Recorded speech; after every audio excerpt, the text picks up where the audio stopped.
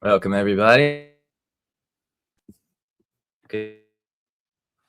Tom Rua, O Tiger Lily. Namaste. Namaste. Hello, Bonehawk is with us, I see. Wonderful.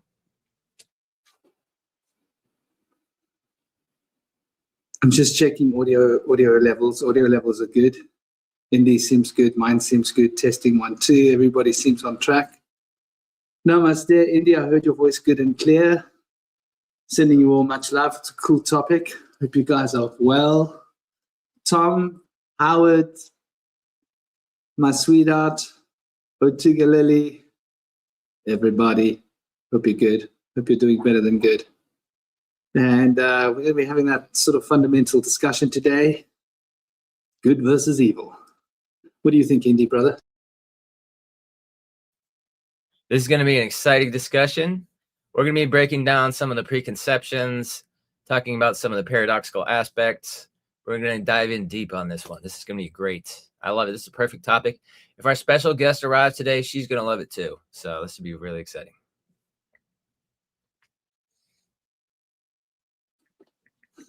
So we are here, and if we could mute ourselves when we're not talking to keep the best. And remember, if you share anything, make sure you share it without audio, because that always crashes the audio for some reason. Not quite sure why, but I've noticed it. Like, you know, there's that little audio button, like include audio. The moment we add the audio, it creates a double audio feed and messes up the studio. So everybody, you know, Indy, you know, he's a shadow worker. He's also, these are for the new people that are arriving retrospectively. He's embedded within different occult philosophies and spent a lot of time looking into the Tao and Hermetics and anthropology is at his heart. So we're probably going to be hearing a little bit about the ancient past. I'm a local shaman here in Cape Town and background in Western occult and practice in therapeutics as well as Vedic mysticism and then shamanic tradition, and connected to my guides in that way. So without any further ado, let's get the show on the road to you. I think that sounds better. Let's get the show on the road to you. We got Cosmic in the house. Cosmic is our local John D bloke. He's a bespoke version of John D. It's much more up to date. John D needed a crystal ball. Cosmic doesn't. He rocks it up with his Fae friends, and him and his Fae crew get together, and they're cranking out some new alphabetical lyrics for us to enjoy. A new language, a new system, Cosmology. It's a beautiful system. It's in line with all occult principles as far as I can see. And we love Cosmic and we love Indy. Please, brothers, say a few words about yourselves. So glad to be here today. As Franklin mentioned, I've been very much versed in anthropology, studying evolutionary anthropology of the human race, which is kind of a fringe topic. And it's been fascinating course of study that I've been diving in deep on and finding new things all the time, especially now. There's been things coming up every year that have been bringing more light to the picture of our lost origins and past. Also, I'm versed in linguistic anthropology, paleontological anthropology that goes hand in hand with the evolutionary aspect, and cultural anthropology as well. So in addition to that, I've got my bachelor's degree in psychology, working on my master's, and I'm also interested in a lot of different types of ancient mysticism, and I identify as an ancient philosophical Taoist, a gray mage, a hermeticist, and a shaman. So I've done a lot of practices as a naturopathic consultant and a health coach, and I also do Jungian shadow work. So that's some of the main modalities and schools of thought that I work through. But I'm also an eclectic mystic, so I'm open to all the different stories. I like the mythos of all the cultures, and like mythobiology, mythoecology, mytho everything. So I'm trying to basically bring the golden thread through everything to create the golden tapestry by integrating my understanding with the understandings of others that resonate with my own, and trying to break down the barriers that create dissonance between my own understanding and the understandings of others. So I'm going to pass the mic on to Cosmic and give him a wonderful introduction. Thanks, Indy. Yeah, like Bush Whisperer said, I work with the Fae, and I think I've gotten to a point where that's pretty much exclusively my entire practice. For the past 5 years, I used to be into Buddhism and Hermeticism and Gnosticism and all that stuff, but I feel like this is something that's really fit for me. And basically, like, what I've been doing recently is I've been doing more, because this whole system they've been teaching me is this, like, bizarre flexology thing where you sort of divide existence into experience bubbles. And now I'm getting to this point where I'm trying to study parallel universes and how to get to sort of alternate realities. And I've been playing with this, like, thought experiment of, like, you know somebody that knows somebody that knows somebody, and then you get to a certain point along that chain of people knowing people. It's like you get to, like, that part where reality starts to blur and split and turn into, like, alternate universes. It's really cool stuff. So in a lot of ways, though, my system, one of my interests is I'm kind of like a astrological astronomist, if you will. It's like I want to explore the outer depths of the astral realm, the sort of the Lovecraftian, strange, weird realms, and I'm kind of just going out further and further into that hyperspace world. And the Fae have been basically teaching me an epistemology that helps me understand that. So I'll pass the mic to whoever is next. We got Shinobi here, and we got someone new here I've never seen before. Shauna, a new member of the round table, or maybe she's been here before. Hey, what's up? Well, we've got Shinobi, who everybody knows. Shinobi's really cool. He's a decoder. He decodes all sorts of things based upon language, cosmology. He's agnostic at heart. We've got somebody new here, Shauna, and I haven't actually had the pleasure of connecting with you yet, Shauna. It was Indy that introduced us to Shauna, but I'm very excited to welcome you to our humble little round table. We just got to watch out for trigger words because YouTube, you know how YouTube's like. They hack us down. Dear Shauna, tell us a little bit about yourself, please. Well, I'm one of those that just came on the scene. I ended up performing a Tikkun Olam. I'm not sure if you're privy to that information. The Tikkun Olam. Do please no, tell yes, us. So what had happened was I went through the first ascension, and it happened in 2021, and I became a rebus. And then I went through a whole place where I was in a bad area of Florida, where I was actually able to transpose the tree of life onto myself and where I was located. And then because of my blood type, I'm RH O negative from my mother, and then RH A negative from my father. So having all the codes within my body, being born with 47 chromosomes, I was able to basically see the husk of Lilith Samael, but I didn't know at the time. And when it came to me, it was like in the backyard, and how I saw it was like she was like a statue in her demon form.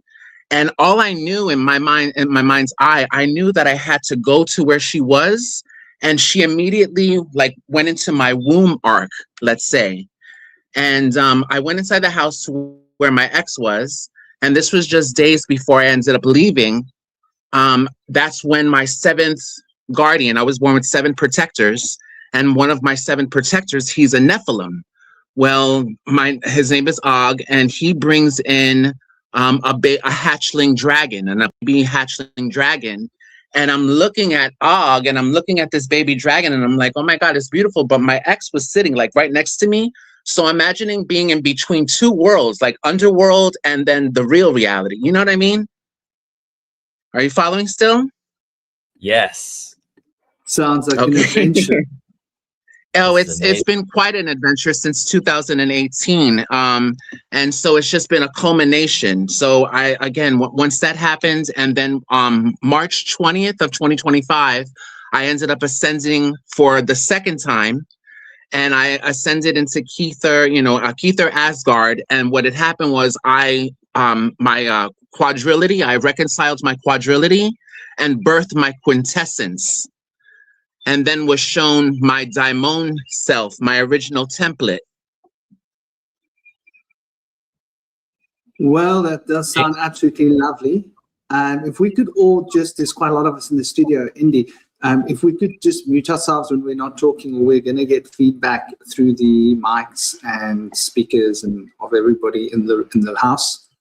Well, that's really lovely. Well, welcome aboard, dear Shauna. We're going to be having a lovely little chit chat, tongue waggle. We're going to be looking at the basics behind the fundamentals, the archetypes of good and evil, and how our human psyche and our awareness is sort of rigged into this, which I think is quite fundamental to understanding all of the spiritual paths, the occult, the mystic, and various other different sort of religious fundamental principles. Angels and demons, harmony versus discord, order versus chaos, life versus not being alive, the underworld, the divine world. And okay, so may I interject for a second? Yes. So my thing is that I'm the middle pillar. You know how on many places they have Jackass and Boaz or whatever, the left and the right pillar, the two pillars. And then so no one knows about the third pillar, which I consider myself the third pillar because that's how I ascended through the tree of life. Yeah, thanks for mentioning that. It's called the triune aspect associated with sacred union. It was mentioned in the medieval times as the oppositorium coincidentia, but in the times of Gnosticism and the Comitian Empire, it was referred to as the coniuntio, which is the integration of polar opposites into the central pillar. Yes. Great mention. Yes. So the thing is that, how people talk about evil and this, that, and the other, like, so I've gone beyond, when, oh, that's a demon. And I'm like, oh, how beautiful. So for me, I've gone beyond duality. I've gone beyond evil and good. I am the middle pillar. So like, just like in, what was it? Constantine, where that guy was Papa Midnight, and people would go to his place and there was light and dark all around. Absolutely. I think like it's really important. And if we could all mute our mics, I noticed when Indy was speaking, there was some kind of a feedback over the system. It was sort of fluctuating. And so there's the little mute button on the left bottom of the screen. And it's, yeah, there we go. I see everybody's muted. And so, yeah, the idea of the middle pillar is sort of fundamental to the Tao. Is based upon the Tao is the union between the yin and the yang. We're talking especially about masculine and feminine, about the act of evocation and invocation when we were talking of these forces in the Tao, an important sort of facet to the Taoist form of alchemy. We're also in the Kabbalah, we're speaking about the two pillars, as you mentioned, and how they represent the element of fire, the element of water, the element of bringing things together, the emotional context of intelligence and the rational context of intelligence, that element of abstination, that element of orgy and embracing. And in life, the balance and the harmony is always the probably the most fastest path to any sort of level of harmony, because harmony reflects taking in all things, not rejecting anything, but rejecting that which needs to be rejected, embracing that which needs to be embraced. And I think like when we're speaking of good and evil, we're speaking very much of a human context. It's interesting, my girlfriend was speaking to me the other day about how she feels about pain. And it really got me thinking, she was contemplating, is it harmful to take people's pain away from them? And I think that's probably a good place to start, right? As always, she used to go by the name of Mexico, Hollowbone Hawk. She brings endless fields of wisdom to me and to all of us, as we love her in the chat.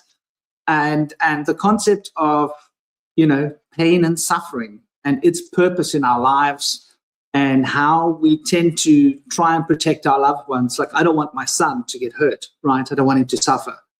But in my life, the suffering that I've had has been the fuel for me to grow. So at which point does suffering become good, and at which point is it not good? And what is the delineation between the positive and the negative, and how it affects our growth or our stunting of our growth in terms of a contextual perspective? All right, I got something on this to go on here. Now, I know that in Japan, there was two things that happened in the 50s. And before that time, one of those things being they did not allow painkillers in the hospitals. The other one being that they did not allow people to wear rubber shoes. And they found that in order to ionize and to let your feet touch the ground, it was better to have different types of shoes that didn't have rubber or some kind of insulator that was protecting us from being able to ionize ourselves, which increases and enhances healing. But also the fact that they didn't use painkillers was because they found that pain is a very important part of the healing process. And so through understanding that there's pain, it induces rest and relaxation to avoid aggravating the pain, which is a necessary process of healing as well. And so I feel like this was a very important aspect to notice, that once they had become westernized, they then conformed to a toxic system where we use these painkillers, and they're made from petroleum byproducts. So there's like natural herbal, naturopathic ways of going about reducing pain, which are like anti-inflammatory herbs and things of the sort, anti-inflammatory oils. And they don't have side effects usually that are damaging. Some of the only side effects that could happen is that if you have an injury in your stomach or an ulcer, spices can aggravate that, but spices are not going to cause an ulcer.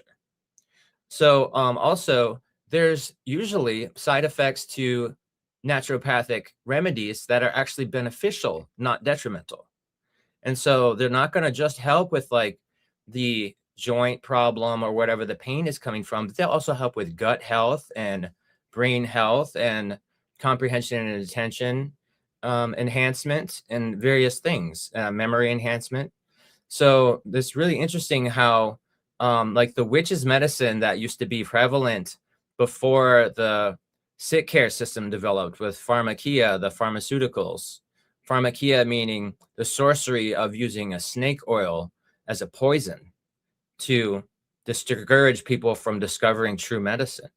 So we are in a situation right now where a lot of people take NSAIDs and pharmaceutical pills to try to remedy their issues. But these things are like a Band-Aid approach to health. They're just covering up the symptoms and they're not dealing with the root causes. So I just wanted to put that in as far as whether it's good to take away the pain. But another thing I just wanted to quickly mention is that when I've been healing as a spiritual healer, like laying hands and using Reiki treatments, I found that I'm able to transmute the pain that they have through my heart space, using the light of my heart to bring the darkness and shadows that cause their pain that linger within their heart into my own and transmute it and then return it back in, just changing the aspect of what it is and basically giving the darkness and shadows which lack light, the light that they need to become fulfilled, and then returning it. Now, other people tend to use a grounding technique where they will return that energy back into Mother Earth and then receive beneficial energy in return to then replace it. So I found that that is not really a detrimental thing for them. I feel like that is a thing where it's not just taking away the pain, it's taking away the entire condition. And so when the condition lingers and the pain is gone, that's where the problems come in. But when you can take away the entire condition, then that seems to be beneficial on all levels to me. But some of y'all might have different opinions. I'd love to hear more. I think it's more of a context-dependent thing. Yeah. So You the know, word 'cause- go on, Go on. Cosmic. No, I was just going to say that I think it's a context-dependent thing because, like, I think there are certain situations where pain can help motivate somebody, but I think it also can destabilize someone's progress. So I think about whether we take about, have pain or you take away the pain. I try to look at what is the result. Does me taking away the pain lead to me becoming more successful in life? Or does that taking away of pain cause me to go further into downward spirals and bad habits? I think that's really the question you got to ask yourself. So if taking away the pain, allows you to grow, because sometimes I think pain can inhibit growth and other times it can facilitate growth.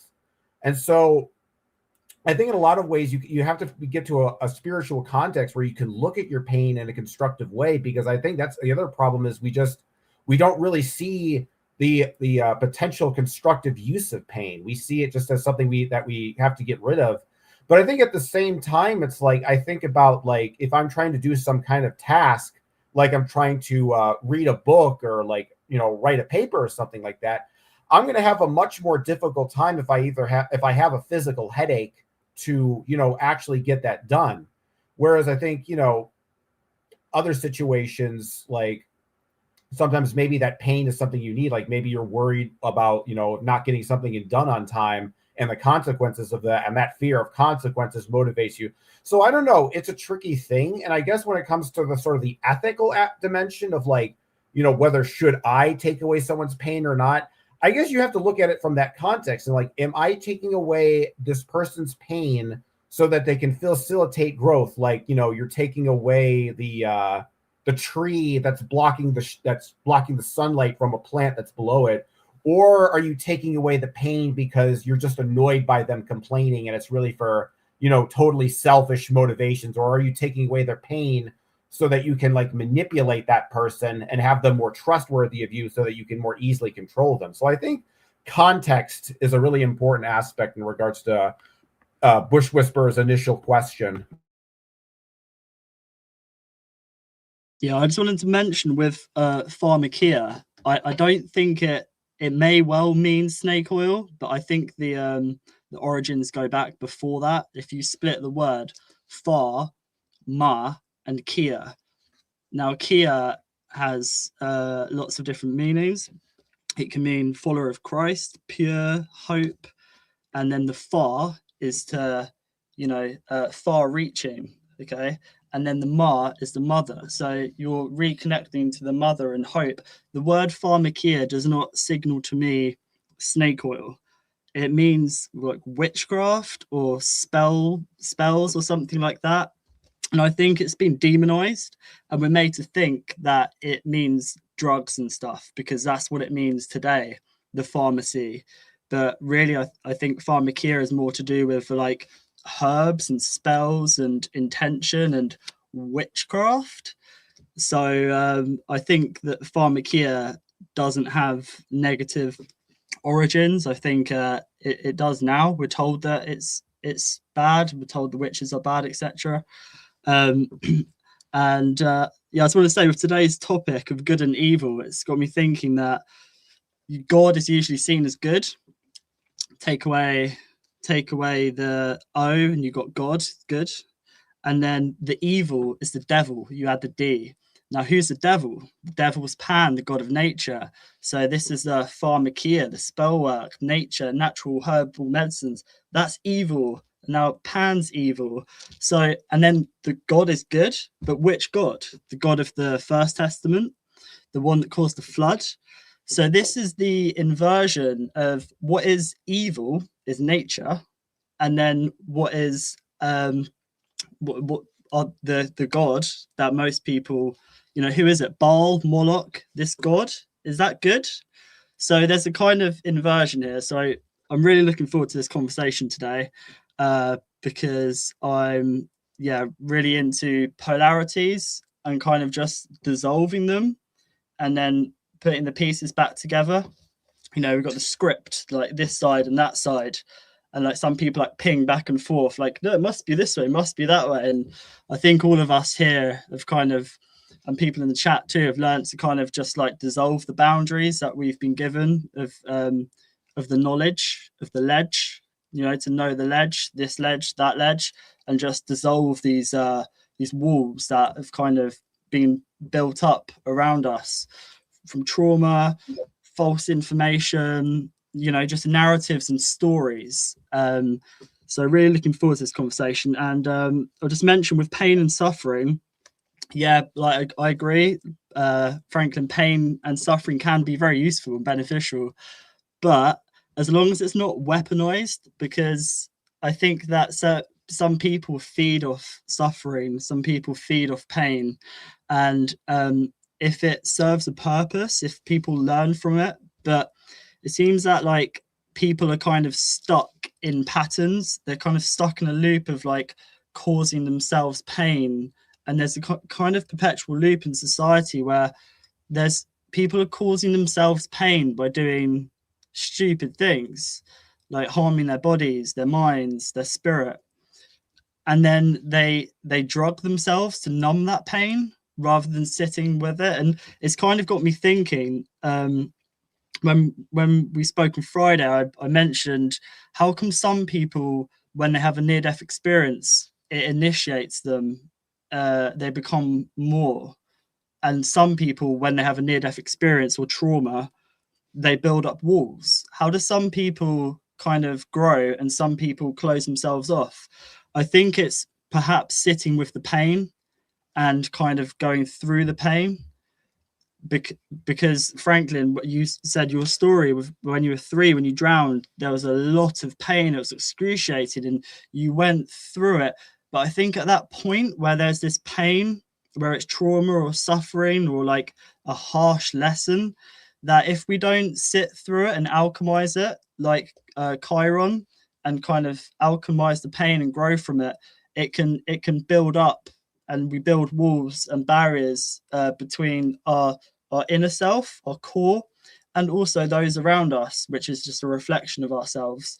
So yeah, pain can be very useful as long as it's not weaponized against us, like it does seem to be in society, and some people feed off it. Like I'd call them sorcerers, source error. People who are detached from source, they want your source, like give me your source, you know. Whereas the philosopher is more like thought-provoking, more of kind of wants to get something out of you, but for yourself. Might be via a painful question or something, or a path or something like that. But yeah, man, there's definitely a polarity between sorcerers and philosophers, for sure. Yeah, I wanted to that mention about before we going in the conversation, I just want to touch on the meaning of the word pain, since we're talking about, I think it's always good to get context. And just a mention of, we're throwing this word snake oil around. I want us to know where the word snake oil comes from and what it is. And it also ties into what Shauna said about the human condition of demonizing things. And I think it creates an unnecessary polarity within the human consciousness field, which is something that we've all been trained into. The word pain originates, well, they will say it comes from Middle English, from Old English, from the word pain, which is literally related to paying your debts. Debts, money, right? Goes back to Saturn. And it also relates to punishment. And so we can track how it got to that point when we look through the Greek etymology. It comes from the word poin. And the word poin in ancient Greek obviously has got to do with the spirit of retribution and vengeance, as we can see. And is fundamentally tied to the concept of blood money and compensation for crimes, especially the likes of murder. So that's really where the word pain comes from. And I believe that pain is something that is created in the human psyche. If we're in an altered state of consciousness, we don't experience pain conventionally. This is what I've noticed. You know, it's very, very interesting. Like I've often told the story about once when I was on a lot of psychedelics and the spike went into my foot. It went really deep. And I was like, that's a very interesting sensation. I wouldn't call it pain from an altered perspective. And ever since then, I had trained myself to learn to regulate physical pain. And I found that much of the pain is in the mind. And another point I wanted to bring up, so I think it's important to recognize the word pain that we're using and just exactly its roots. And, you know, is it a word spell that has been sort of cast over humanity so that we can live in fear? Because I think fear is the denial of existence and life and love. Then the idea of snake poison, that was one other thing I wanted to say, is there are many ancient medicines in Ayurveda. There are many ancient medicines in Taoist Chinese medicine which use snake oil and use snake venom. So snake venom and snake oil is actually a part of traditional medicine. Now, we throw this word around in modern times because some pharmacologists rocked up one day and they decided that snake oil isn't real medicine. Well, I'm sorry. Since ancient times, snake oil has been one of the most potent medicines. And even today, do you know that pharmacologists use snake oil? They actually take the venom from certain vipers and they use that venom because that venom creates a natural reaction. It's like if you put a little bit of poison into your system, your immune reacts. And the immune reaction is a boost. It's sort of like the idea of putting leeches onto your blood, right? And taking blood out of your system using leeches, which is another traditional medicine, very powerful, because the act of losing blood causes your system to go into a defensive mode. And in that defensive mode, it starts to optimize. And so it's a reason when I lived in the jungles during my training, I lived barefoot, because you optimize when you're in danger. Danger causes optimization. And so if your body feels like it's in danger, it optimizes. So snake oil is actually, it's real medicine. And so there's so many lies. But yeah, I don't want to get caught up. You were going to say something, dear brother Indy.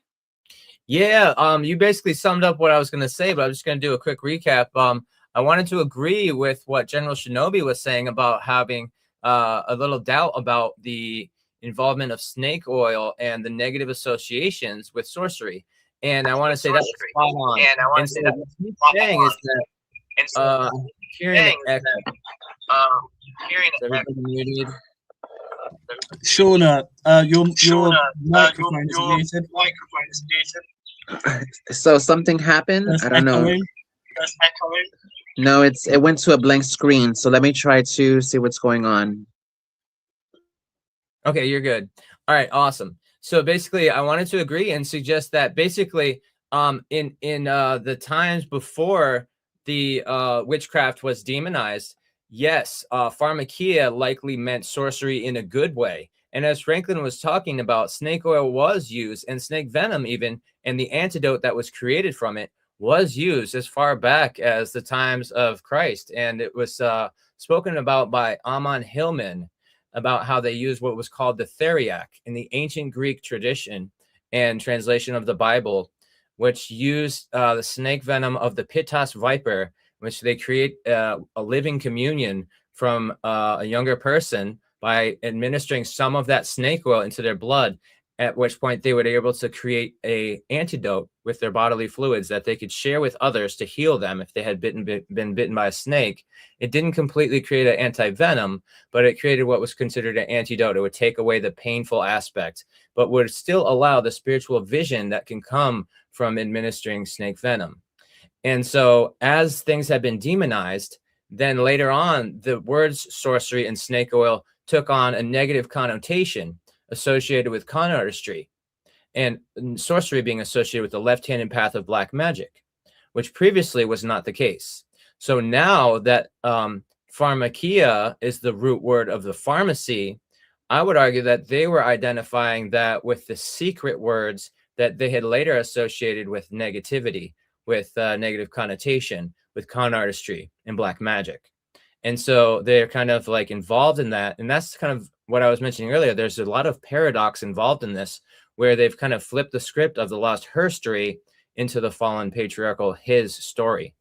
So I had an issue yesterday where I got a headache, which is like unheard of for me. I don't get headaches, stomach aches, or back aches. And I've wondered, like, am I even human? Like, what is going on here? But I was like questioning, like, why would I have this? And I started to realize I've lost like about 20 pounds recently. And I think I've gained about 10 back since then. But I've been constantly adjusting my belt loops and creating new holes in my belt, notches on my belt loops, so that I could like keep my pants from being too tight or too loose. And yesterday I found that it was being caused because my pants were on too tight. And I can take the pain away with the placebo effect. But I was really curious. I was like, what could this be caused from? And I have this dialogue with myself, like, okay, subconscious mind, you have a message for me. What is this pain coming from? What can I do that's causing this pain that's going to relieve the cause, the roots of this issue? And eventually it was shown to me that, okay, I need to loosen my belt a little bit. They're cutting off circulation to my lower extremities, which affected the blood pressure in my brain somehow. So, and I've also known that to take away a headache, you can actually take water with a pinch of salt, which will replace your cerebrospinal fluid that's been depleted, which causes the headache, or balance it out. So that's a remedy that can help a lot of people who suffer from migraines and headaches. And if anybody else has something on this, I'd love to pass the mic on.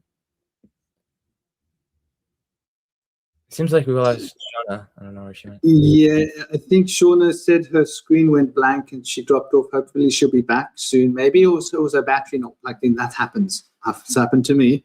Happens to the best of us. Howard, we're going to miss you, brother. Till later, we'll keep smiling on your behalf and bring your smiles back with us when we come and do the great smile celebration. Yes, Otigilili, that's really wonderfully shared, dear brother, indeed. And Shinobi, and I was hoping to hear from Shauna as well, how she feels, but I'm sure she'll be back. I think this is like a really important point. Namaste, the star. How you doing? Hey, likewise. Big love, big blessings. Welcome. I think it's important for us to recognize that the idea of good and evil is exactly that. It's an idea. In the same way that the idea of pain is an idea. And if one goes into a deep meditation, for example, I don't know if those of you who know Nassim Haramein. Now, since the internet has gone woke, it's hard to find a lot of cool information on the web. But Nassim Haramein is well known for being a mathematician that's spoken extensively about Buckminster Fuller's great mathematical genius and his work, and tying together the 64 trigonometries of the Taoist system of the I Ching with the 64 vector equilibrium, the mathematics of the event horizon. Some really interesting work he's done. However, and there are a lot of others now that have picked up the work and redistributed it in a more sort of modern context. But he was one of the early ones. I was watching him a couple of decades plus ago. I think it was maybe 20, 25 years ago. He was doing his work ardently. However, his wife didn't get the recognition that she deserves. And I think in this conversation, she has a place. I watched her give birth. They actually filmed her birth because she had done a lot of this work on herself. And she decided that she was going to have an orgasm when she had a baby. And it's such a beautiful thing to watch a woman come that hard with a baby. Wow. Like, that's the way a baby wants to come into the world, Mommy's coming really hard. Oh, my God. There goes my baby, And so the message is, what seems to be painful doesn't need to necessarily be painful if we can embrace all of the experience. And cosmic, I love your Libra level-headedness, what you brought in earlier. We need to understand our limitations. I think that's the key. We need to know how far we can push, what is healthy pain, what isn't healthy pain. And so here's where it gets very interesting. The idea of pain has been demonized. Like, if you've got a pain, quickly take a tablet, get rid of it. I'll be honest with you. When I crushed my toe to the point where I could see through my toe, I had a fight with the doctors when they were going to set my toe, because they had to set all the bone fragments, and I said, I don't want an injection. And they were like, no, you have to have one. I said, you don't understand. I can go beyond pain. And they said, well, our licenses, you've got to have this injection. And, I had to accept it. So I was like, okay, give me the damn injection. They said, because we're not going to set your toe without that injection. If something goes wrong, we'll be liable. And I was like, nothing will go wrong. Trust me. I've been to dentists who've gone really deep, into roots. And they're like, you need to have a shot. I'm like, no. They're like, yeah, but what if you jerk? I say, I promise I won't jerk. And they start working. I'm saying, if you see my eyes rolling back in my head, don't mind. I'm fine, okay? And they give you a funny look, and the eyes are rolling back in the head, because you can transfer muscular tension. I don't know if you know this. So if you're going to have a muscular spasm that's going to cause you to jerk, you can move that spasm into a particular group of muscles and have those muscles react. You can make your eyes roll back in your head instead of your face jerk, for example. And it served me well once when my son's mother was having an explosive emotional outburst, and I decided I wasn't going to be a part of it. And I was like playing with my boy, like, yeah, teaspoon, you know, and she was around screaming and trying to have an argument with me. And I was just like, in my mind was like, she doesn't exist. She's a TV that's on too loud. And I put her into perspective. A loud TV in the background, I'm not going to pay attention to it. I'm with my boy, and I was feeding my boy, and she couldn't bait me into an argument. So she took a sucker punch at me from the left side, right, on my eye. And I had just put the teaspoon into my son's mouth, and he was swallowing at that moment that she sucker punched me on my eye. And so luckily I was able to transfer the muscular spasm of being hit to my leg, right? And brace my arm so that my arm didn't move, because I was so conscious of the fact that my little boy could choke, right? Because I just put a spoon of food in his mouth. I've got the teaspoon, it's in his mouth, he's busy swallowing the food, taking it off, and so my point is, you'll be surprised how much control you have over your body if you force yourself to be focused and present. And I think that's the key, presence. And they don't want us to be present. So there's a relationship between being present and experiencing pain. And I think that pain and pleasure both carry a powerful resonance of presence. And we're fed pleasure, right?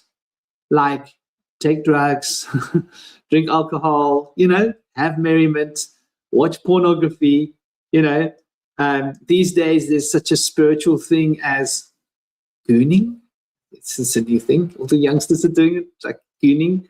And my own personal favorite, all the youngsters that are ejaculating over sigils. No, we're not. We're doing magic. Oh, you're doing magic? Yes, we're doing magic. Oh, have a good old spray over the sigil and like, you know, shit it. Oh, so you're not doing it because you like the orgasm? No.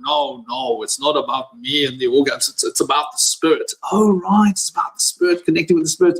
So all these youngsters, they're gooning and they spray and display and they're doing high magics and all that nonsense. But I think, like, you know, if you're in the spiritual field, that's your poison of joy. If you're in another one, it's like watch TV all the time until you get, like, you know, entertained out of your mind, or take pills to make yourself happy, or use, you know, Charlie, line up the nose with some powder, or MDMA,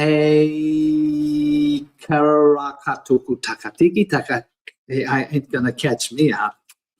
And you know, all the other substances, the stance of sub, and that's being offered on the market legitimately or illegitimately. I think it's all about passing us towards joy. So why are we being obsessively driven towards joy and obsessively held away from pain?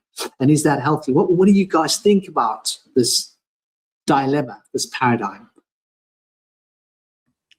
Well, I just want to respond to a couple of things in the chat first, if that's all right. Hollow Bonehawk mentions that many mums are given epidural during birth.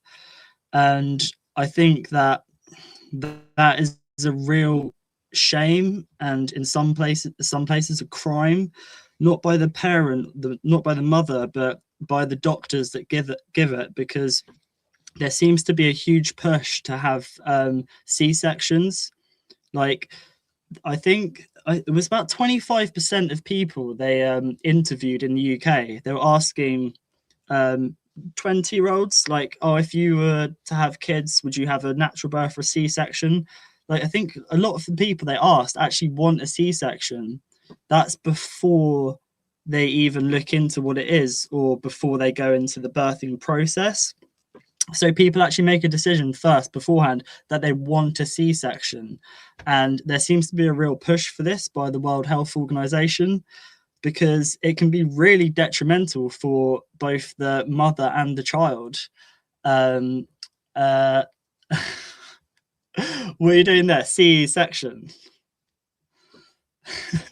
In my country, a section used to be like weed. Oh, okay. It's like Okay. a C-section is like, I want to see some weed. But you're right. Please continue. Yeah. Well, also when you're sectioned as well, you get sectioned if you're having some mental difficulties. You get sectioned. C-sections put mental difficulties on a newborn, like first emotional and then therefore later on in life mental, because they're born without having the liquid around them, so therefore it compromises their immune system, which in turn is going to affect their emotional body and then therefore their mental clarity. Also with C-sections, I don't want to talk about this too much, but with C-sections it can put a lot of guilt onto the baby as well as the mother, and sometimes people have to have it. I get it, but there is a real push for it because they want to cause trauma as soon as they can, as a baby, that as well as causing trauma and putting that guilt, affecting the gut biome of the baby and weakening its immune system. They're more likely to be able to give it pharmaceuticals and stuff, so I don't really want to talk about it too much, but that is very close to my heart, the fact that they put so much trauma. Like one of our friends gave birth recently actually, and she had a C-section. They gave her lots of drugs and stuff. They just want to dish the drugs out. They won't let us buy them legally. They won't let people buy drugs legally, but they'll at hospitals they'll happily dish them out. But yeah, I don't want to get us too off topic, but yeah, C-sections are bad. Yeah, Franklin, when you were talking about the dichotomy of pain and pleasure earlier, I think you've got part of the narrative right, in that I think there is an aspect of using pleasure to kind of like steer us off the path. But I think you also have to kind of consider that there's a kind of like a comfort in a certain pain in our society. We're comfortable, hearing stories about people getting bombed in other countries. We're comfortable with the idea that diseases exist. It's in a lot of ways, it's more about not necessarily that, pain is a teacher and pleasure is some demonic, deceiver or something like that. I think that both pain and pleasure can have good or bad aspects. I think what's the important thing to talk about is that pain and pleasure in our society, rather than using us to gain insight and opens ourselves up, they're both used for distraction. So the thing about pleasure is that on one hand, it can be seen as this kind of distraction, but another, it relieves stress. It sometimes brings us to more of a state of equilibrium. And I think also it also helps us better understand who we are, what our needs are. So I think that there's a certain level of that where there's pleasure in, understanding the nature of yourself. Whereas I think perhaps in our culture, it's done the opposite way, where pleasure is more used to obfuscate the self, to numb, to distract, to, disassociate, from reality and all of its particulars. So I think when it comes to all of this stuff, when it comes to like pain and pleasure and whether or not they're teaching tools, it's like, one, who's utilizing those tools? Are you utilizing those tools for yourself, or is somebody else, imposing them onto you?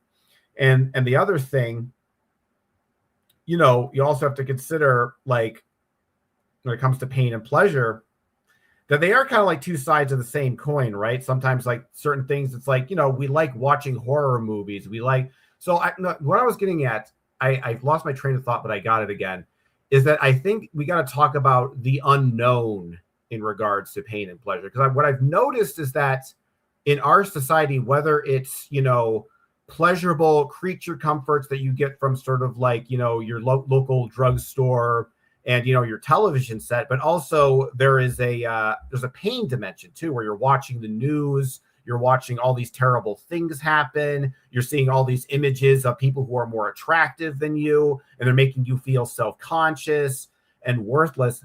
But what both of these pain and pleasures do is they keep us in this state of sort of comfortable certainty rather than dealing with the unknown. Because I think when we talk about comforts, sometimes we find certain pains comfortable, right? It's because it's familiar to us. It's something that we know. It's something that we're experiencing. And sometimes people would rather have that painful comfort than to actually embrace the unknown and the uncertain dimensions of reality. It's like, you know, like I think about like atheists, for example. Like a lot of these people will, you know, believe that like life is meaningless. But I've kind of realized like there's a cope in that, because the thing about meaninglessness is that there's a predictability to meaninglessness. There's a sort of a commonality, because everything is always going to suck. Everything is always going to be meaningless. And there's a certainty to that. There's a certain, like, you know, it's predictable. It's terrible and it's awful, but at least it's predictable. And some people would rather have that than a mystical psychedelic experience where, you know, consciousness lives in forever, and, you know, there's magic and entities everywhere. And they don't, and even though that worldview is more blissful and healing, they don't want to accept it because it's not predictable. It's not something that they can easily discern and understand and sort of get ingrained into a habitual pattern. It's just, you know, uncertainty and mystery and the unknown. And I think in a lot of ways, people try to escape from that with religions and groupthink. And, you know, I even think at a certain extent, like when it comes to like, you know, working a 9-to-5 job, like I was thinking to myself, it's like, you know, why is it that so many like Christians like don't understand the contradictions in the religion that they believe? And I was thinking about it to myself, and I think about like my brother-in-law and my brother-in-laws who are basically Christian. It's not even that they're dumb or that they're ignorant or anything. It's just that when you have so much time working at a job and taking care of your family, you literally don't have time to think about this stuff. You literally don't have any free time to introspect about these particular ideas.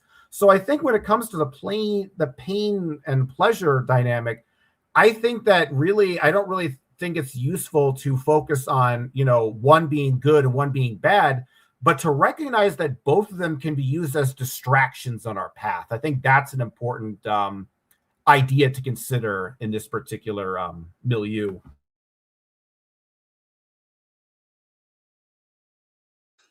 I like that concept, distraction. I think a distraction's a big part of it.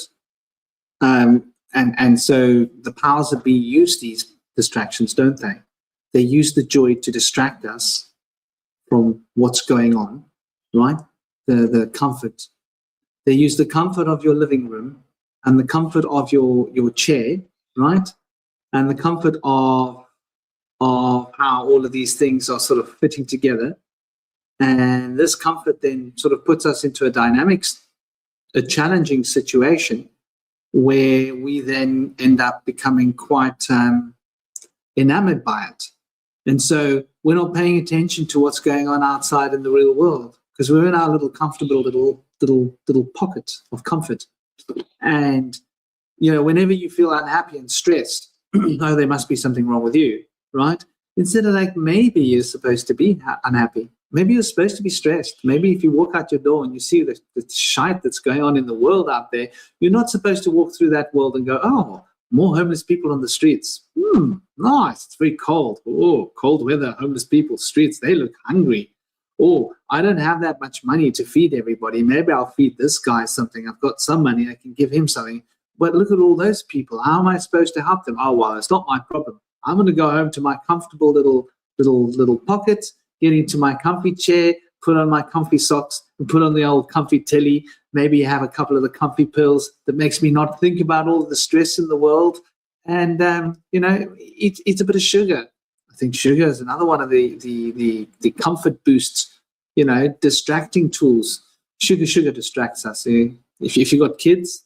And speaking about the C-section, and thank you, sweetheart, my beloved, for bringing that up. That's a very on-point conversation. My boy was a C-section, and I was very unhappy about it. But, you know, his mom was afraid, and his mom was pumped full of fear. They came up with the huge fear pump, and they pumped her. And my attitude was, well, she needs to be comfortable. Obviously, if she's in a state of fear, she had 2 children when she was younger. And that was when she was, 20. So we're talking about like 19, 18 years before my boy. And those had been C-sections, because her first child had been turned around with the umbilical cord all wrapped around her head or something. So they had to do a C-section, apparently, for her first daughter. And so because she had had a C-section, the next daughter came like 2 years later, and they were like, no, we have to do another C-section because there's a chance that your original C-section will tear, right? Because it's so soon afterwards. So they gave her a second C-section. And then when she wanted to have a natural birth, all the doctors were like, no, you've had 2 C-sections. It's really dangerous to have a natural birth after having 2 C-sections because you've got weak spots on your womb from the previous C-sections. And so she was like, oh my God, I don't want anything to happen to my child. Oh my God, what happens if he... And so she went into that my poor child panic mode. And I was just like, look, do whatever you need to do.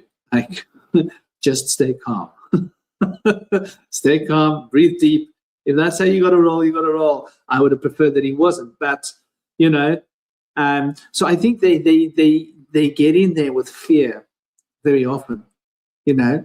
They tell the mother, like, oh, there's a danger of your child ending up, like, you know, not coming out.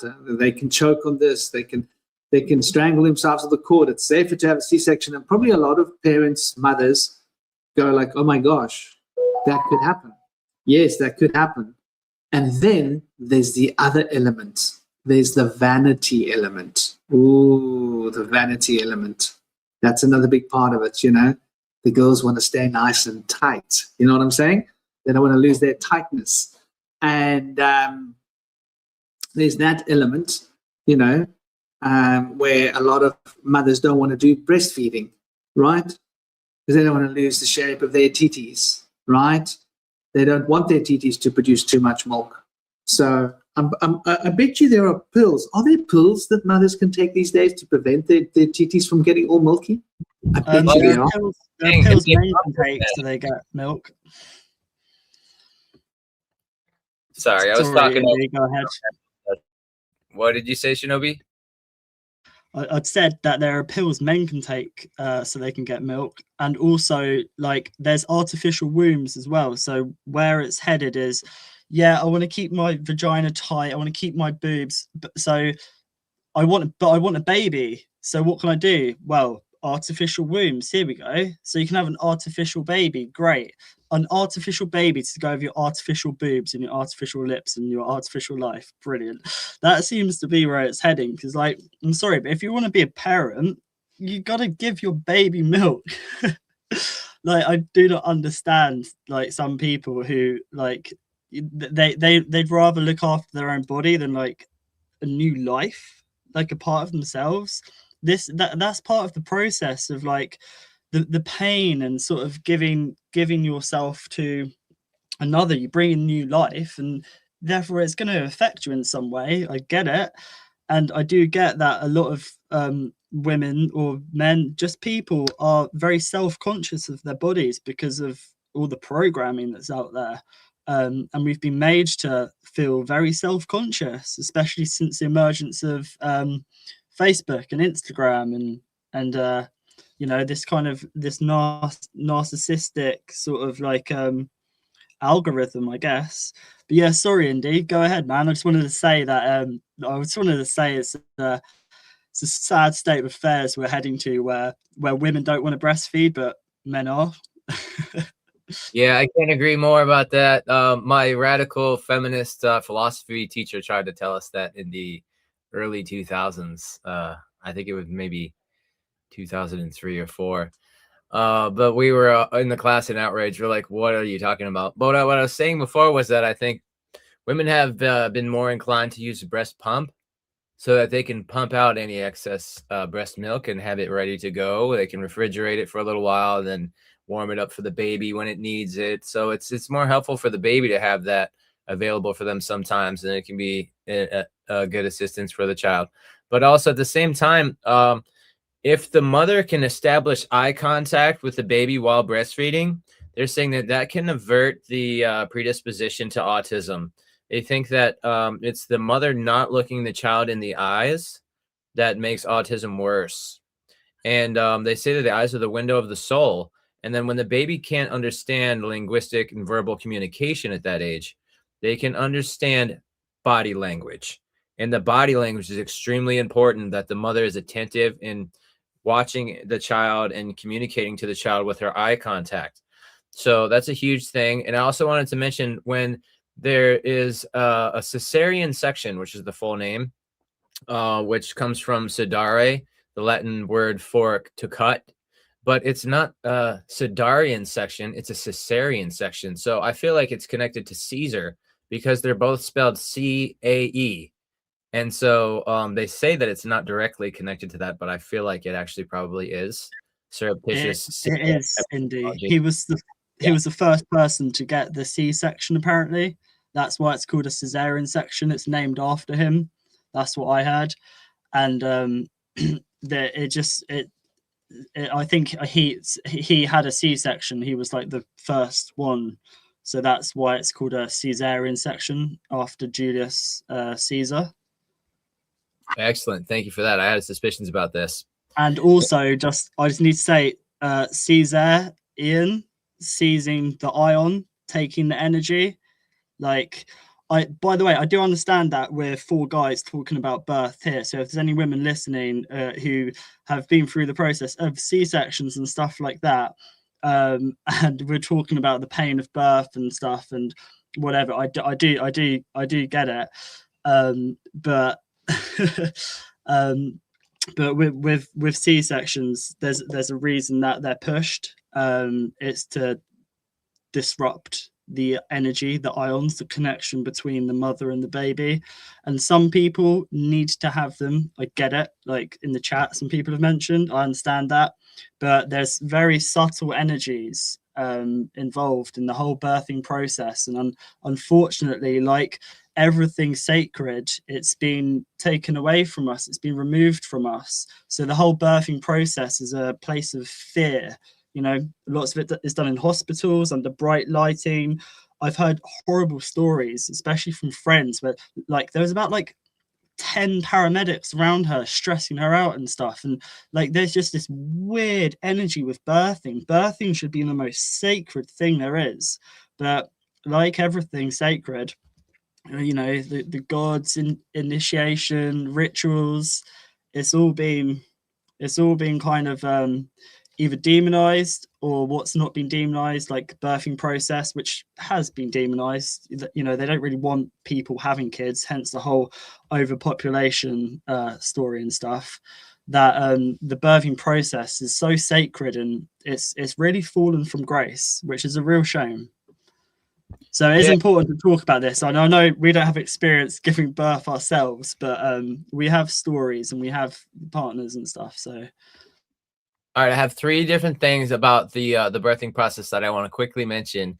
And General Shinobi mentioned this briefly earlier, but when a child comes out not through the birth canal, they can suffer problems with not being able to build their immune system up from what's considered to be the inoculation of probiotics that boost immunity. But it's actually easily remedied if they can take a swab and gather a little bit of the probiotics from the birth canal and then touch that to the child's nose or put it in its mouth. Then the baby can get those missing probiotics from the birth canal that they needed to boost their immunity, which is something that a lot of doctors are becoming aware of. But, you know, of course, probably not the many of them, but a few and a growing number of them are actually becoming able to compensate this for the child. And another thing is that women can also get an extra stitch afterwards so that they can kind of be even better than they might have been before.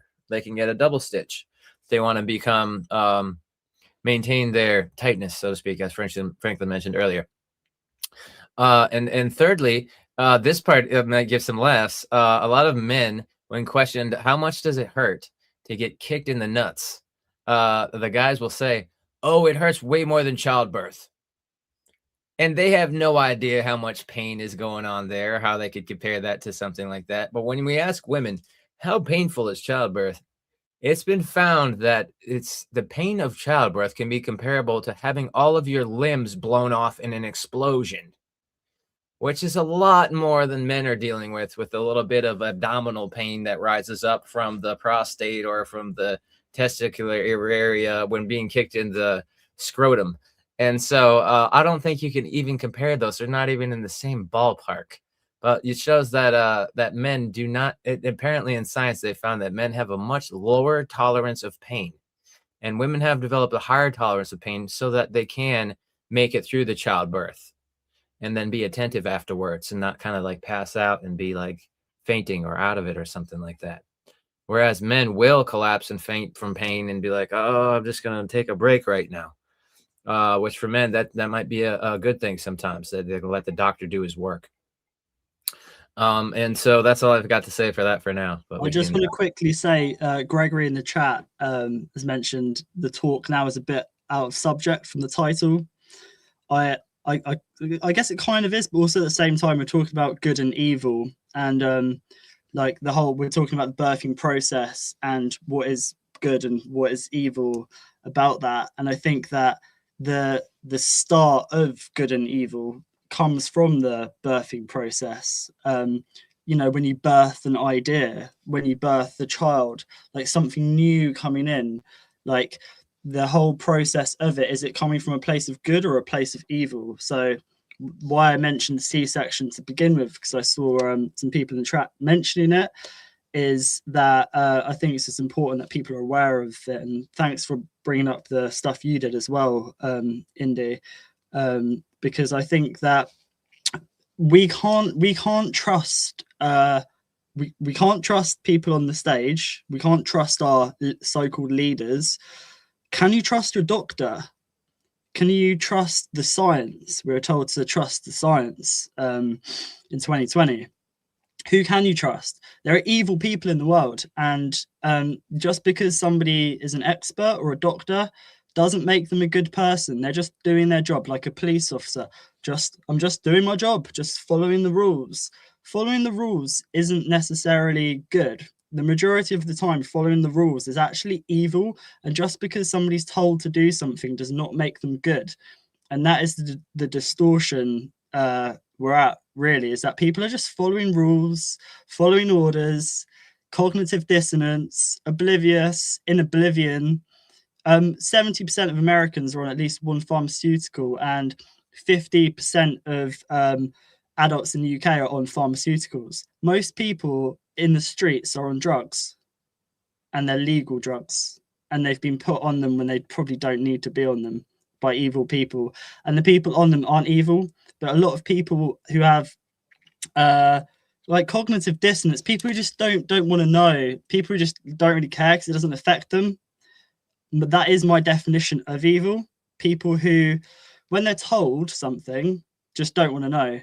People who don't know something, fine, get on with it. But when somebody tells you black and white, this is going on, oh, I don't want to hear that. That's negative. You know, that is the definition of evil. Because if more and more people became aware of things, even on a subtle level of energies and stuff, you know, we've got recent events in the world, and people just want to ignore it and push it to the side. Well, I'll tell you what, they're not pushing it to the side, they're pushing it inwards. They're building up more walls and more barriers between themselves and their core of who they are.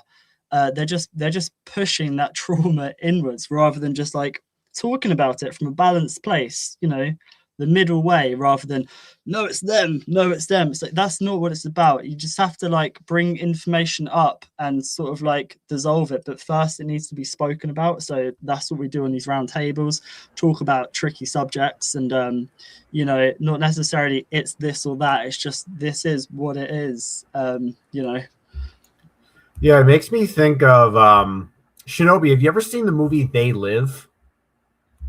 You know, with the glasses. Oh, you should definitely see it. I've heard of it.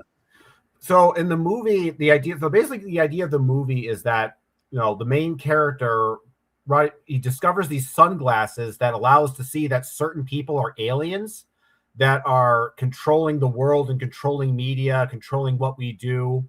And like, you could only see them if you wear these special glasses. Meanwhile, at the time, the main character has this friend, this black guy, and he tells about, like, you know, there's I see these things when I put on these glasses, and the friend absolutely refuses to put on the glasses. He's like, I don't want to, you know, cause any trouble. I just want to stay in my lane and do my thing. You know, I don't want to question anything. And in the movie, there's like a 15-minute fight scene, like just in an alley, just punching, kicking, beating each other, just because the main character is trying to get the other guy to wear the sunglasses, and he has to go into like an intense, like 15-minute physical altercation just to get to convince the guy to put on these glasses to see the truth. And I think that's kind of a metaphor for what we deal with in life. I think people actively resist seeing that evil because I think they're afraid, you know, they're afraid of that, seeing that the world, you know, is worse than I think it is. You know, sometimes we feel like we've already seen enough pain and fear in our lives. We're like, oh, it can't get any worse than this. So, you know, I think in a way, when it comes to dealing with like fear and pain and trauma, I think we also have to recognize that it's not simply that, you know, people are in blissful ignorance. I think some people, they do have a lot of fear and their trauma. They're just completely overwhelmed by it. And they may see someone trying to sort of, you know, spout the truth. It's like, I've already been black pilled. I don't need to overdose, you know, on the black pill, so to speak.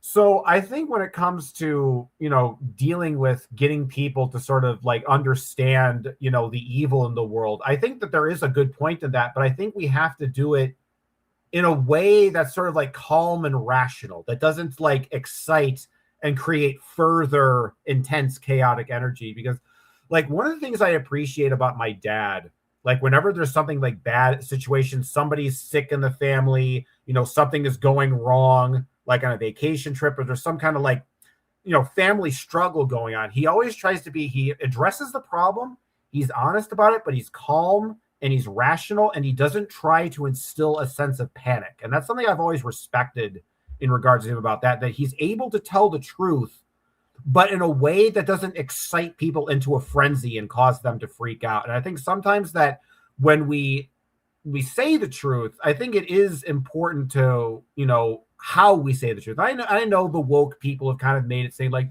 you got to say in a sensitive way that doesn't hurt my feelings. That's not what I'm saying. But I'm saying is like, I think that it's important that when we talk about the bad things in the world, we talk about them accurately, and we don't try to like overly exaggerate the terror. Because I think that's another side. Because when we talk about like the whole comfort, you know, matrix that sort of our society into it, but we also have that incentive structure that it's not just that we're, you know, trapped in pleasure. It's that we have this media system that tells us the world is so horrible and terrifying that we're so terrified that we're incentivized towards that pleasure. Because we have that fear, because we have that sense of hopelessness, we then try to get into that comfort to try to escape from the fear and hopelessness. But I've realized if you can get rid of the fear and hopelessness part, then the other stuff falls away on its own.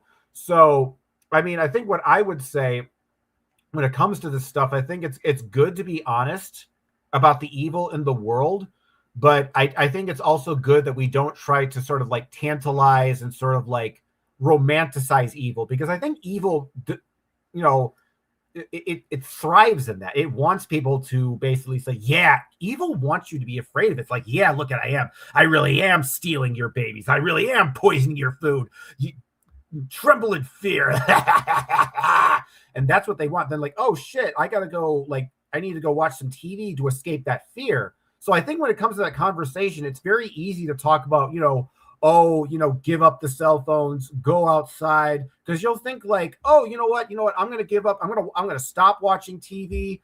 I'm going to, you know, stop drinking booze. I'm going to stop, you know, going to McDonald's every day. I'm going to go out into the real world. I'm going to face it, and I'm going to be a real person. Then you go out the world, you're like, holy shit. And then you go right back to the comfort. So I think that when it comes to this conversation, I think both of those sides have to be addressed. I think that the fear is what incentivizes us towards that empty consumerist culture in the first place. That's what's driving it. Because I think if people weren't afraid and people looked at the world in a positive way and actually, you know, felt spiritually connected, all of these creature comforts like TV, junk food, it wouldn't be interesting to people. We'd just be like, oh, what's this nonsense? But it's only because we've been sort of like, you know, we've been trying to deal with the claws of these shadowy demons and fear. That's what makes us want to go towards the comfort, is that we're basically, it's so when it comes to the pain and pleasure, it's kind of like this Ouroboros, right? Where you go from pain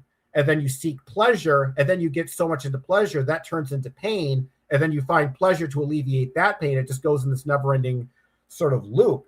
So, and I think when it comes to good and evil, I think the important thing to talk about is that I know, like the other person who came here earlier was saying that, there might not be, we should look beyond good and evil. And I think there is some truth of the idea. However, I think it's important that we don't want to get to a position where we can no longer distinguish between good and evil, because I think that's what a lot of cults do to manipulate people, where you get to that state of consciousness where you think you're so enlightened that you stop making distinctions about the world. You stop trying to separate things into categories, and thus you can become, more easily programmed. And one of the things that they do is that they have a scripted version of good and evil. Like, this is how you're supposed to be a good person, and this is what it means to be an evil person. And that good and evil are set onto very specific parameters and very specific habits. Whereas I think when it comes to good and evil, it's not that I don't think good and evil like exist. I'm not like a moral relativist like that, but I don't think that there's like a singular moral framework that kind of encompasses both. I think that good and evil, I think there's a part of us that can just intuitively know when something is good and when something is evil. Like when you're in a position where you're really in a bad place in life, maybe you're homeless, maybe you've got some kind of terrible illness, something bad's helping you, and somebody really goes out of their way to help you and help get your life on track. There's certain situations like, okay, that's undeniably good. You can just sense that. Whereas there's certain situations where, maybe you're dealing with a psychopath and they're just doing unspeakably cruel things to children, just unnameable, horrible things. And you're like, that's undeniably evil. But what I'm pointing at here is that there's not really any specifics that you can point to good and evil. Like, you can't say like, oh, this dietary practice makes you good, this dietary practice makes you evil, wearing this set of clothes makes you moral, wearing this set of clothes makes you immoral, like getting rid of the specifics. But I think in a sense we have a general intuitive knowledge of what good and evil actually is, at least for most. Cosmic, can I just say that Balenciaga is evil? Clothing brand. So but clothing does. Shinobi, you didn't. They're just one brand. But the point is, you didn't need a religious framework to tell you that. You just knew in your heart this is fucked up. See and that's the point I'm trying to make there, is that we don't need these kind of moralistic systems to help us guide in terms of good and evil. I mean, sure, they can be helpful. I think that those systems are good when we're in certain situations in life where we don't clearly know the answer of what's right and what's wrong, right? When you're in a situation where what's good or what's evil, what's the right decision, isn't necessarily clear or obvious. And I think in those situations, you can look at, like religious frameworks and morality to try to come up with a situation. But you're right, in situations like Balenciaga, it's so, and I've heard about that, by the way, where it's so obviously evil and fucked up that you can't deny it. And I think the problem is that people feel like they need some kind of like scripted framework to understand that. And I think what we're trying to get at here is that you don't necessarily need that framework. You just have to have a good connection to your intuition. And I think the other aspect when it comes to this distracting culture is they're trying to keep us away from our own individual intuition and sort of keep us more aligned with a group intuition. You're not feeling your feelings. You're not feeling your intuition. You are feeling the intuition of the group. You are feeling the rage of the group. You're feeling the joy of the group. But it's not your rage. It's not your joy. It's not your pain and pleasure. It's the group's pain and pleasure. And because they base these groups and these cults have gotten rid of the framework that allows you to discern other things that are going on and to be able to distinguish yourself from the group, you've lost your own ability to connect to your own emotions. I think in a lot of ways, when I look at cults, they're almost like, we always talk about like in like, anime and like popular media of like demons that like consume people's souls. Cause like, that's kind of what a belief system is. It consumes your mind, it consumes your emotions, and it breaks you down with guilt and fear until you're basically digested and those feelings are no longer your own. So I think that when it comes to good versus evil, I think that we have to kind of understand what that means for ourselves and how that relates to our feelings and our body. Because I think there's a certain sense where you just intuitively know when something's good or evil. You just feel it. You don't have to have someone explain it to you. You don't have to have some kind of religious textbook to tell you why it's right or wrong. It's just there. And I think modern society, religion, culture, politics, etc., is all about trying to separate us from that, our own natural intuition, so that we no longer have the ability to emotionally discern these things for ourselves, and thus we can be programmed. Yeah, well said, Cosmic. I love that. If you want to go, Shinobi, go ahead. No, I just wanted to say Franklin was just sharing some images. I've seen, I don't know which recent fashion thing is, Fashion Week, whatever. I'm not really up to date with that. I've just seen stuff on Instagram of like the stuff people wear at these fashion events. Have you seen them? They're so bizarre. They look demonic, and I don't mean like demons. I mean demon. I mean like evil, like really, really like messed up. And I just want to quickly add as well. I don't want to take the mic too long, but it goes beyond Balenciaga, like even Nike and stuff like that, where these places are made and who they're made by. People wearing these brands and stuff, is some of that energy put onto them? Because lots of people aren't aware, or lots of people don't care, or they don't want to know. But by wearing these brands and how they're made and who they're made by, is perhaps some of that energy like latched onto people. So you don't necessarily need to be aware of something for this kind of energy to like be on you. It can be there subtly, I guess. But I'm going to try and find out which Fashion Week or whatever it was recently, and I'll try and find some images. But there's some messed up like there's that lady as well, who's with the Kardashians. She's got like black fingers. She looks like kind of like a dark witch. Do you guys know who I'm talking about? She's got black fingers. She's like with the part of the Kardashians. I'm not sure what she got. Probably tattooed fingers, I take it. She's got tattooed face as well, I think. I'm gonna try and find. I'll try and find out, and I'll get back to you. Yeah, sometimes the appearance of evil, people address evil with skulls and spiders and snakes. It doesn't necessarily mean that they're evil. It could also mean that they're just drawn towards a certain genre of music, which people do associate sometimes with evil if it's aggressive music. But sometimes for some of those people, that's therapeutic for them. They have maybe resentments in their shadow that they want to purge but don't know how. And for them to be able to have an outlet for that, it allows them to get that rage out of themselves in a constructive means. And some of them are even musicians, and so they're also helping other people do that as well. Also, I wanted to mention that the paradoxical aspect of evil, that there's like certain cults that are taking vows to hunt cannibals. And I would think that that would be the only diet that could be considered universally evil. Although there's usually an exception to things, and there is the Papua New Guineans who would eat the elder of the tribe when he passes to contain his spirit within the tribe.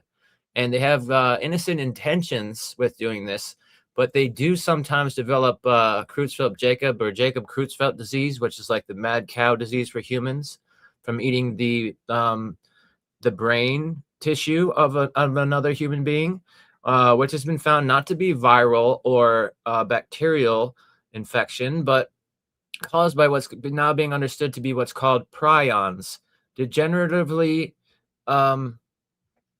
formed proteins that are degenerated in the sense that they break their structural form into degeneration, and so they're contagiously deformed.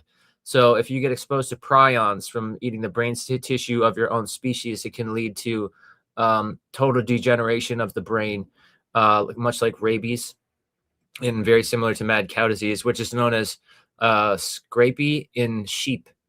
But also, like I mentioned earlier, there's some people that want to hunt cannibals as a vow that they've taken in a cult. And these are good intentions. They wish to protect their community from people that are preying on people as food. And so they use violence, but they use violence in an honorable way, or I guess in their minds, it's honorable. Whereas there could be other ways in which committing murder with these cannibals may not be the best possible scenario. I would think that being able to allow them to reform their ways would be the best case scenario, because I feel like ultimately in the absolute good, goodness does not want to destroy evil. They prefer to transmute evil, allow it to gain repentance and reformation to become good. And I also wanted to mention that in the big picture, in the grand scale of things, the idea is that evil is part of the good. Evil drives us to appreciate what is good, become aware of what goodness is by seeing its contrast. And so without there being any evil, goodness and love are taken for granted and do not even have awareness, because there's nothing to see any contrast between them and anything else. And so there was a time during the golden age that they said there was no words for love or compassion or good because there was no contrast to it. And similarly, the Tao, which is known to be like the primordial source mind and cause of all manifestations in the material realm, which are manifested as yin and yang, the Tao is not seeable because it doesn't have contrast. It's everywhere all the time and in a constant state of stability and harmony and oneness. So since it doesn't have fluctuations where it can come and go and it's always there, it's never not present.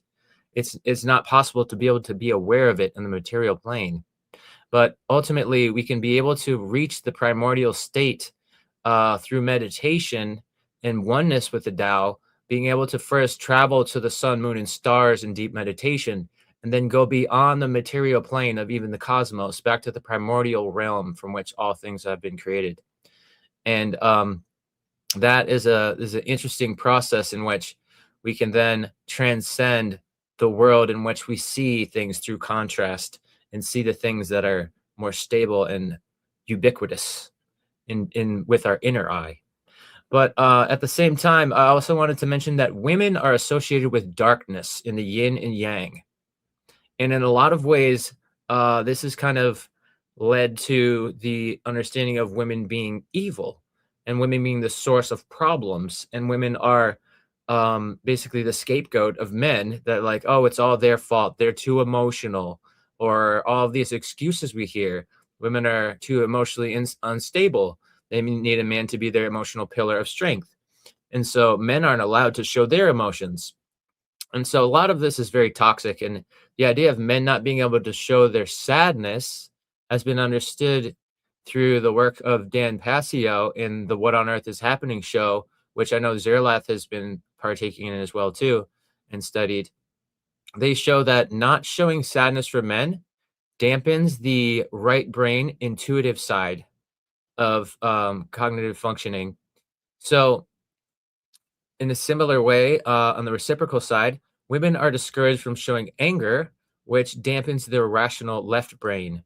And so women have actually already been kind of drawn away from seeing things compartmentalized in rational ways, because they have more tightly interwoven brains with more wrinkles that allow them to make more connections in the brain between different areas.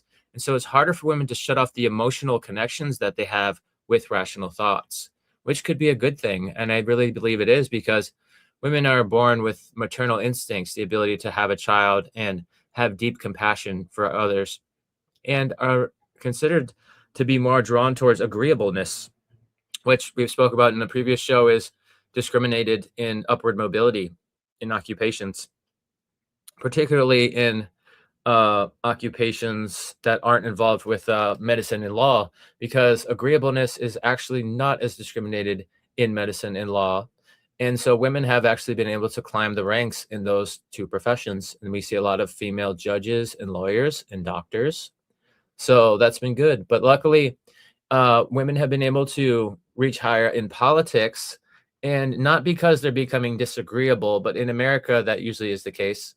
But in other countries, there's been female prime ministers for the first time in history. And this has shown that they're working on equal rights for women and allowing women to have greater upward mobility, receive the same wages as other women, others as men in the same professions, and things of the like. They're also breaking away from the trade embargoes of the Western world. So they're basically becoming willing to not be able to receive trade of petroleum and various resources because they want to be able to do things like in India.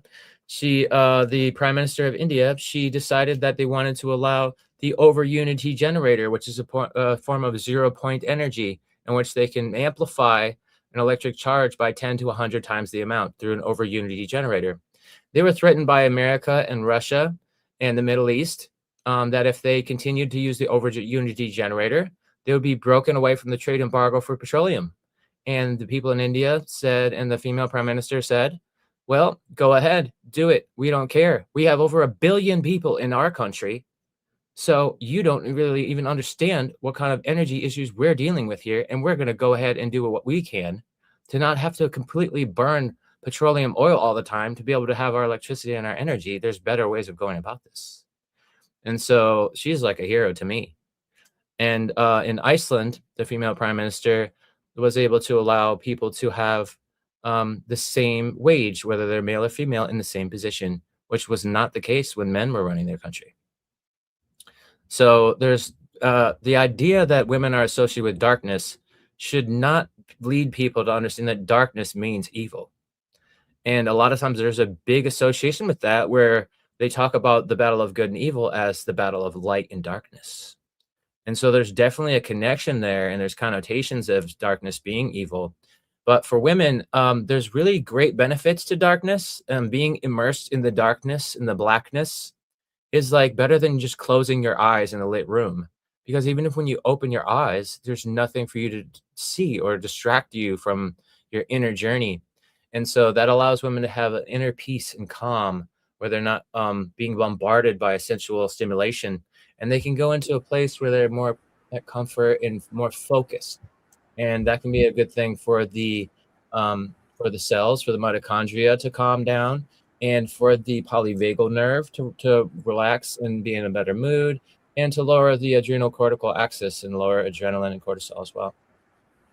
Yeah, it's kind of like the way darkness is to Christianity what salt is to a snail, in a sense, right? Because like you think about like that concept, like because you raise a good point there that we shouldn't necessarily put darkness as evil, but then you think about it from this whole Zarfexological perspective, and you see religious belief systems as like organisms, right? And maybe in a sense, if you see that Judeo-Christian, universe as a kind of a pantheistic organism, then you could see that it's all about light and perfection and everything is brilliant. And it's like darkness, in a sense, is evil to that, in the sense that salt destroys a snail.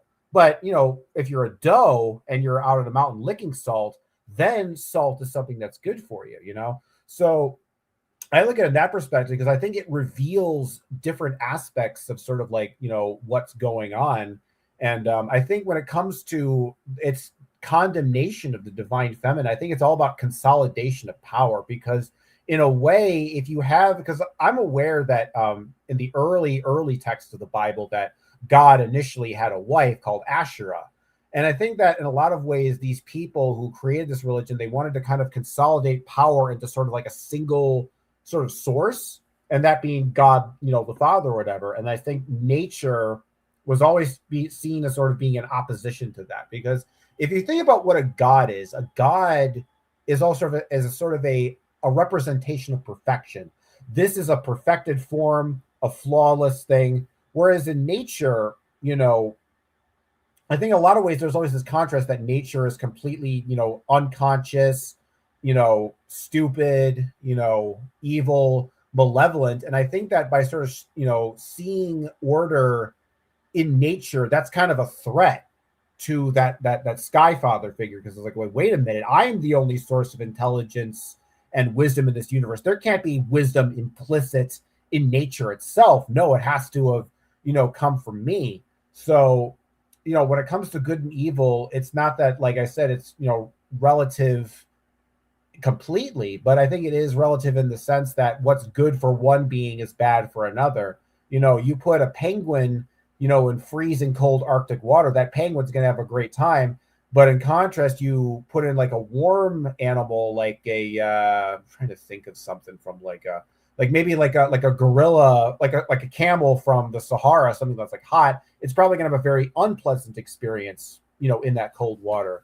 So, and I think that light and darkness has a similar kind of aspect in terms of like human beings and consciousness, because I think when I look at light and dark, they both have good and bad sides. Because like thinking about the good side of darkness, you think about like shade on a really hot summer day where it's like really hot out, and that darkness can cool you off and prevent you from burning. Likewise, light can burn you. Light can kill you. You can have like the sun, if you're out there too long, there is light that literally destroys you and kills you. So you could, from that context, you could see light as being evil.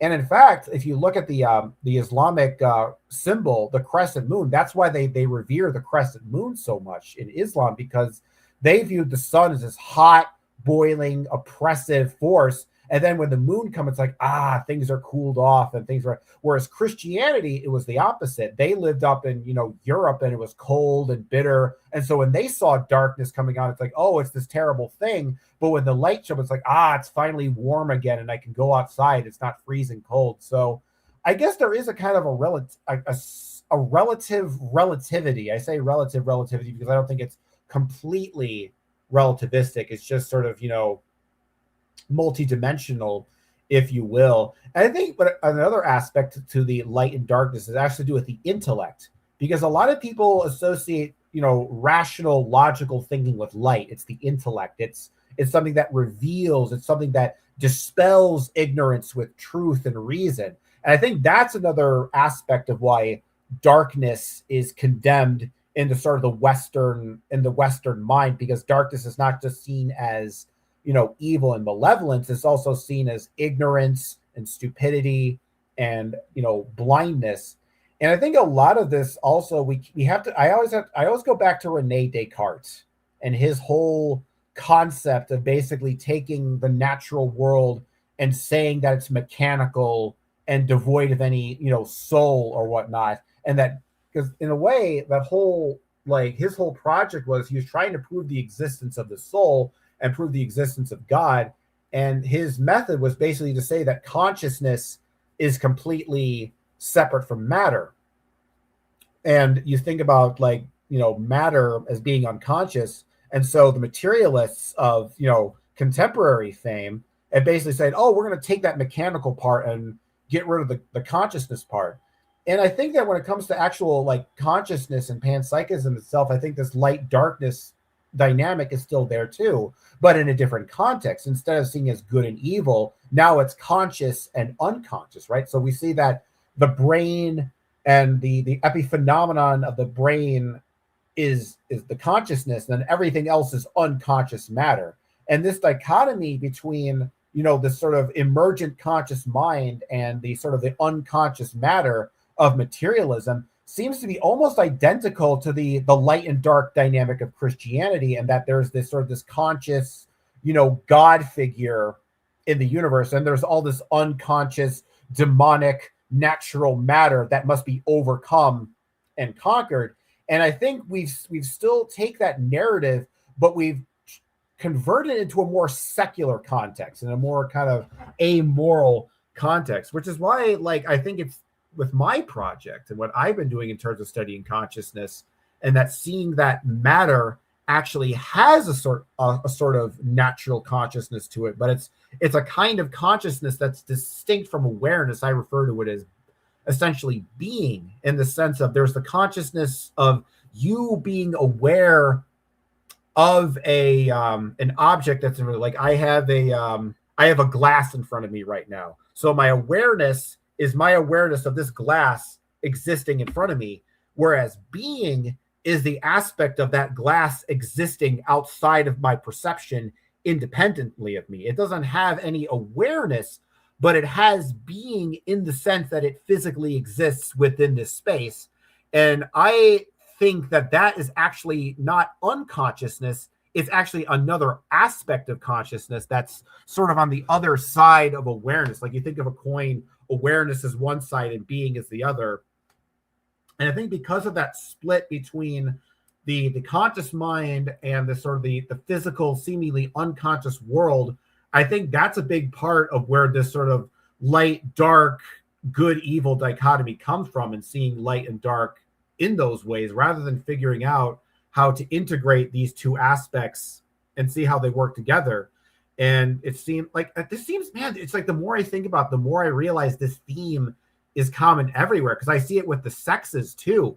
Like, you notice how there be like, feminists who want to say that they're better than men, and men who want to say that they're better than women, which I always found to be like utterly strange, because it's like saying up is better than down, or left is better than right. Not even in terms of political, just the actual physical direction of left and right. It's like they're two parts of the same thing. Why would you say one is superior to the other? It doesn't even functionally, make any sense.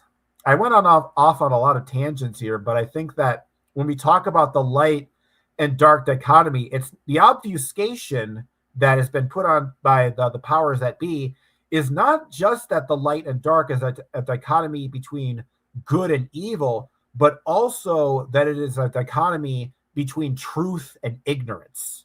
And I think that's something that needs to be said, that there's no truth in the darkness. There's no wisdom to be gained from the darkness, that the light is the only source of knowledge and truth and experience, rather than seeing them both as the same thing. I think I'll stop there. I think it's like, you bring up some interesting points there about the mystic path and going into the proverbial dark. And I want to bring up a point here. I think it's always good to words carry vibration. And whether we are cognizant of the vibration that words carry, they still carry this vibration. We know this because magic has power. The incantations of words have power. Neuro-linguistic programming has power. Whether the person being programmed is consciously aware of it or not, they are still programmed by the neuro-linguistic programming. In fact, the less cognizant someone is of the true meaning and power of a word, the more likely they will fall under the spell of it. Isn't that interesting? So with that in mind, to look at the source code, if we will, the roots of where words come from, and to gain an insight is, so we're looking at the word dark. So what does the word dark mean? And what is the difference between the word dark and evening? What is the difference between the word dark and night? We don't speak about the day and the night. When we're speaking about day and night, we're speaking about day and night. When we're speaking about light and dark, we're speaking about light and dark. Very different. There's no confusion that there's an etymological connection, and a very direct one, between heaviness and lightness, and having a light heart and having a heavy heart, and having a light smile, having eyes full of light that is attractive and magnetic, or having eyes that are dark that causes one to doubt the integrity of another human being. These are things that we intuitively understand, and dogs and cats understand it even better than humans, because when someone has that darkness in them, in their eyes, you will notice your animals reacting to them, right? The dogs won't like those people. But somebody comes with what we call an open, honest face, open eyes, you can literally see the light shining through their eyes. Because when your eyes are open, right, there's more white, and there's more white to reflect more light. When you're trying to keep your eyes closed and you're trying to hide who you are, your eyes are darker. Isn't that interesting? So to look at the meaning and the root of the word darkness is to go back to the roots. So we go beyond Old English, which is Diork, and we go back to Germanic, and we go back beyond Germanic into Proto-Germanic, which is very ancient language, and we get Darkaz. And Darkaz specifically means, when we speak of dark, we're talking about hidden. And so that's quite interesting. When we're speaking about darkness, we're speaking about things being hidden. And that's about the truth that is hidden. And I bet you when we speak about light, if we go and take a look at the etymology of light, we're probably going to come up with a similar kind of a concept, right? And I think that this is important distinction to get, right? So what is the word light? Lucas means white. Licht means light. We're not getting much on it. Let's go to PIE language, right? Maybe we'll be able to get more from the pi. Liuk, referring to brightness or luminosity. Liuk, lightness, brightness. Liukam, liuta, which is the old English for lute. Isn't it interesting that, so we're talking about illumination. So in the Old English, in the Anglo, we're talking about let, we're talking about leot. So there's an element of illumination. So I think the word light specifically relates to illumination. And illumination means light that is created, as opposed to light, as opposed to daylight, which is what it is, as opposed to nighttime, which is what it is. So dark we can consider as concealment. So when one has a secret, a conspiracy, one has to operate in the dark, right? Evil plans, as we call them, that involve harming other people, have to be done in the darkness. In the darkness, it's easier to hide the truth. So I think when we speak about darkness in terms of our language, we are really speaking about the concealment of truth. We're really speaking about hiding the enlightened element, and the enlightened element represents a awareness. Do we want everybody to be aware of what's going on, or do we want to gaslight people, right? And the idea of gaslighting, what does that mean? You know, gaslighting, well, you're putting a false light on something that you can turn off. It's actually dark. You're actually implying that there's darkness in the light. So that is when you tell someone a small piece of the truth. That is a truth, but you provide that truth in such a way that the truth implies a lie, and that they take away a dishonest version of that. Namaste, the beat of, oh, hope you're good, hope you're well. So yeah, when we look at the etymology of the word dark, we're seeing that it has very little to do with light, right? And it has more to do with the hidden. It has more to do with hiding things, as opposed to nighttime being the absence of the sun's light, which is an interesting perspective.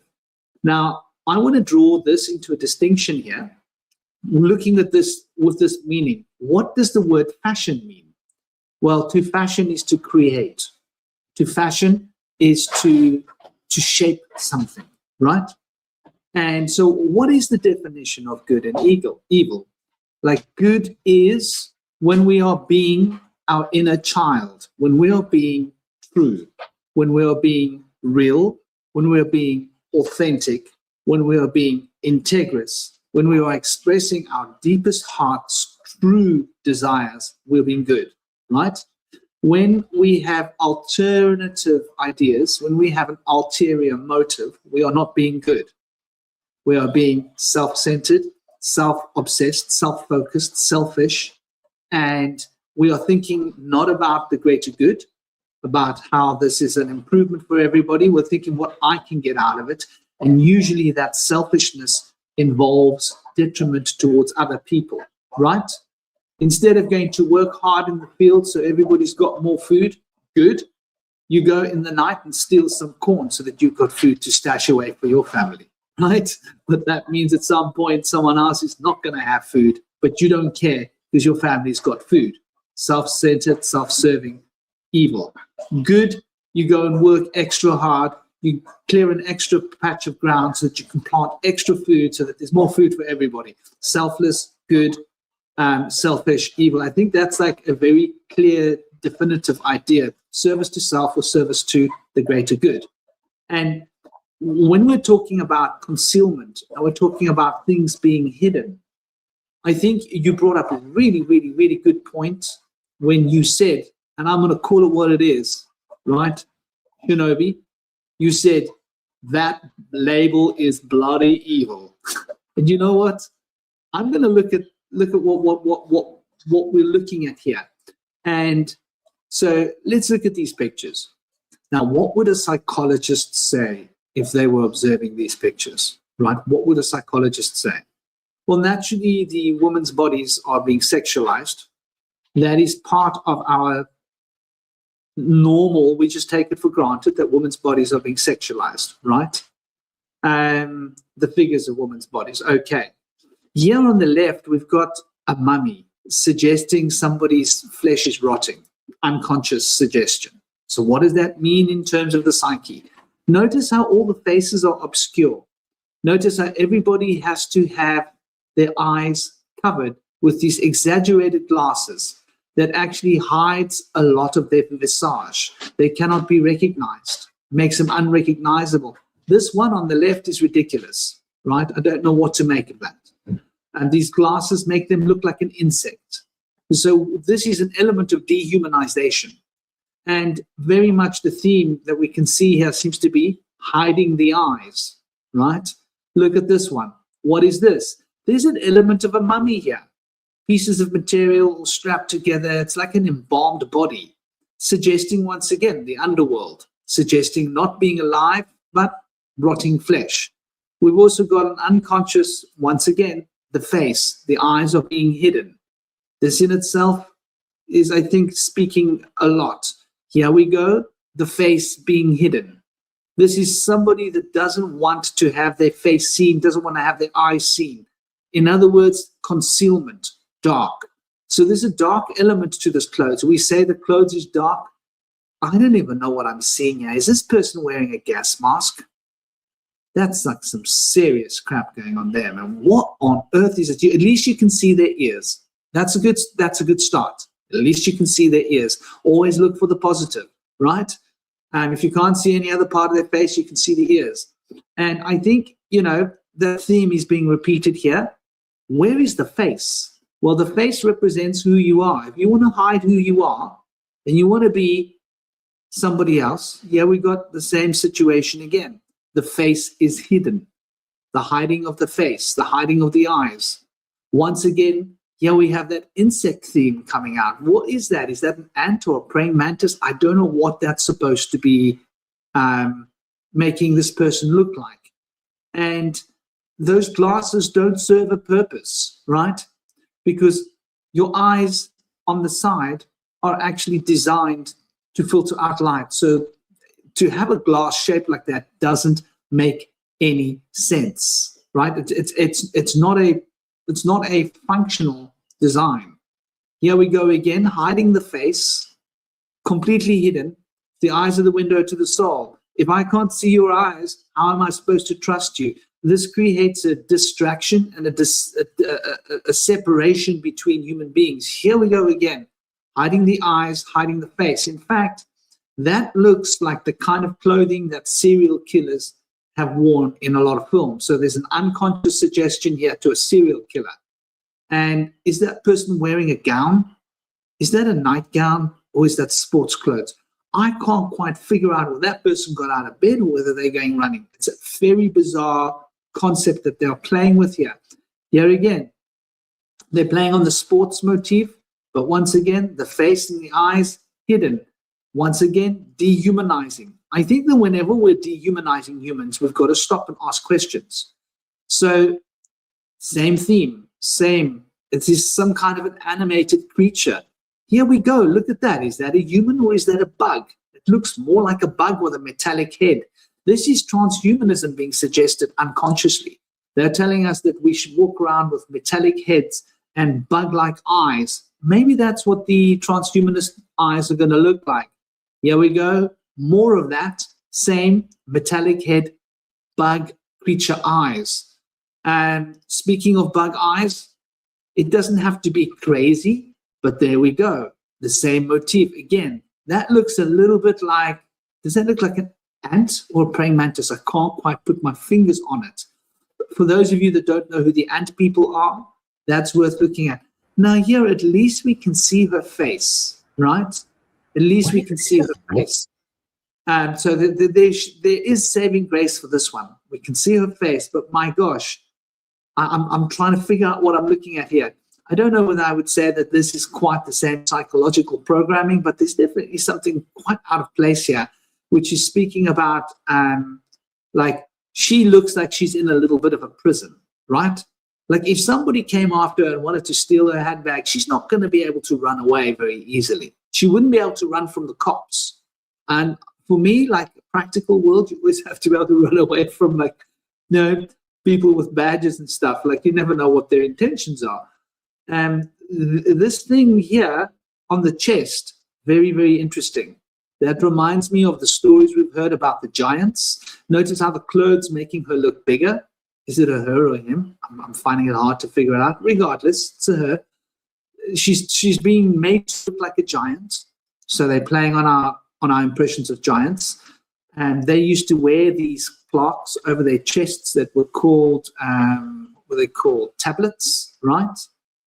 Wearing the tablets over the thing here. I'm not sure what I'm seeing here. It's just confusion. And I looking at this, okay, like, is this lingerie or is this like clothing wear? I'm not quite sure what exactly we're looking at here. This is bizarre because she's wearing shoes. She's got a handbag. Okay, now this is very weird shit. This woman is dressed to go out like that, looking like that. Would you let your daughter go out looking like that? I am very concerned. This looks like a rape advertisement gone wrong. And here we go again, right?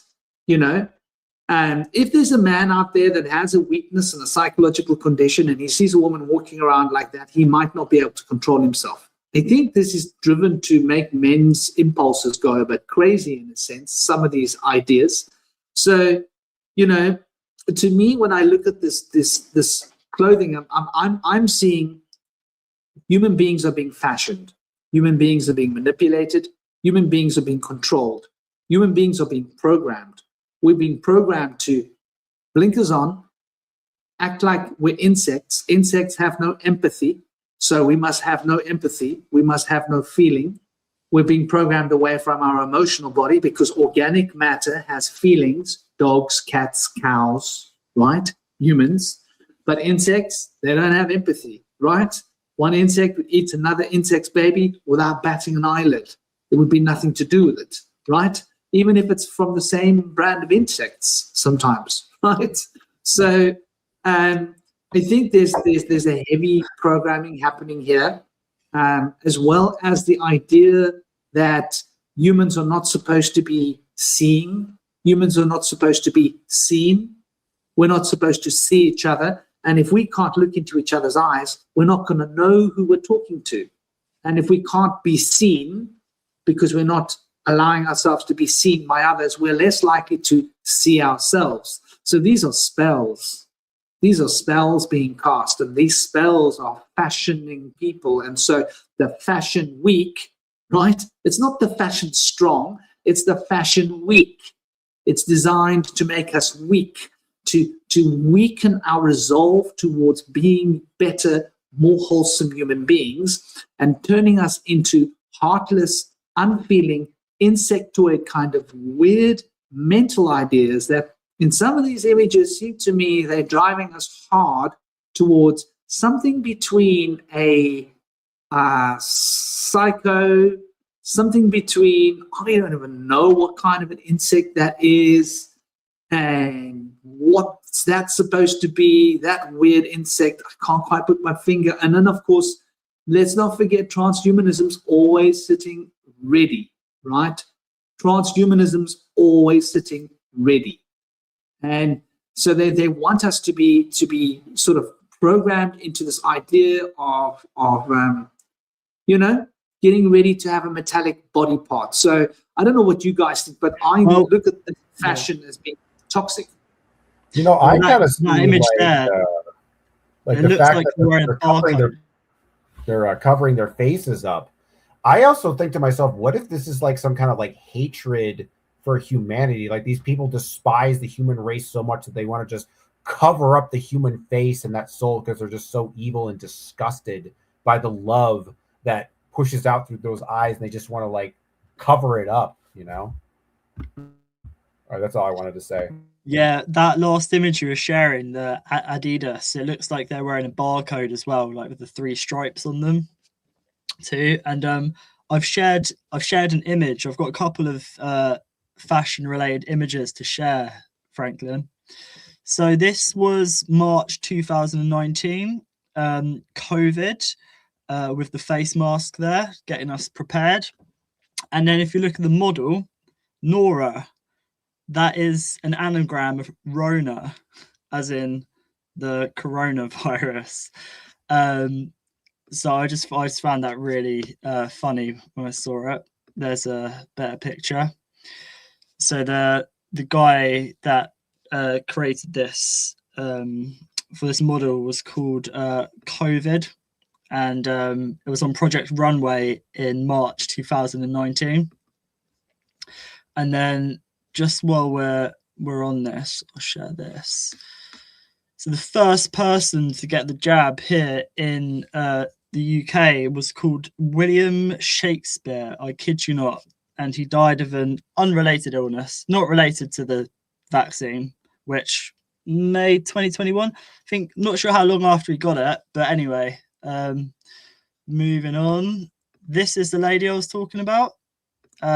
She's like good friends with the Kardashians, and what you were saying earlier, Indy, about like people wearing like black and stuff with skulls and things like that. That's not evil. Like usually you'll see like goths or metalheads wearing like black and stuff, and in the like spiritual communities they always wear like white, and they're all love and light, and people wearing black to them would just signify negativity, whereas wearing black is actually more of a pure color than white. And it's not that this lady's wearing black, but it's the fact that I just get an evil vibe from her. It's not the fact that like, it's just there's something about this lady. I've seen her talking, I've seen her fingers, and she's definitely one to watch out for. Hopefully the sound works in this little video here as well.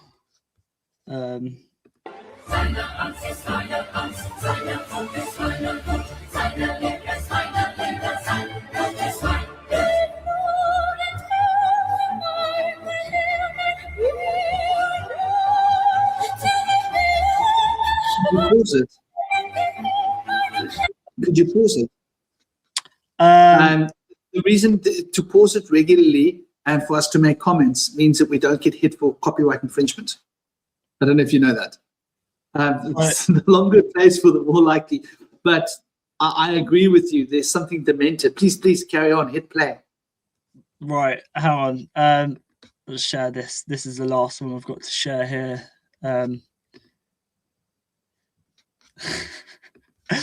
Classic. There. I don't know. Yeah. Can you see it? I don't know what I'm seeing though.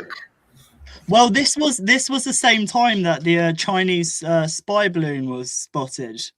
So we had this like balloon, this like spy balloon spotted, which was like a Chinese spy balloon, which is ridiculous. Seen as like they're probably spying on us via our technology. Why would they need a balloon, you know? But anyway, I get fashion is supposed to be like what's the word, like beyond boundaries and stuff and creative, but it's got weird. It's really got weird, and I think we need to start talking about how weird it is. And even with like music videos and stuff, it's very, I hesitate to use the word demonic because I understand like demons come from daemons, and which were guides and stuff, but it's, I don't know what other word to call it. But I just want to briefly just go through, like Cosmic, you were talking earlier about dark and light, and I just wrote down some stuff to do with that. So if you split the word dark, you have the letter D and then arc. The letter D I always associate with plasma, like the field or the force, as I relate S to energy, or like intuition, and no, sorry, the letter E is energy, and S would be intuition, but D is always dark when I split words. So dark, if you split it, it's a D, and then arc, the D is plasma, and an arc is a carrier or a container, and the dark is what carries the plasma, or like the unseen. So darkness has been demonized, and I associate darkness with water. Darkness is the west where the sun sets. That's associated with water, or the magician, or magic. And then the east would be the sun, which would be the lovers, or like the light. And the dark's been demonized. Anything that's called negative, which is stuff that usually it's stuff people don't understand. You say some information, they're like, oh, that's a bit negative. Where is it? It's just information. It's just like you need to sit with it a bit longer. The hidden, the unseen, subconscious. I've always seen the darkness as where the light is found, like the innermost cave, the dark night of the soul.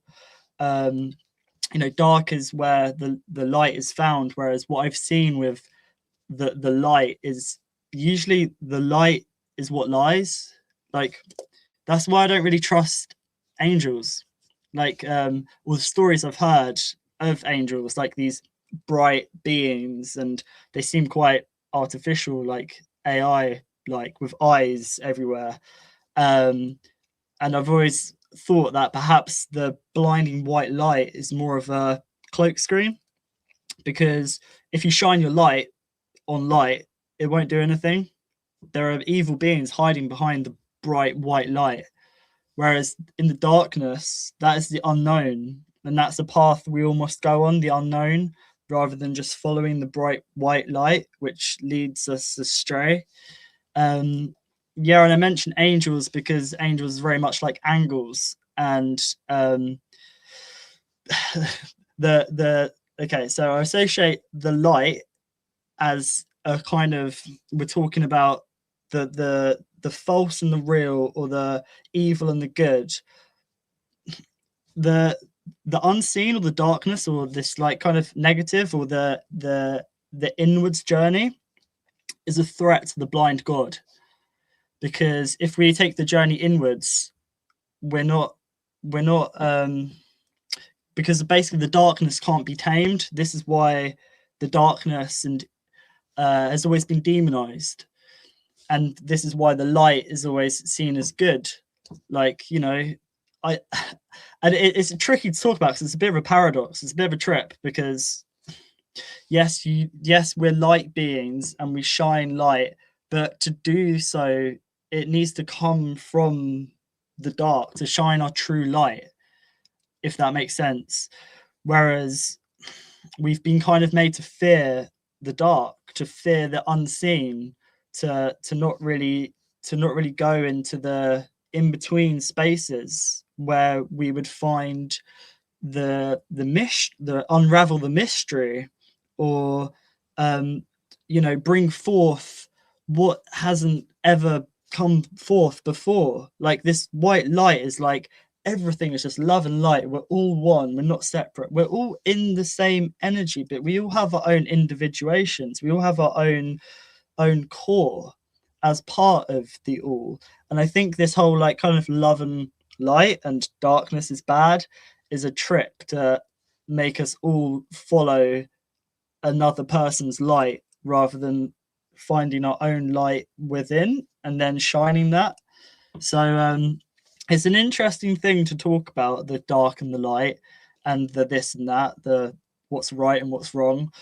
But as I mentioned at the beginning, I try to like understand things and kind of get clarity just very, very quickly, and be like, okay, I'll sit with that and see how it continues. And at the beginning of this conversation, when I first saw good and evil, I was like, okay, good is God and evil is the devil.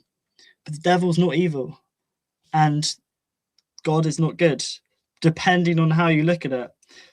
How I look at it as the devil, Pan, is God.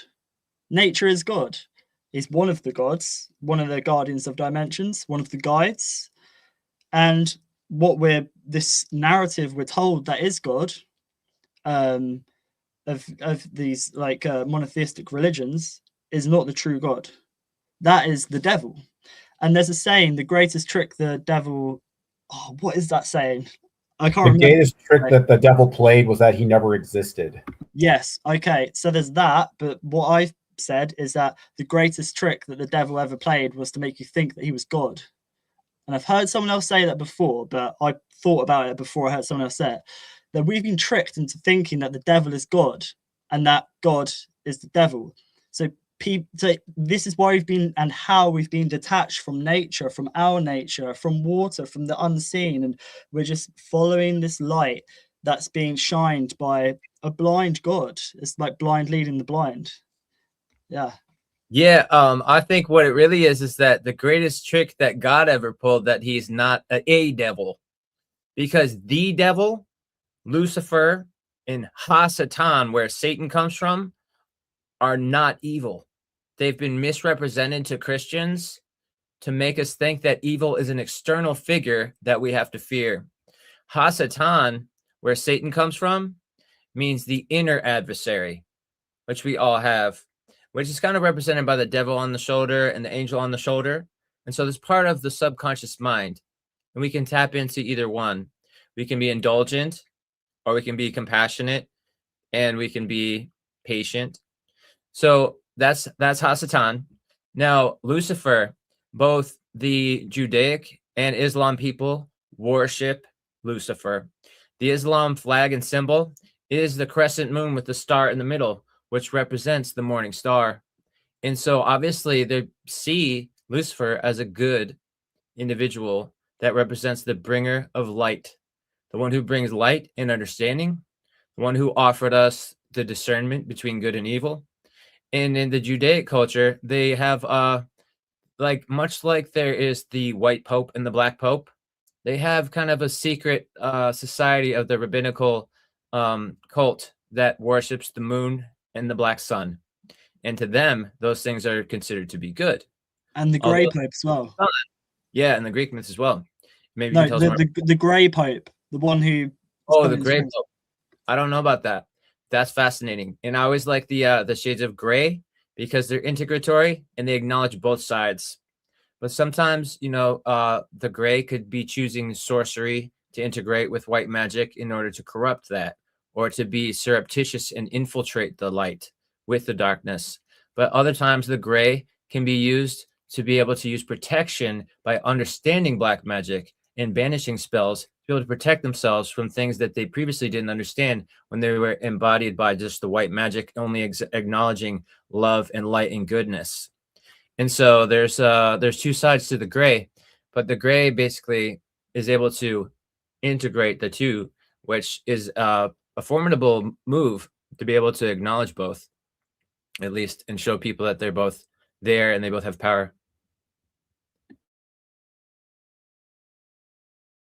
I also wanted to mention about, you mentioned, I think, Nike earlier, but I think Nike and Reebok are known for using child slavery to create their products, whereas Adidas, which was kind of shown in a demonized way in these fashion shows, and Puma boycott child slavery.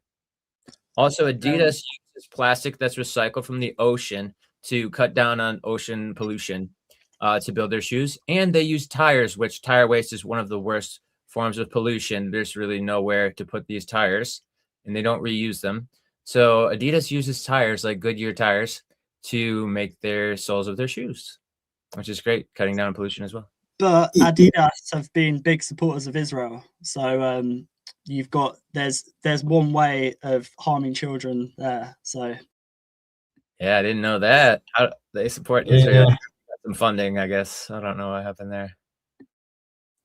I think all these I call them economic cults, right? That's probably a good way of looking at them.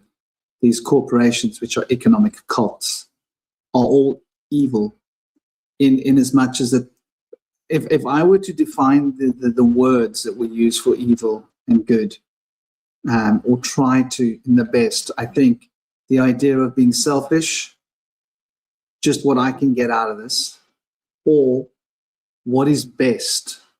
If you've got the what is best. So when you're a parent, you don't think selfishly, right? When you're a parent, you're not like, oh, what can I get out of this? You're like, what's best for my kid? That is good. That is good. That is the right way to think. If you're thinking about your loved one, you're thinking about what's best. Your mother, your brother, your father, your good friend. What's best for my friend? That's coming from a place of compassion. It's coming from a place of care. It's coming from a place of love. These are all the good qualities as we see them. Even as they're stereotyped, I think there's a certain element of truth. When we are selfish and self-serving, what can I get out of this? And I don't care about anything but what I can get out of this. That's the definition of evil.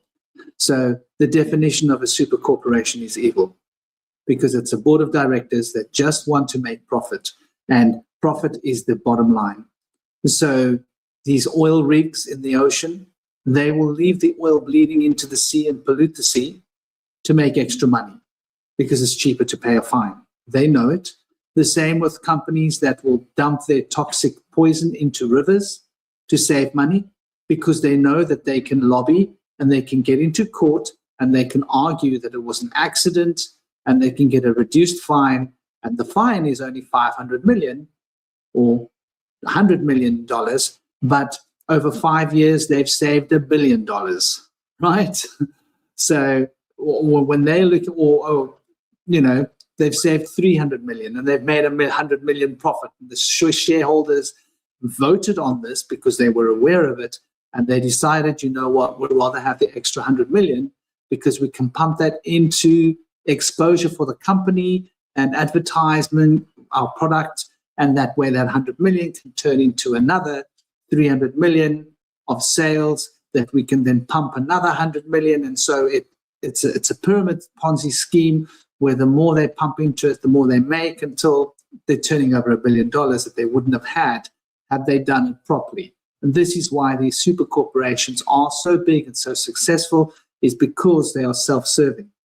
And in this world, the self-serving attitude seems to be quite a productive way to make money. It's very sad, but it is the reality. I think that it is the elephant in the room. We cannot avoid it. We cannot deny it. I think Cosmic made a really good point earlier about fear. I think fear is related to hidden. So when the truth is hidden from us, we become afraid. And there were some really good points being made in the group earlier, right? About Howard was saying, it's when we go into the darker places that we can learn and grow. You're completely right, Howard. But what do you need to take into those darker places to learn and grow? Light. Because you need to go into the darker places, you need to light them up, right? So, the darkness itself isn't the product of growth. The light is the product of growth. When we can go into a dark room and light it up, we can take inventory of the room, we can take stock of what's going on in the room, and we can see. And also, when we can see what we're dealing with, we don't need to be afraid. Humans tend to be afraid of things that they cannot see. So to increase our perspective and our potential to see into the darkness, I think decreases our fear. And when we decrease our fear, we cannot be manipulated. And like you were saying, Cosmic, it doesn't help to sensationalize the fear-mongering in the world, because I agree, like there is enough fear, like we don't need to be afraid, right? Yeah, the police are full of crap, right? They are totally full of crap, but we don't need to be afraid of them, right? What we need is a lot of people. That's all we need, right? Like there is something mass in numbers, right? And when they realize that the public stands for this, they will back off. So we don't need to be afraid of the government. What we need is to stand up to them. We need courage. I need the rage of a cow, right? What is the rage of a cow? It's cow rage. We need courage, good old-fashioned courage. And so when we start to apply these principles, then we can see that we need to light up the darkness. It's our job, I believe, to gain an insight into being able to radiate light through our eyes, who I am, our being, the nature of the very consciousness that is emanating through these various different frequencies of being to produce this physical body. This emanation needs to radiate light through the eyes. And then the eyes become the windows through which the soul can see. Now, when the soul is able to see, right, we're able to embrace the ocean, the proverbial ocean of life. We can delve deep into the sea. And when we can do this, we can notice that all life comes from the sea, right? So there's no coincidence that life comes from the sea, and we need to see, and we need to bring the light from within into the world. And I think a big part of bringing the light from within into the world is the act of recognition, recognizing, recog. So the cogs that turn our wheel fashion the way in which we see the world. And when we can recognize, right? Not colonize. We're not talking about the colon now. The colon is important because it's where the intelligence comes from. We're talking about the cogs in our head, how we use the information that we have in order to produce a perspective, right? And that perspective is really fundamentally important. So we need to be awake, right? We need to see that we're having the wool pulled over our eyes. We need to recognize that our lives are being celebrated as funerals, right? And that they want us to, like these images we were seeing, they want us to celebrate the non-alive principles within ourselves.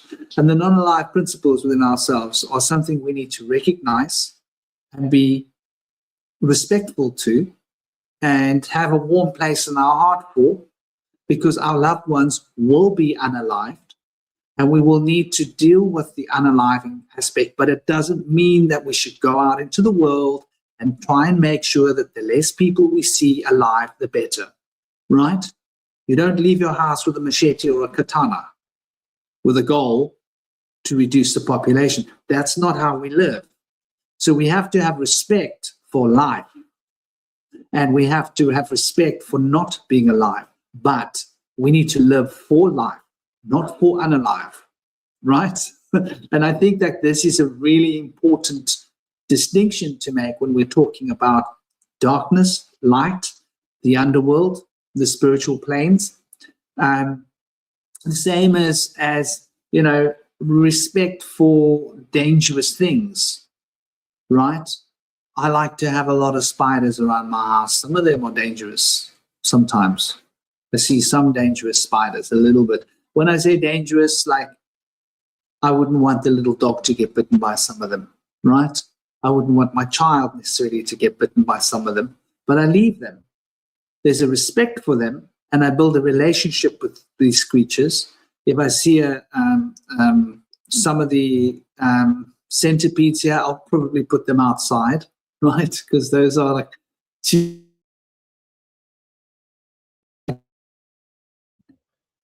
Is it just me or is Franklin glitching right now? Yeah, I see that too. I wanted to mention briefly as Franklin gets back into us. Here he is.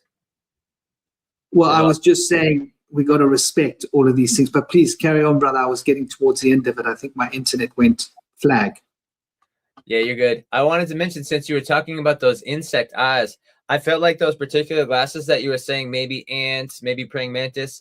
I'd say definitely mantis, maybe even dragonfly with those. But I also wanted to mention the ant people. I always wondered about the ant people, and I recently made a connection with Antarctica. And I feel like it's the nation of the ant people. and they basically have the story of Admiral Richard Evelyn Byrd, who was brought into their little anthill. It was like a hole in the ground in the center of the South Pole, where they brought him and his plane in without it even being using its engines. They were guiding it in with their UAPs and floating it in. They brought it in there for him. And the people there have integrated Earth technology. It's not synthetic machine technology made of metals with little moving parts, like kind of as they kind of associate these kind of technologies and tools in mechanized industrial revolution that's become our current day society as toys. They're really more of a toy, like a wind-up toy, which is how the monks invented a clock, by using a wind-up toy to measure the time that they would use to water their plants.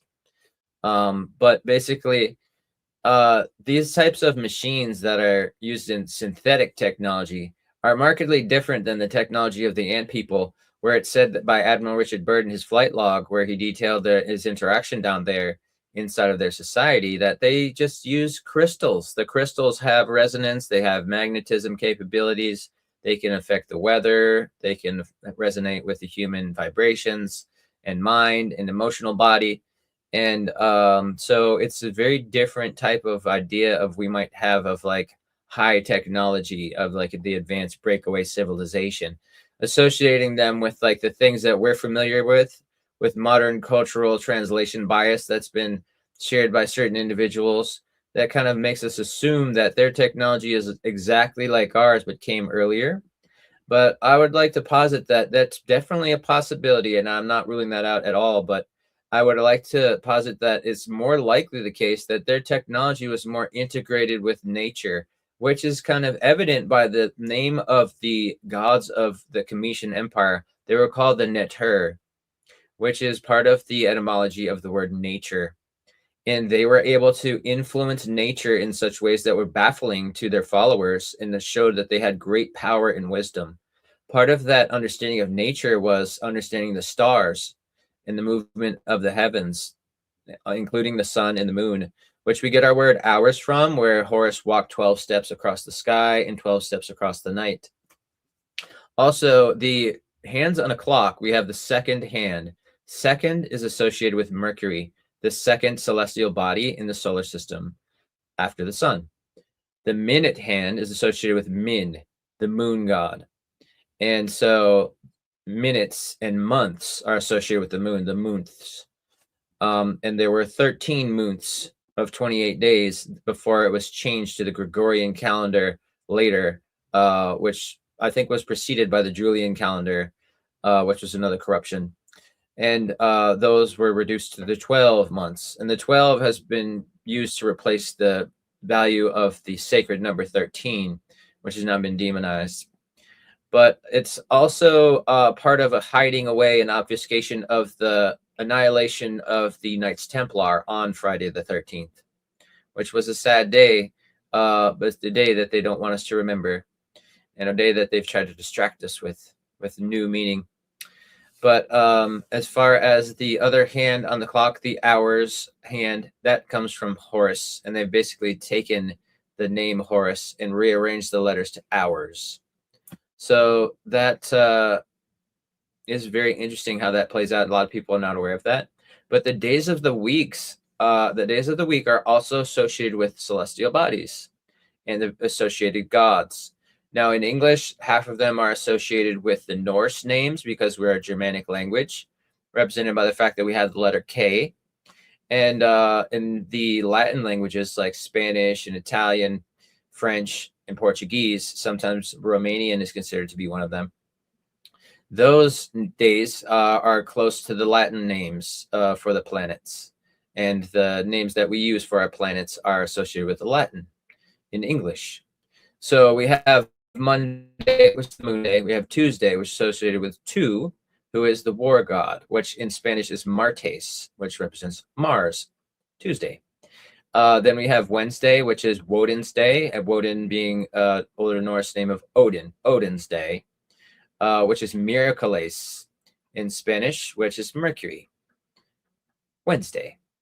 Then we have Thor's day or Thursday, associated with Thor, which is in Italian Jovedi, which sounds like Jovian, the Jovian celestial body, or Jovian planet. Jupiter Day. Thursday. Then we have Freya's Day, or Friday, the day of Freya, the fertility goddess, which is said in Spanish as Viernes, Venus, Friday. Then we have Saturday, Saturn Day, which is closer to the Latin, much like Monday and Sunday, which are closest to the Latin names, which we use for the celestial bodies. Saturday being Saturn, of course, Sunday being the sun, and Monday being the moon. So 3 of the days are Latin in etymology, and then the other 4 are Norse. But they've showed us that the planets move differently than the stars in the sky. And so their association with the various stars in the sky are also for them associated with various figures in their pantheon. So the also associated with the locations of their colonies and their empires. But the moons, or the planets and the moons, are more associated with the figures than they are with the nations or empires or colonies. And that's because the figures that rule a colony or empire are not fixed to stay in that place. And so they can move around, like the planets kind of move around between the different star constellations and the stars and galaxies amongst which they are nearby and move around towards and away from. So there's that. And they also showed us that there's ways that they could do things like augury, where they could understand the weather. They could watch the birds and understand that the birds show us what's happening with the weather, because they move like with the seasons. They'll move when the season approaches too soon. They'll start to migrate at a sooner time. And so there's also like the fact that squirrels will hide nuts to prepare for the winter. And they know that if they're storing more nuts at an earlier time, it's going to be a more drastic winter.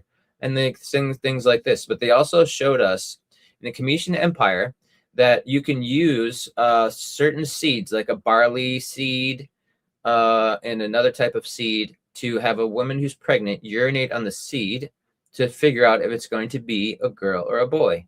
So there's a lot of things like this that they were able to discern just by understanding nature really well, and having their technology, so to speak, be more connected to an understanding and integration with nature that was kind of baffling to us, because they created us as a slave hybrid, slave race, according to a lot of the different mythos. And so we didn't have that like long dated millions of years evolution necessarily, as far as we know, that we're able to live amongst nature and become more integrated in understanding of it. We were kind of brought up in a civilization of human society of theirs, away from nature, and then exiled out to nature where we were unfamiliar with it and became kind of in a struggling state, at which point the liberator God came and helped to offer us the gifts of civilization so that we could protect ourselves from the detriments of our ignorance to nature. And we still remain in this state today, especially the people that are Caucasian are extremely debilitated by the detriments of nature. Not having a coat of fur and having pale skin makes it extremely difficult for us, not only to deal with the sun and the heat, but also to deal with the cold and the wind, like others as well that don't have pale skin. The cold is an issue for us all without a coat of fur. And so we've learned to develop these shelters that are not natural shelters like a cave, which we used to use, but we build these collapsing explosive structure cages that we live in now to protect us from things outside in nature, like predators and the detriments of microbial issues that could happen. Because like in the rainforest, for example, if you don't wear shoes and you don't clean your feet enough and you could injure your foot, you could end up contracting like a fungal infection in your feet that could become fatal. And so it just requires, like Franklin's mentioned before, that you're more careful about where you step if you choose to not wear shoes, and watch where you're going, which a lot of people don't really look down when they're walking. They just kind of look ahead at the trail ahead. They're not looking up into the trees or at the sky. They're not seeing the birds. They're not seeing the shamanic messengers come and talk to them, and whether they're on the ground or in the sky. they're oftentimes missing all of this brilliance and this guidance that's right amongst us when we're out in the wilderness. But nature is therapeutic, and they say that not only is it the animals and the sun, moon, and stars that can influence great things in us, but the trees, we can communicate the trees. They receive the water from the moon, from the full moon a week afterwards, after the full moon, and they bring the memory of the stars and the sky and the moon and sun into their being, and then we can commune with them during that time. They have greater power and magical aspects to them and wisdom that they can share with us. But at the same time, on a more practical aspect, they have what's called, I think, phytokines, which are have been found to improve human cognitive functioning. They're one of the aspects of the polyphenols that they use to protect themselves, that they release out into the air through their vacuoles, I believe, in the leaves. And then when we breathe near the trees, we receive these healing chemicals in the air, which is kind of the markedly like reciprocal opposite of like what human society releases out into the air. And we have over 200,000 toxicants in the air now that are released by human factory and mechanical and industrial waste. So it's become detrimental not only to us, but to things in the natural environment. Like they're found that zebras are now growing spots instead of stripes, which may not have to do with the toxicants, but it seems a bit strange. But we see female lions that are growing manes, and elephants whose penises are shrinking, making them not even capable to reproduce sometimes, which is probably a direct cause from endocrine disruptors that we've been releasing into the air, soil, and water from byproducts of waste of human food weapon system and industrial pollution. So there's been a lot of stuff going on where the gods showed us about the powers of nature, but we've never really learned to actually embody those ourselves to be able to have them on a collective level. But we have like shamanic people that are deeply immersed in the powers of nature and see that there's so much guidance and wisdom there.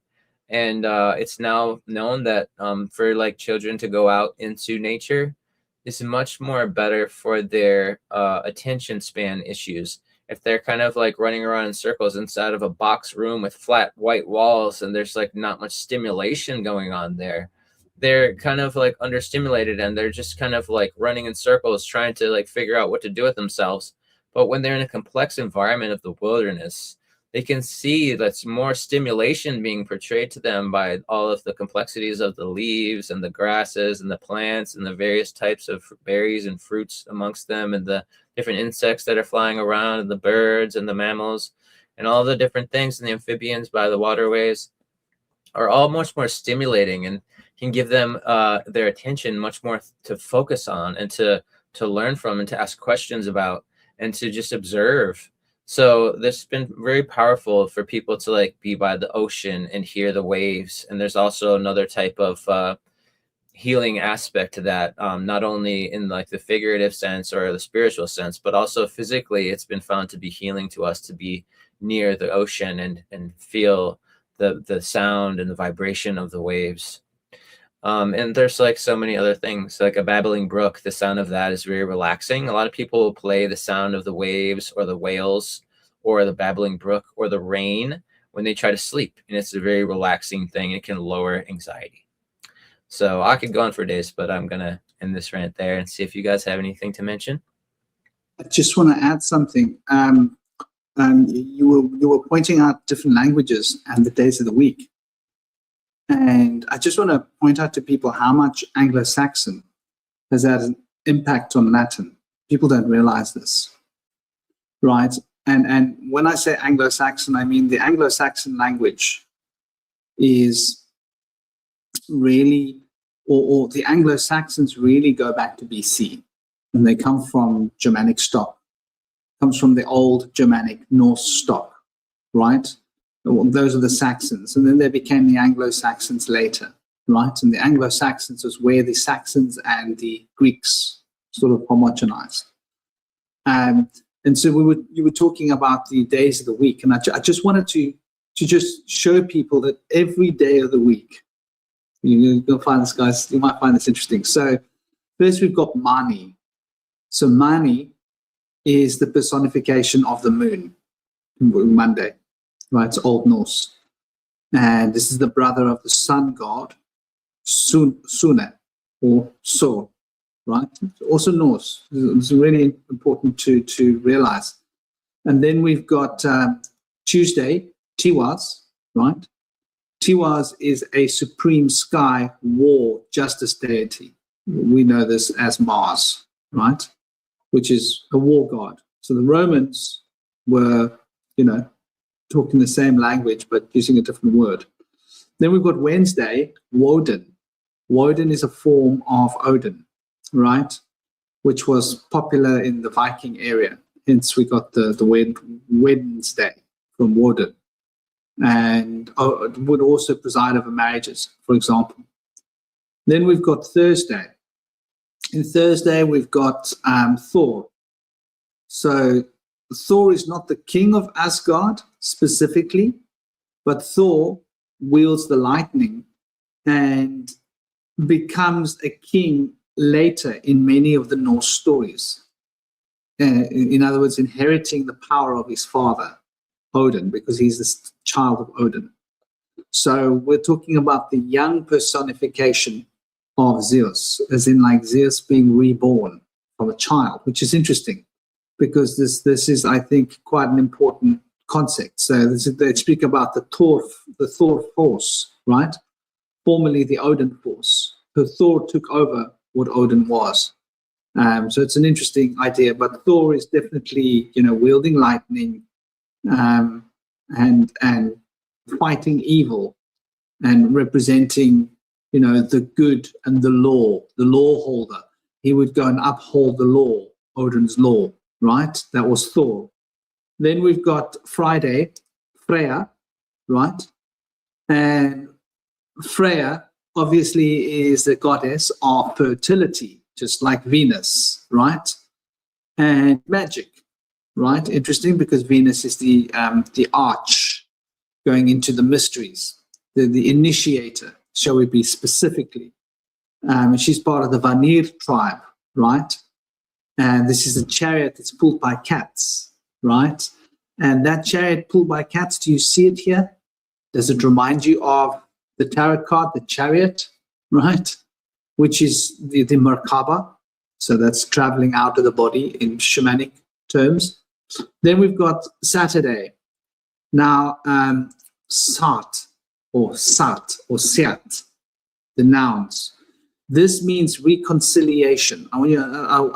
Reconciliation. It means agreement. It means covenant. It means contract, which is what Saturn stands for, right? And Sat is the root of the word seed, which is related to the word for corn, which is related to the word for crop. Now we're seeing the direct relation of the green man representing food, crops, and the Saturn, ancient Saturn connection coming directly from the Norse. And then, of course, the final, last but not least, we got Suna. Suna, or often called Shol, is the Norse goddess who personifies the sun. She's driving a chariot across the sky, pulled by the horses, Arfkar and Ashlvedr, and she is the daughter of Mundilfari and the sister of Mani, the moon, right? And she represents warmth, light, vitality. And she's consistently chased by the wolf, Skor, and is fated to be devoured at Ragnarok. This has got to do with the sun going in, crossing the sun going in to be reborn, right? Every year. It's what Christmas is supposed to be celebrating. So, we can see here a very clear sort of, oh my gosh, sorry, I thought I was showing you guys this. Let me just flash through it. So there is Suna, there is Sat. Guys can go and take a look for yourself. I'm so sorry, I thought I was flashing this for you guys, man. There's Freya. I just wanted to show you guys so you can see how it's spelt. There's Wodan, obviously this Anglo-Saxon derivative, Wednesday. There is Tiwaz, Tuesday. And there is Mani, Old Norse, personification of the moon. So that can give you guys like an insight into seeing. So all these other languages that came later have been heavily influenced by the Norse language, right? And so we'll find that there's a lot of information about the Norse being a very tightly connected language to the root language, right? And here's another interesting point. The people that are our controllers, and this is something that I've noticed, there was another group I was in. I actually left the group just because, for me, goodness, right, this is important. Goodness, evil. Goodness involves freedom. Freedom to find your own path. Freedom to find your own destiny. Goodness doesn't want to force somebody into this belief system. Goodness wants to present information and like go and figure it out for yourself, right? Follow your own path. And this draconian attitude of that's the only truth, this is the way, I find it toxic and disastrously evil, because it takes away one's own ability to shine one's own light and find one's own path towards the truth. It's such an important thing for people to be doing. We have to go and discover the truth. When somebody else puts the truth in your head, you're not getting the truth necessarily. And so for me, this is like really, really, really fundamentally important. And so these notions of, the Sumerians are the evil people that are ruling the world, and it's all just the evil Sumerians, and they took control of the world. And what about the Norse? Oh, no, that's different. All right. Who are the Saxons? Who are the Anglo-Saxons? What's the roots of Freemasonry? How much of our language has been structured by Saxon language? How much of it has been obfuscated by the Anglo-Saxons that ruled? And the Anglo-Saxons got rulership in Europe, got into prominent positions. All of the kings and queens of Europe have Anglo-Saxon descent, big part of it.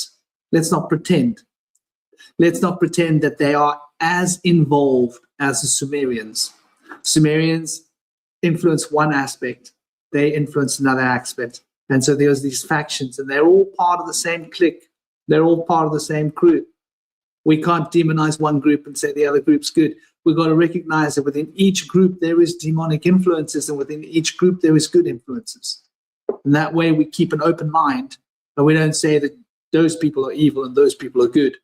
We see that within both groups there's forces of good and forces of evil. There are forces that want to trap us and keep us stuck and want to brainwash us with that's the ultimate truth, that there is nothing else. And then there are forces that want us to awaken and discover truth for ourselves, because there's a saying, you can give someone a fish to eat, or you can give them a net, right? You can give someone a piece of vegetable, or you can give them seeds. You want to give people seeds. They want to become their own farmers. You don't want them to be dependent on you for your food. Oh, no, if I ate that food, okay, I'll give you more food. Now I've got power over you. I'm giving you the food, right? Give people the seeds. Let them go and propagate their own food. They will learn for themselves and become self-sufficient. I think self-sufficiency, when it comes to information and knowledge and expansion of our consciousness, is the fundamental and most important thing, which relates to personal freedom. And personal freedom relates to being able to take responsibility for my own choices. If I am being so coiled in, I'm not getting that opportunity. And so this is what the superstate does. The superstate pushes you into a corner so that you no longer take responsibility for your decisions and your choices, going, well, I have no choice because this is how it is. No, you have a choice. We have a choice. Yeah, but this is the way the world is I have to, yes, you're right. This is the way the world is, but you do have a choice. We make choices all the time, right? So I think like that personal responsibility is related to a state of personal freedom. So I think it's like important to recognize just how much of the control structure comes from every direction. There were Arabic injections in, we don't know about it, it's there. There's Egyptian elements that has come across, which is related to the Sumerian and the Phoenician. So you'll find one group of people talking about how evil the Phoenicians are, right? Find another group of people talking about how evil the Semites are, the Jews, right? You find another group of people talking about how evil the Sumerians were, right? Another group of people talking about how evil the Norse tradition, well, not the Norse tradition, but the way that was used, in the same way that I think there's an evil cabal that has been using all of the knowledge from all of the different groups to create a collage in order to make it dark, to hide their work, hide what they're doing, so that they can be hidden from us, so that we are living in ignorance. And what is ig? Fire. What does fire represent? Fire represents light coming from within. Ignition, right? Isn't that coming from Germanic, Norse, I believe? Ig. So the idea of no rinse. You're not rinsing with your own fire. The fire that purifies your being, you need that. You need to become you need to be ignited. Passion. The passion of ignition to bring us into a point of feeling and embracing the spirit of life and the spirit of knowledge. And so, anyway, I think I've said enough. Franklin's on fire. I've got a few things to say, if that's all right, to just jump in quickly just before we go off like other ways. So I just wanted to add to the ignorance is the way I've split it is ignore ents, and ents being like to do with spirits. I think ents are the trees in Lord of the Rings, like the wise trees. So ignorance in my mind's eye is to ignore nature, to ignore the ents, the spirit. And the ig you were talking of, I think it's comes from igneous, which is like fire. Igneous, I think. And that's where we get the word ignite, I think. But yeah, I just wanted to mention with the weekdays, there's a trap, I'm in a daze. I'm a transhuman just in my weekday. Can't wait for the weekend and for the week to begin again. So yeah, Monday, mon sounds like one because it is one. Mon means one. So mon is one. Choose. It's the second day. It's a Tuesday. It's a Tuesday. Wednesday, haven't figured that out yet. Thursday is the fourth day. Friday, Freya's Day. Sounds a lot like 5 day. 5 day, Freya's Day, Friday. Similar to 5 day. Anyway, that's the fifth day. Saturday, I haven't worked out yet either, but number 7, Sunday. Sun. You can get 7 to sound like sun if you kind of say it enough times. But it mainly works with Monday, Tuesday, and Thursday, the Mon, Twos, and the Thors, the Fours Day. And yeah, I think did you mention gods? I think you did. I've written down here Hecate and Anubis, because they're my sort of like they're sort of two guides I respect. And Anubis is known as the Lord of the Dead, and I think Anubis was demoted or something sometime. It's something I'm gonna look into one day. But if you look at Saint Christopher, he's depicted as a dog's head. He has a dog head, and he's the one that carried Christ across the waters, the light over the water. And that's based on Anubis. Anubis is there when our light travels on the waters when we pass on. So that's why I like Anubis, because he's the kind of guide of travelers, like Saint Christopher is the patron saint of travelers.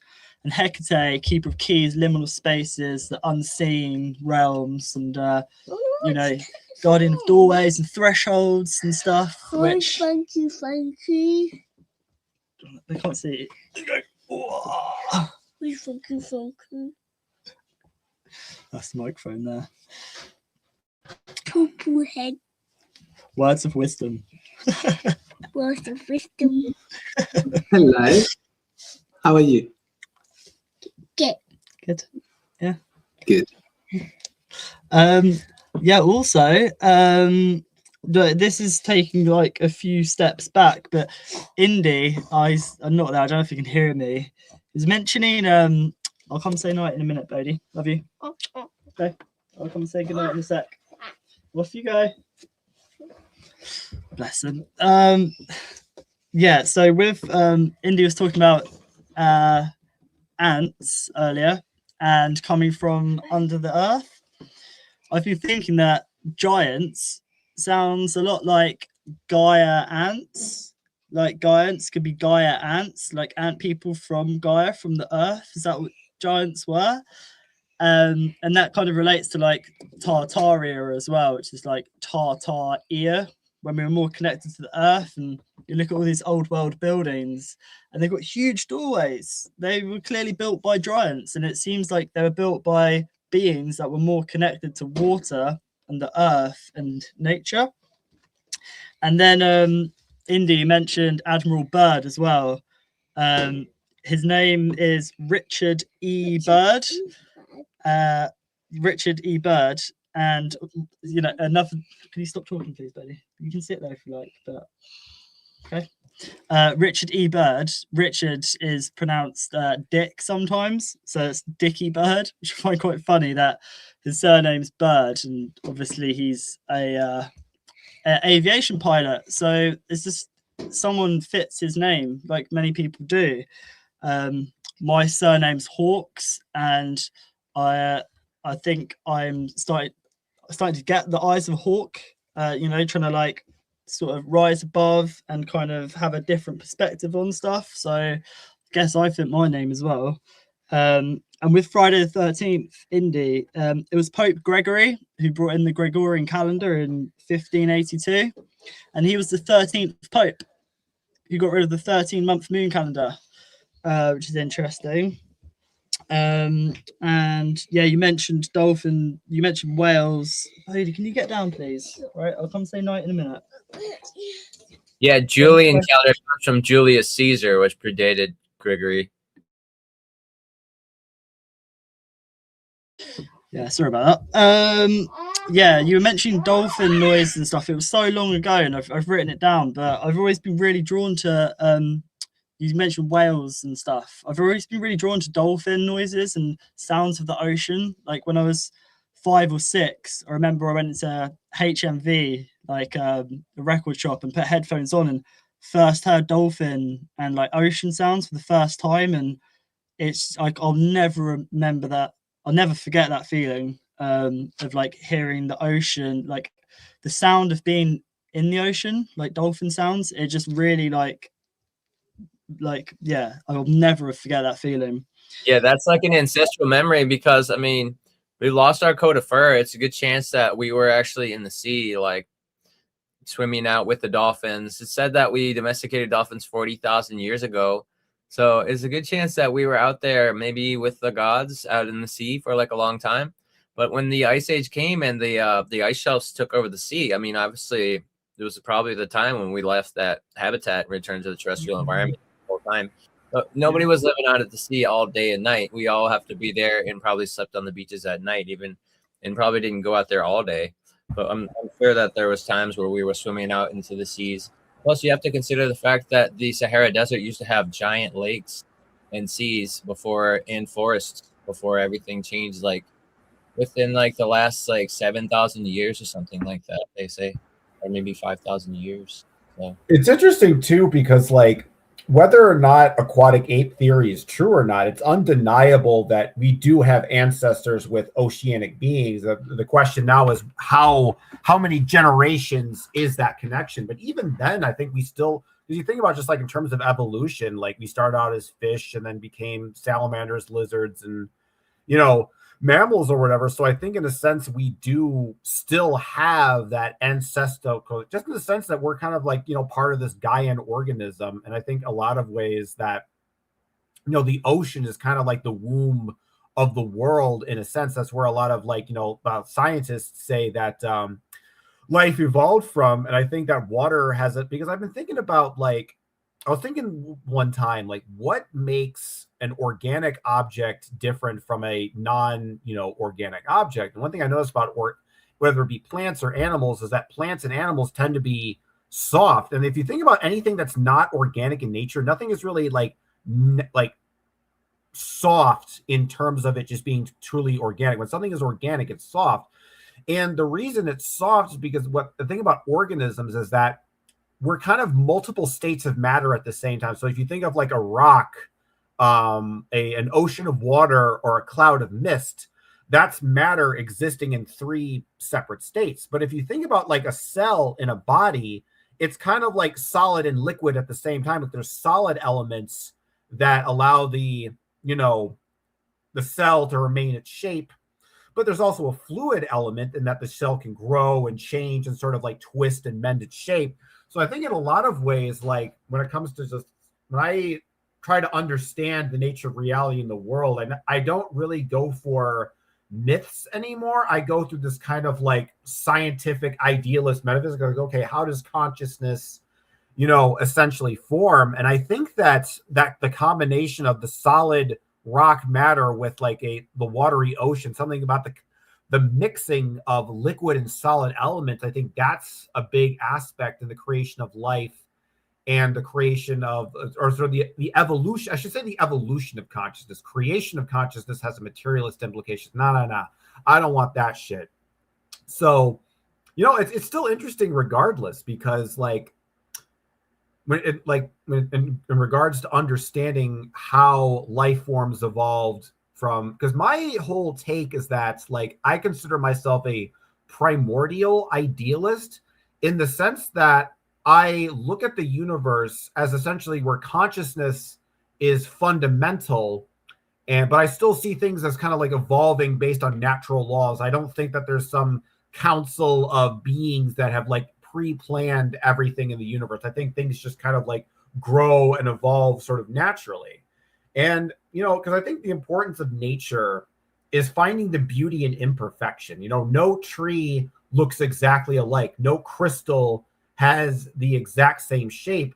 And going back to what we were talking about earlier with like elites and making everything more mechanistic, and you think about the whole concept of a machine and like what a machine is just at the most, basic level, it's kind of like, if you think about what a machine actually is, it's a sort of a perfected ideal. It's like you take the human being, an organism, and then you model that and you create what is in my imagination the perfect version of that. But I think at the same time, and the reason I point that out is I think that the whole concept of perfection can be very alienating, because then you're always said you're imperfect, you're flawed, you can't be beautiful.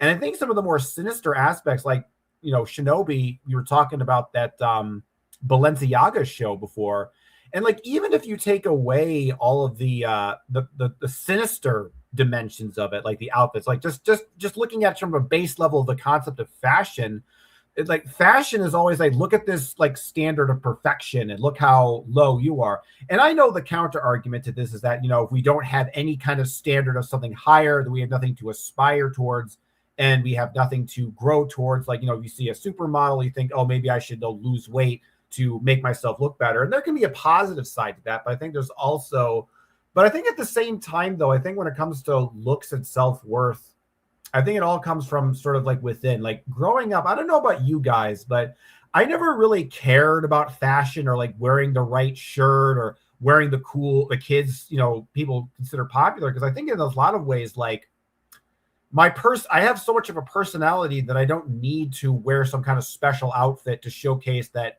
I'm, sort of unique with people. And I think about like those models wearing those crazy outfits. And I think the most striking aspect of that is that None of those models made those outfits. They didn't design those outfits. They're a model. It's like the human form itself is like a lump. They're letting themselves be a lump of clay that the sort of the artists are sort of molding. And the sad part is that it's like they have all this outer creativity of looking all this like fancy outfits to make up for a lack of inner creativity, for make a fact that they don't have an interesting personality. They don't have interesting ideas. They're not an interesting person. So they dress eccentrically and strangely to trick people into thinking that they're more insightful and wise than they actually are by taking on this novel form, when really it's just this sort of hollow form of appearances.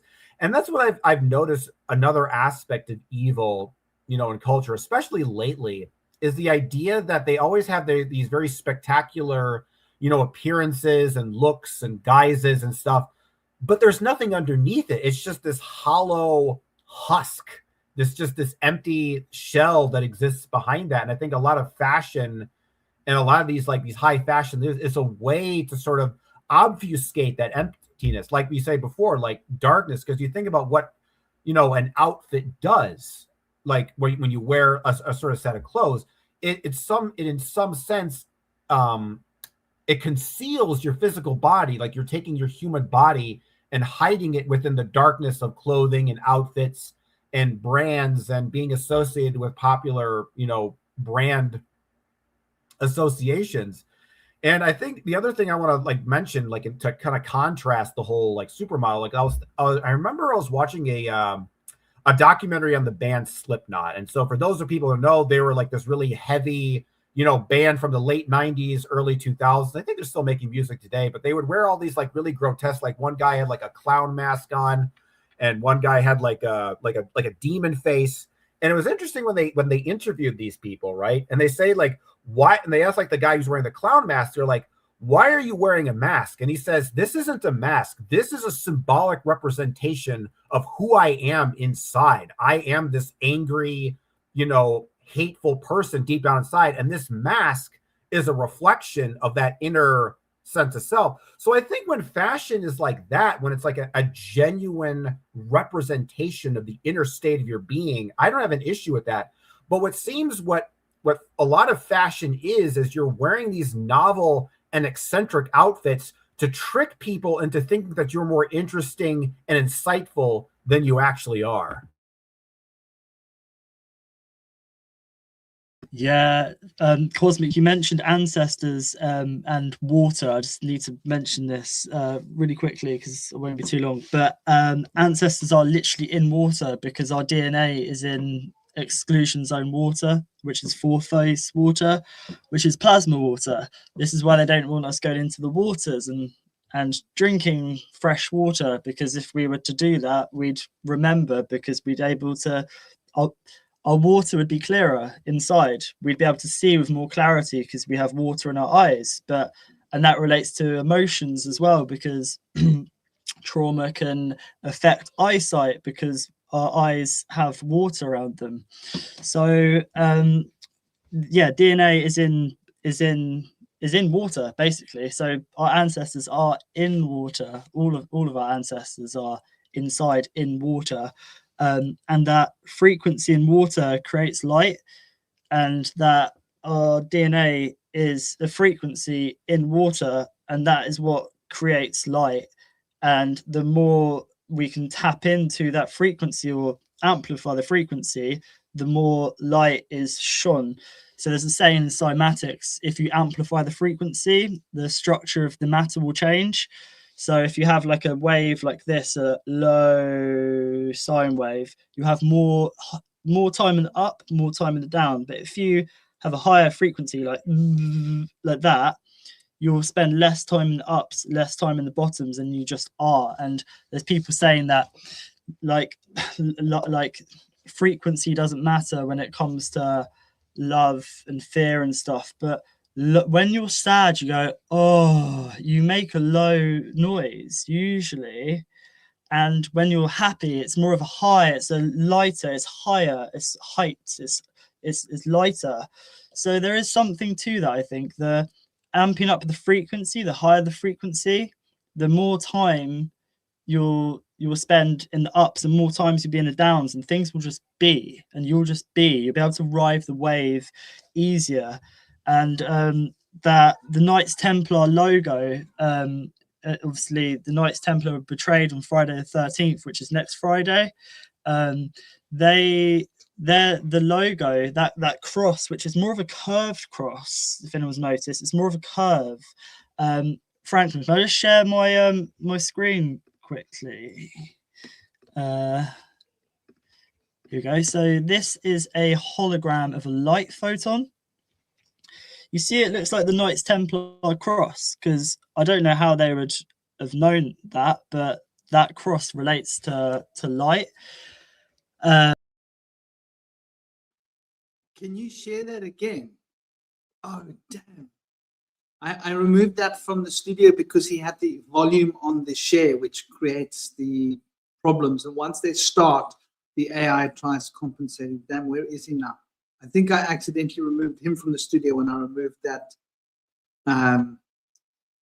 thing. Whenever you see that little bell on the bottom with the volume sign on it, where is he?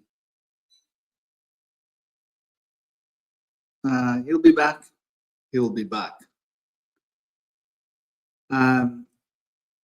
Oh, okay. So until he gets back, I think that you guys have been like putting a lot of, you guys have been putting a lot of truths onto the table, and I do get the sense that we do need to start looking at how much of reality has been hidden from us on a fundamental level in terms of flesh puppetry. I just want to see what's going on with him. Let me also send him a message. So we've been led to believe that we're just physical beings and that everything else is just physical, physical emanations. Hey, brother, where are you? Please come back. There was an accident. So we've been led to believe that we're living in this physical world where everything is physical, and we are, flesh, but we're actually in a multiverse. We're actually in a multidimensional reality where consciousness is really a broad spectrum, and that what seems to be a physical reality is not a physical reality, right? In fact, the very illusion of solidarity of matter in itself is an illusion. It's just energy vibrating at a particular resonance, particular pitch. Maybe his battery happened to conk out because I don't see him on Telegram. And so it's really fundamentally important for us to recognize and realize that the scam that we've all been hoodwinked with is the way in which we view ourselves and the way in which we view reality. We view ourselves as physical bodies because we've been taught to deify the material reality. We've been taught to worship the shrine of money, to worship Saturn, to worship resource, to worship comfort, right? And because we've been taught this, that we have to have all of these things, we've become competitive. And we become competitive towards gaining more physical items, and the more physical things we gain, the more we become obsessed with physical reality. Yeah, I think maybe it just happens that his battery went down at that time. Of course, I haven't seen him here. I think it's it's a big thing to recognize and realize this, that we are literally in this dynamic. We are literally lost in this world of physicality, and because of this we are not able to recognize our own spiritual reality, our own spiritual sovereignty. We're not able to see beyond. Yeah, his Telegram is definitely offline, so maybe his phone has gone off. I wonder what happened there. Shinobi, he's got a second account. Toby Shinobi, maybe his second phone is active. No, I believe I was speaking to him on that account yesterday. I know he had an issue with one of his accounts. But yeah, so I think it's really a big thing for us to recognize the scale of the lie that we're fighting against, and to get an insight into just exactly how tremendously large this proverbial reality that we're living in is. We've been told that we're on this tiny little planet, and that this tiny planet is like localized and separate to the rest of the universe. And I don't believe that. I don't believe that what's happening here is not happening elsewhere. I think there's a much more profound synchronicity to the way that the universe is moving, and that our synchronized experience here is happening elsewhere and within us, and that these other realms we could be seeing. We could be looking at the planets in the sky and the stars, and what we see as a star could be the resonance that we're seeing of another universe, or another plane of existence, or another world. And so I think we've been taught to look at things from this materialistic perspective that causes us to get lost in the world of materialism, and to deny our emotional body, which is something that we've been, once again, schooled into doing. How many of us were told in school not to focus on art? You'll never make money out of art. How many of you are artists? You might have wanted to do that. No, you need to do maths and science. Why was it so important for us to learn maths and science in school? Why was the education system so structured towards us all learning this? Because it's rigid thinking. The rigid thinking of maths and science causes you to become materialistic in your attitude towards life, causes you to see things in terms of materialism. When you're thinking in terms of art, you're thinking in terms of narrative, you're thinking in terms of music, you're starting to notice the connectedness of things, and you're starting to transcend the physical reality and start to go into a spiritual dimension. They don't want us in the spiritual dimension. Why? Because in the spiritual dimension, we recognize that this physical reality is not what it seems to be, and that these so-called solid objects are really just vibrating fields at a particular pitch and harmonic, and that we can actually influence this physical field with our thoughts and our consciousness. And then we start realizing that it is actually an emanation of our consciousness. It's not separate to us. It's not separate to our minds. We've even been taught to use the word consciousness as if it's separate from reality, as if reality, the very experience of reality, is consciousness, right? As if you can actually experience reality without being conscious. And so to me, when I look at, you know, what's been done here, is it seems that we've gotten lost. We've gotten lost in this world of materialism, and being lost in the material world as we are has caused us to become so enamored by what we can gain. And because we've become enamored by what we can gain, we've become more selfish in our orientation. I think when we think of ourselves as physical bodies and physical objects, flesh puppets, we can't help but to consider the relevance of what that means. And that means the physical body requires physical things. When we start to think of ourselves as a consciousness, that the consciousness is experiencing this physicality as an aspect of consciousness, that this physical reality is nothing more than an aspect of our consciousness that we are experiencing, then we start to recognize that everything in the world around us is an emanation from within us, and that what is inside us is not separate to what's outside us. But if we're thinking of the world in terms of a physical, finite reality, then we have to consider that what's inside of us is separate to what's outside of us, right? And so memory exists in the mind. And now they tell us it's like little pieces in the brain. Right. Yes, Shinobi.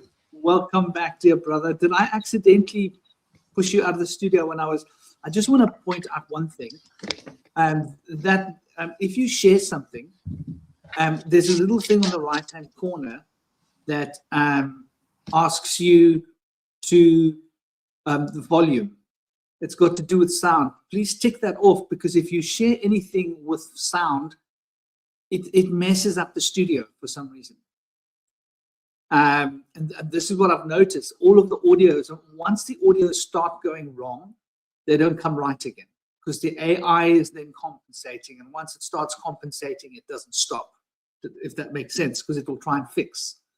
And so whenever we share something, always make sure that we that we don't select that little button. But please continue with what you were saying, dear brother. Sure. I don't want to interrupt if you are talking about anything. And yeah, I think you did accidentally kick me out. All good. It was an accident. Oh, your Telegram doesn't seem to be online, by the way. Oh, weird. Did you send it to my new one? Yeah, to your other one. It's probably gone by now. I just noticed that it didn't seem to want to be sending. Yeah, no, sometimes it does. Oh, you did get it? Yeah, I just got your message, yeah. But it was divine timing, because I was just putting the boys to bed, so I would have had to go anyway. But yeah. So what I was saying is, I think I've closed some tabs now. It's weird, because the tab I had open wouldn't have had any sound. So yeah, I was just basically sharing an image of a hologram of a light photon, which looked much like the Knights Templar cross.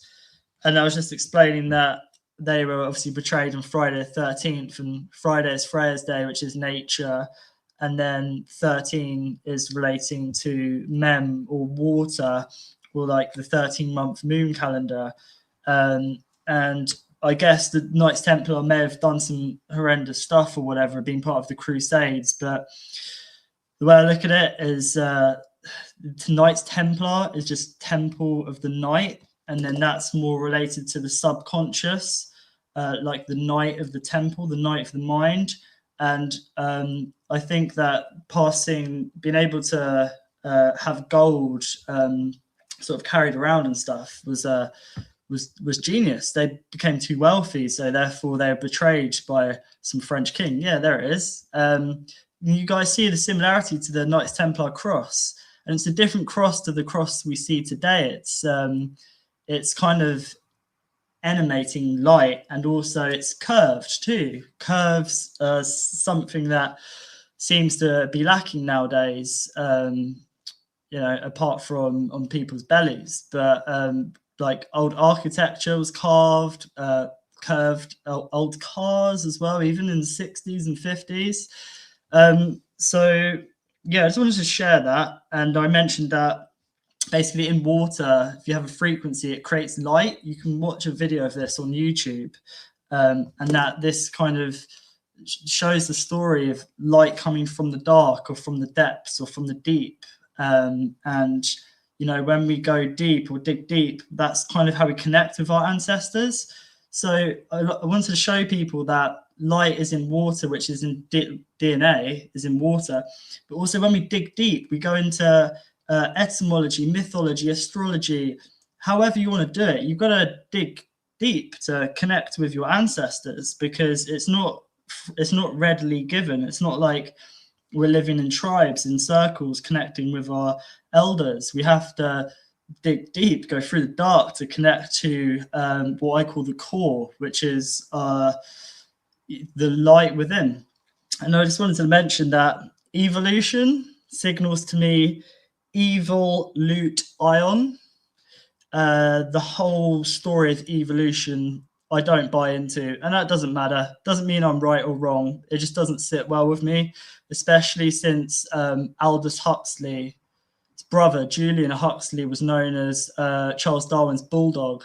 And then you have the whole eugenics, and then now transhumanism, and that's shown to be evolution. Maybe evolution's been hijacked and we've been given a false story. We've definitely been given a false story so that we sort of like think it's natural for us to go into artificial. 1 second, D. And then on that, dinosaurs is don't know source. Sorcerer is source error, opposed to a magician, which is G-I-C-ion, magician, you know? So you've got to look at the language, and evolution, evil, loot, ion. It's how they take our light by giving us a false narrative of evolution. It may well be true, but the narrative that I've seen and been given, I don't buy into at all.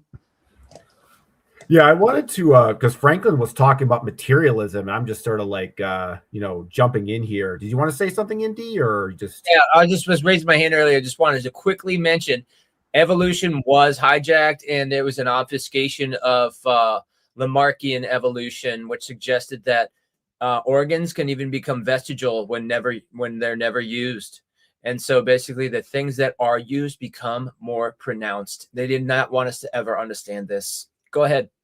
Well, actually, I want to jump on that, what you just said there, Indy, because I think one of the problems with the sort of the model of evolution is that we're basically taught that evolution is just this kind of like this deterministic, outcropping of stuff. But if you really think about just like human reproduction, for example, like when you think about like when a wife has a choice to say, oh, I'm going to marry this person, have kids with this person, versus I'm going to marry another person, you as an individual are making a choice in regards to how evolution progresses. Like, oh, I can date this like smart guy and have smart kids, or I can date this really muscular guy and have muscular children, right? And so when you do that, you're making a choice of this is the path that evolution is going to down on. The problem with a lot of stuff why the evolution model I disagree with is that it's this very strict linear model, and it's just deterministic. It's not like the organisms I look at evolution as more like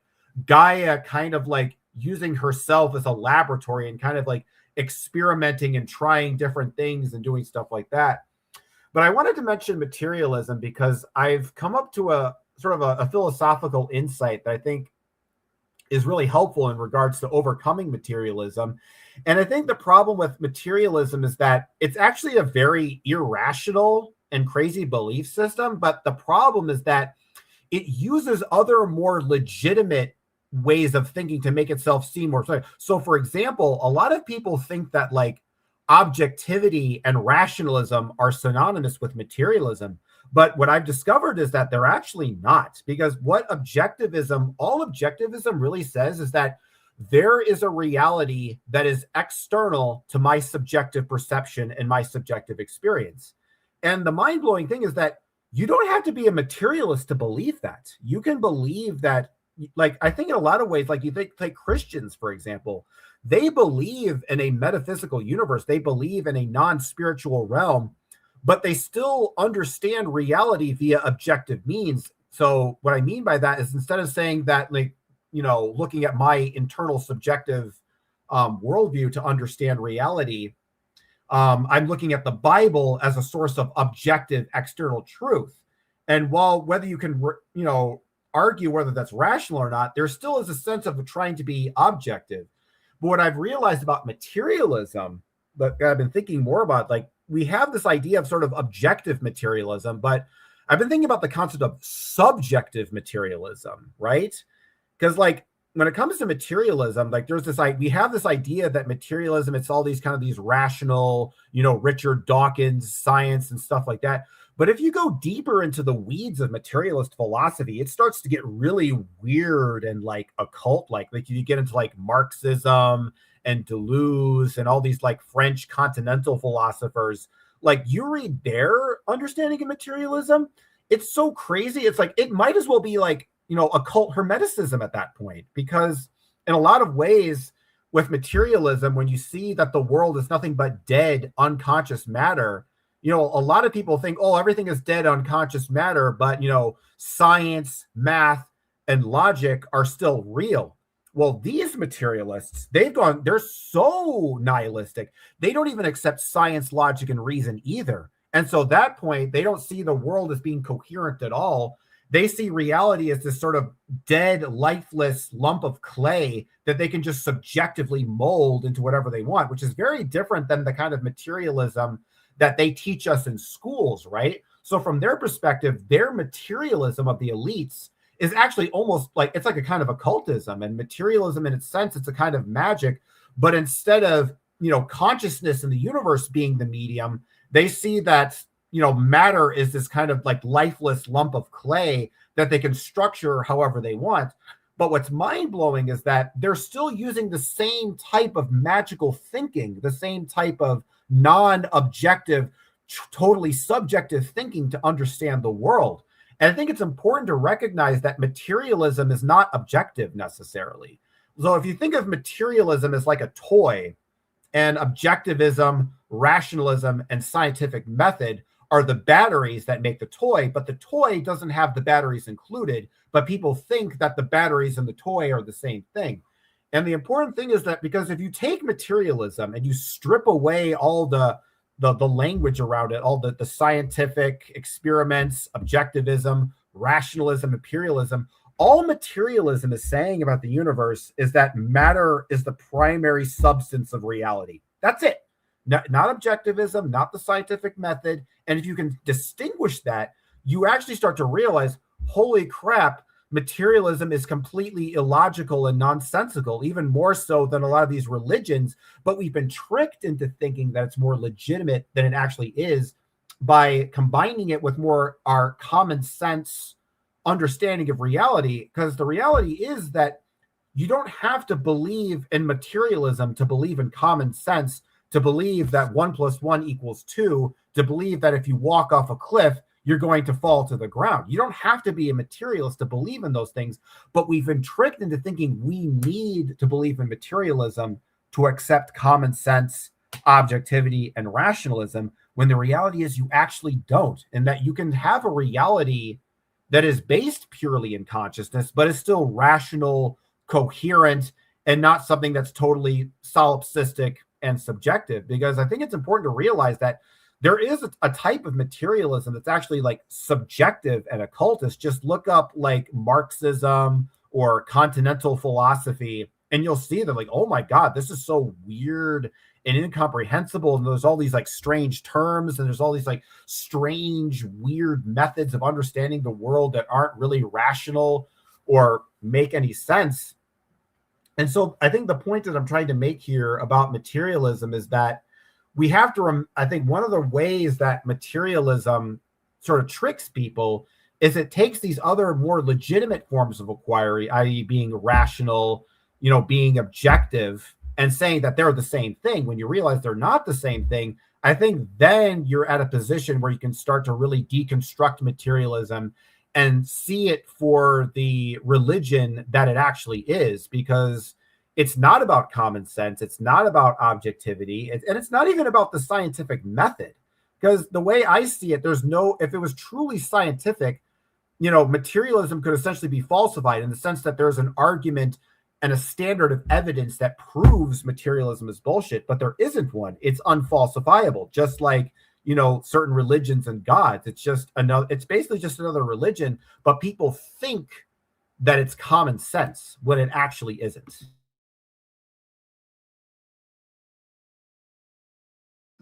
Yeah, I've always been confused by the word materialism, because to me it speaks matter, real, and then forget about the ism, schism, whatever. Just materialism is the matter being real. And the matter is what's physical, I guess. But also the matter means mother. So that would be the womb. And what I've noticed is that lots of people are materialistic or into like materialism, and that this is all there is the physical.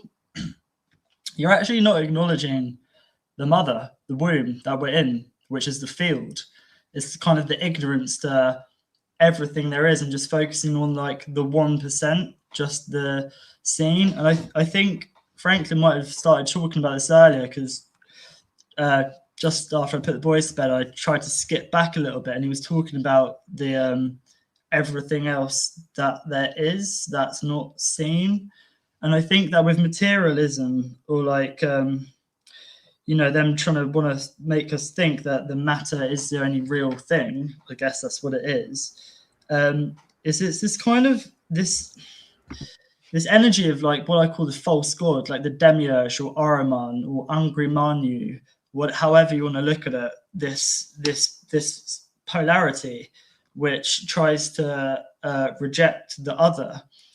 And you can see this with what this false god wants to, you can say it's the AI, artificial, whatever, the deceiver.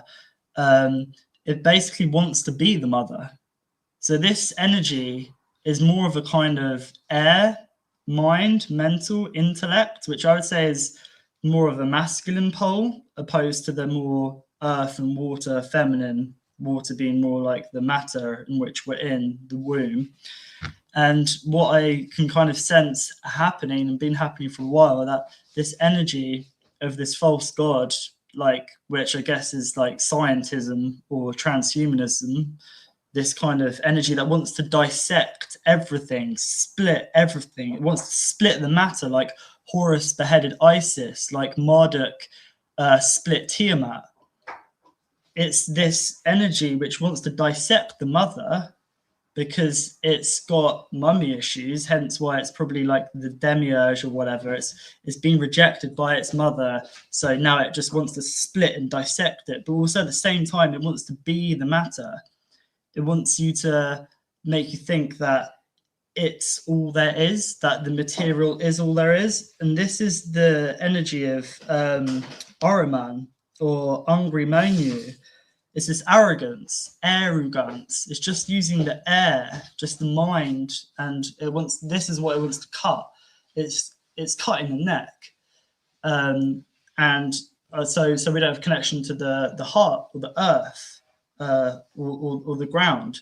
It's funny. It's kind of a bit of a paradox. It's like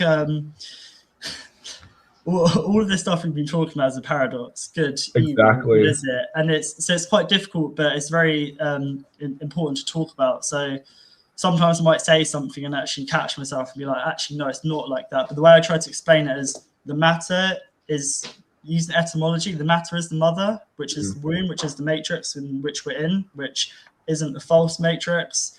That's a huge con by this Ahrimanic force that wants us to reject nature, the mother, the womb, and escape it and think that this is just a prism.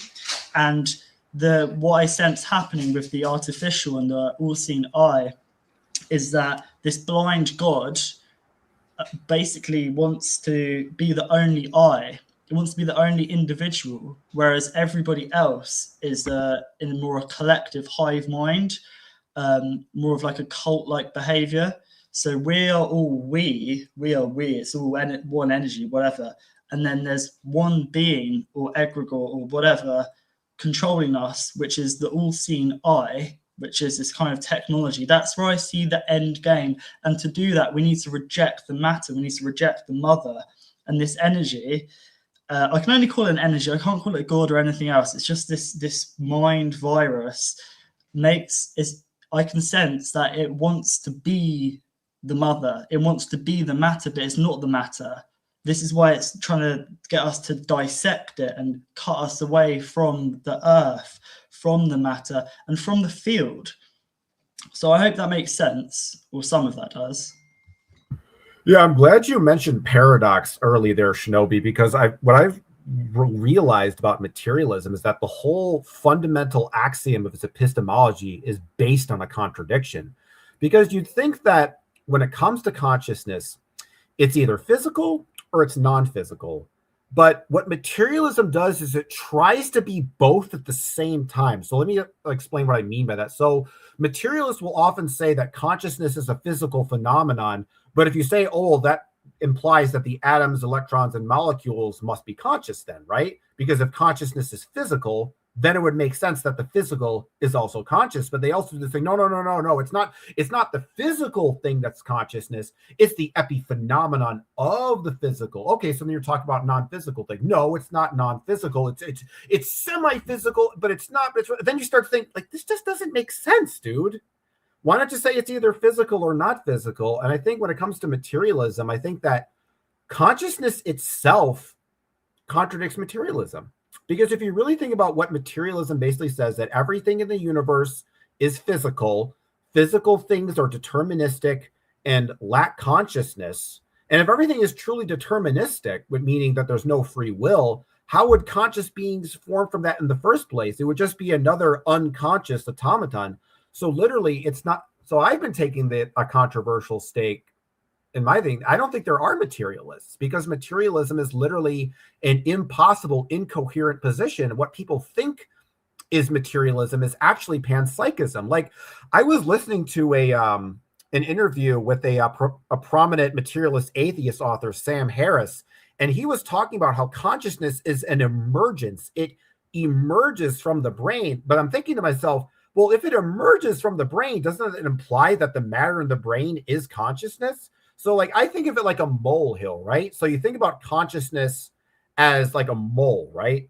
And the molehill is the brain. And the idea is that if you have a mole and it comes out of the molehill, that's the mole emerging from conscious, emerging from the brain.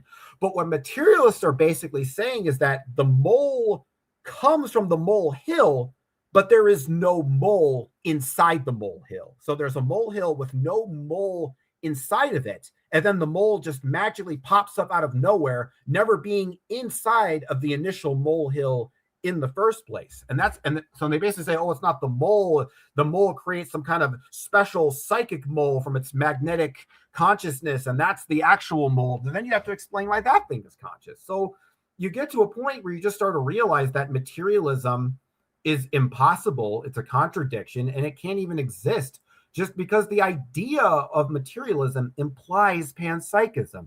You can't. I was thinking about it to myself, and it's like there's literally no scenario where you can come up with a theory of mind that is materialistic that does not also imply some form of panpsychism, because the very act that consciousness is linked to matter, then we have to assess that matter has the potential to become conscious and store consciousness within it. But they want to say that no matter. So we're in this weird game where consciousness is sort of physical and non-physical at the same time. And so this is why they're totally unfazed when you question them. So when you question one aspect of it, they just go to the other one, like, tag teamers in a fight. It's like, okay, you're saying if I attack that consciousness is physical and see why that's illogical, well, then they'll say, well, it's not physical. And then when I say it's not physical, they go back to the physical, and they go back and forth between these dialectic, and they never actually change their mind.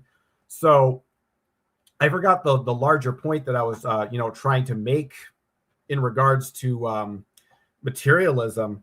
But I think just like recognizing that, it is logically impossible, and recognizing that it doesn't make sense, because materialism as a worldview, if you look at it, it's almost like it's specifically designed to make sure that consciousness, God, spirit are impossible.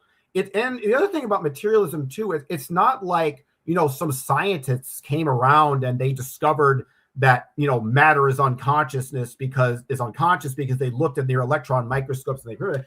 The idea of materialism has actually been around since antiquity. Like, if you look at the ancient Greeks, there were the Epicureans, who were basically ancient materialists, and they thought that, the world could be reduced down to materialistic, atoms.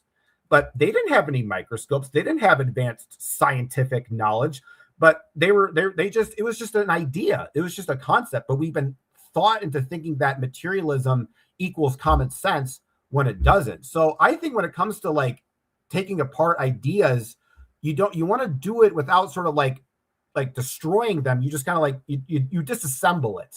Because I hear a lot of people, they talk about like destruction and deconstruction. Just disassemble it and then try to like build it back together. Then you can reverse engineer the system of thought. Like, oh, this is how it works. So I know I have a lot to say in regards to materialism, because I think that like really getting over materialism is like the secret to really getting into magic and spirituality. And it really is this, scourge that has really infected the human mind. And I think that there's a lot of like little tricks and traps that keep you locked into that line of thought. Like I said, pairing it with things like objectivity and rationalism and making you think that objectivity equals materialism when it actually doesn't, because there are subjective materialists. And that materialism, the very concept of materialism is impossible.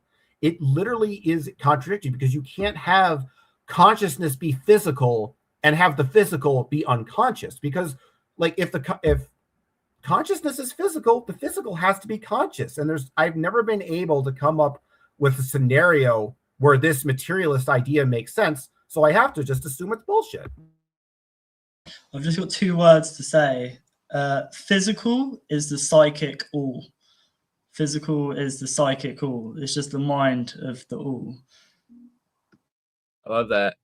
Yeah, and I also wanted to mention that material, the root word of matter is mater, the mother, which is connected to the Muladhara root chakra.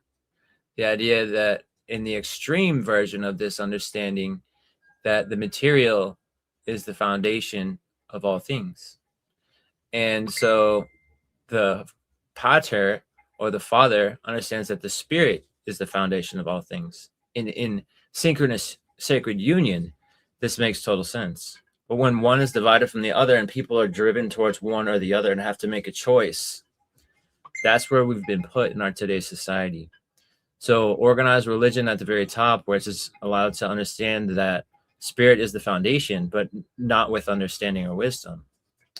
But the other driven to the bottom, where mother and matter and materialism is the source of all things and the foundation. And they're able to deeply understand what matter is without any spiritual or intuitive understanding that accompanies that investigation. It kind of makes things divided and broken in certain ways that are only able to be integrated through the triune aspect of integration with the central pillar that has been hidden from us, the pillar of integration. So I just wanted to mention that. Yeah, I think that you guys are making great points here. You know, the triune, I think there's definitely a lot to be said about that.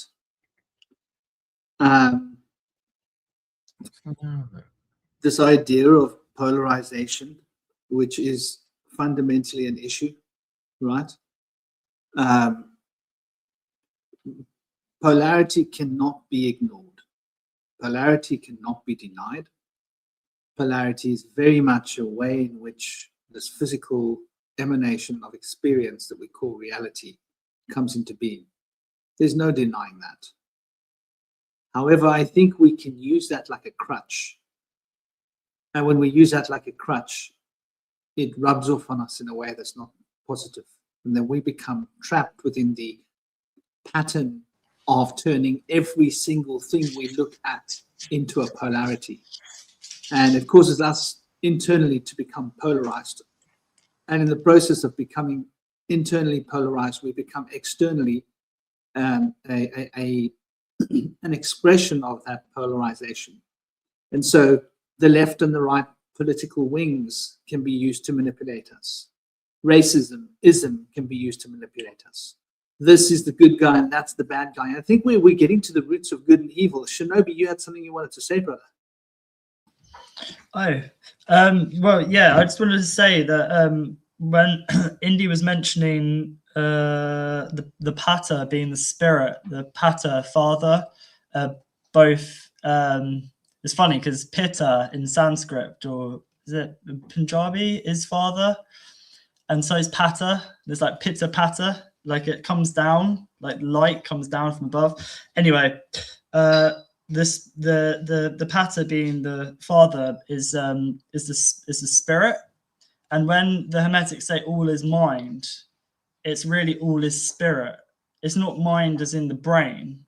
The mind is just spirit, and then the other side of the coin is the matter. The mother is the soil, the earth, as is the soul.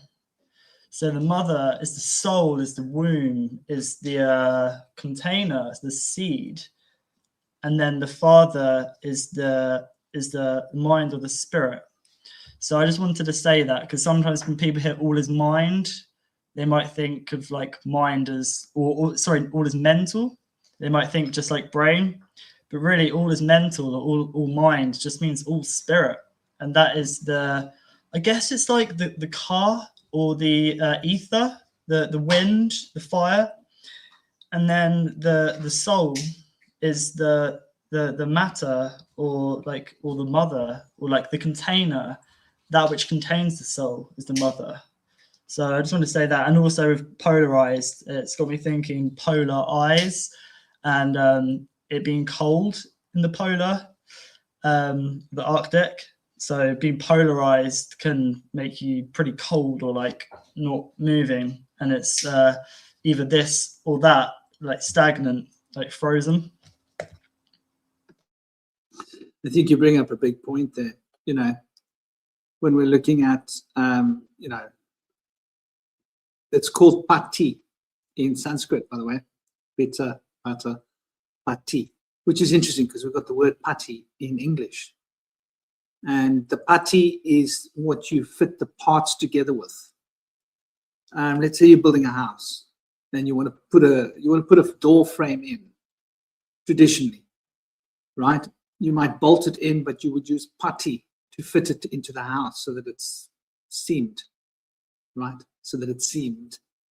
Listen to the words. So it seems like it's part of the structure. But the raw materials that you would be using that's the female, right? So the masculine is like the idea that shapes, but the actual substance that we're dealing with is the mother. And I think this is why, you know, when Jung, I think Freud did as well, didn't he? When he speaks of the counterpart, right, of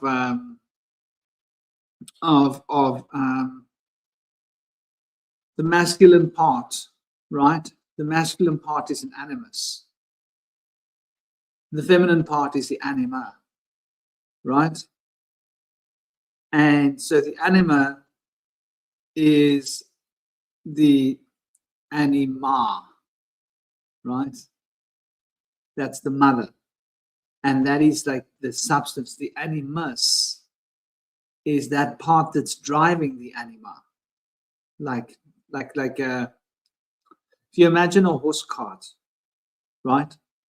The cart, the horse, everything is the anima. The animus is just the bloke sitting there driving the cart. Right? That's like, it's like the whole womb, like you're saying, the womb, the source, right? The source in the womb source, right? Because that source, those juices, all part of the feminine. The only part that's actually in there driving the process is the sperm that rocks up and says, I got something for you. Yeah, let me plug this in here. Boom. It's like a man. He rocks up with the penis and he says, I got something for you, sweetheart. I'll plug this in here, turn it on, and off I go. My work is done. And now the rest of it is like, it's all happening in the woman's body. It's the same idea, right? Isn't it? All the man's got to do is just ejaculate. Once he's done that, his work is done in terms of the creation of the baby. The creation of the baby, that happens within the feminine. And all that sperm does is ignites and drives the process, right? But the process is already held within the feminine. So the feminine is like everything, really. And the masculine is thought, right? And that thought that inspires matter is the masculine, but the feminine is the source, is the, I think like that's quite important to understand when we start to recognize that. And these things then invert, right? Which is like really crazy if you think about it, right? Because where did that pati come from? Well, where did the pati come from? Well, now it's funny that you asked me where the pati came from. The pati used to be a boy. Oh, he was a boy before he was a father. Yes. What was he before he was a boy? Well, he was swimming around in that womb. Oh, right. He was swimming around in the womb. So where did he emerge from? He emerged from the mother, right? But how did he get there? Well, guess what? There was another pati that put him in there. So where did the first party come from? Well, there was a cosmic womb. You see, the story keeps going back to the feminine, doesn't it? No matter how far you go back, whoever is there must have emerged from some place.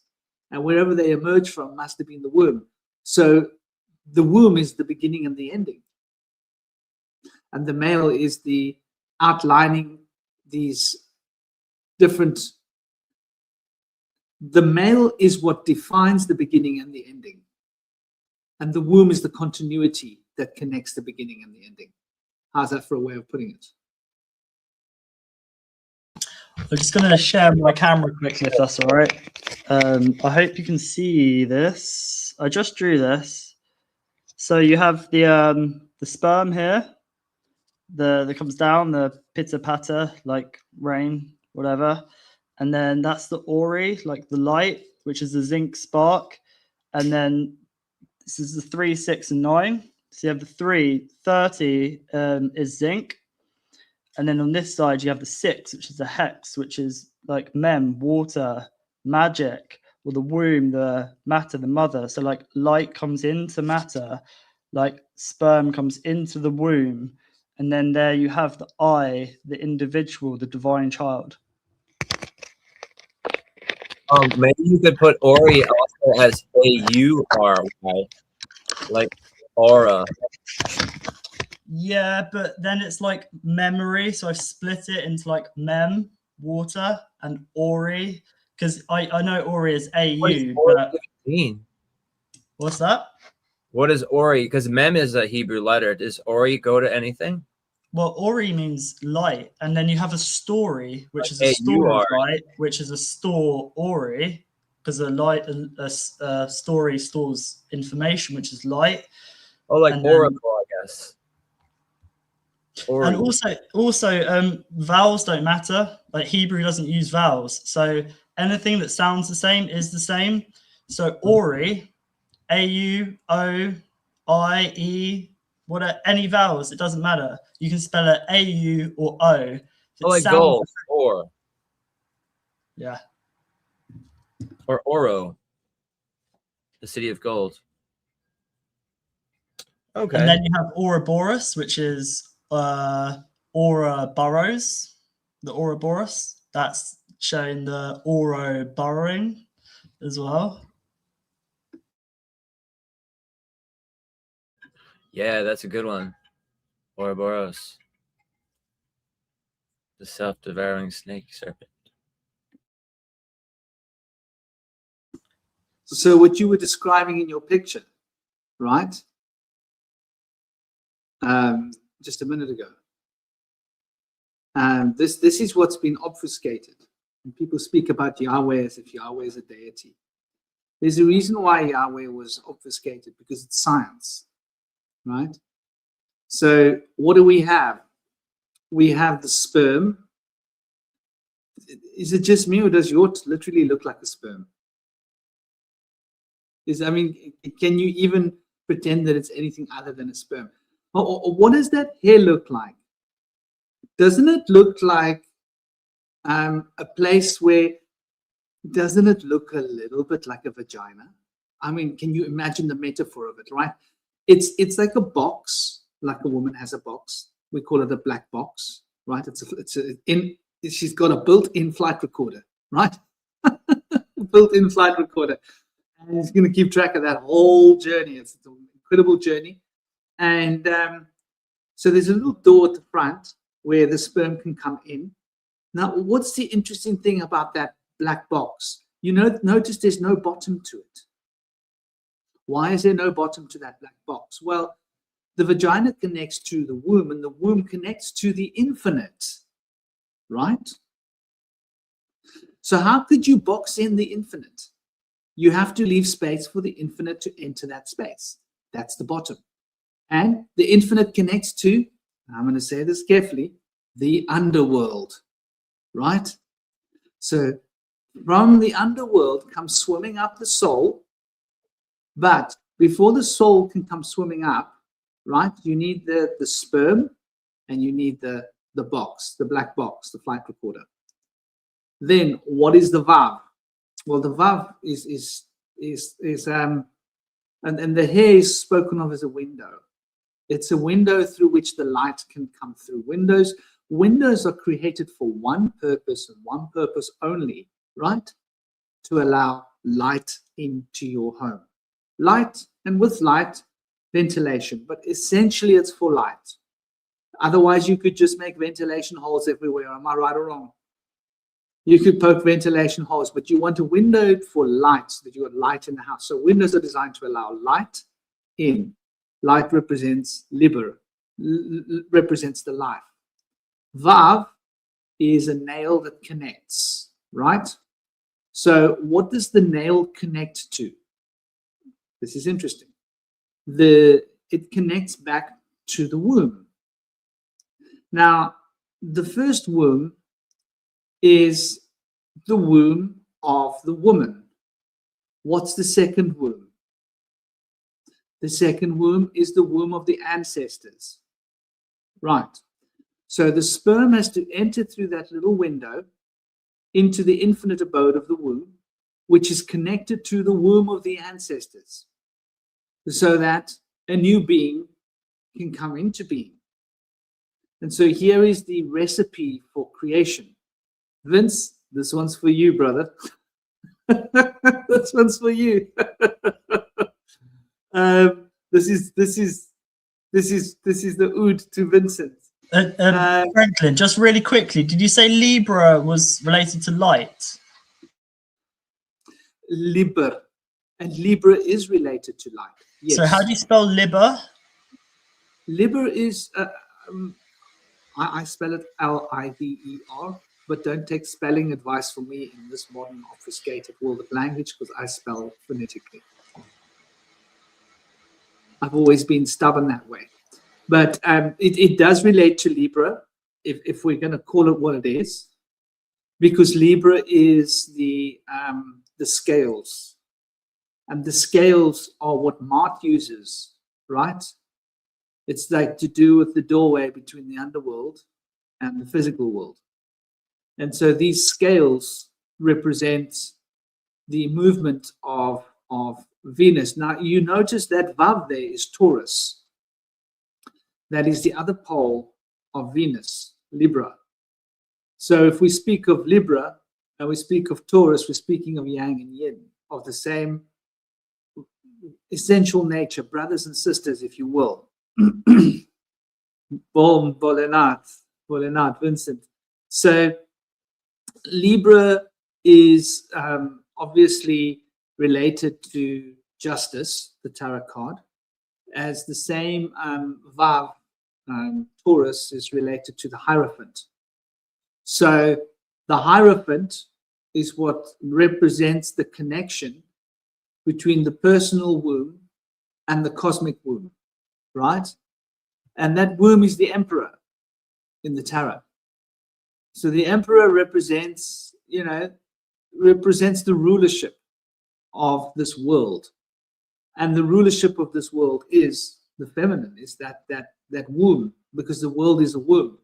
So that personal womb connects to the cosmic womb, and through the cosmic womb, because of the connection of Vav, because of Taurus, and what does Taurus represent? Taurus represents a toric field. What is a toric field?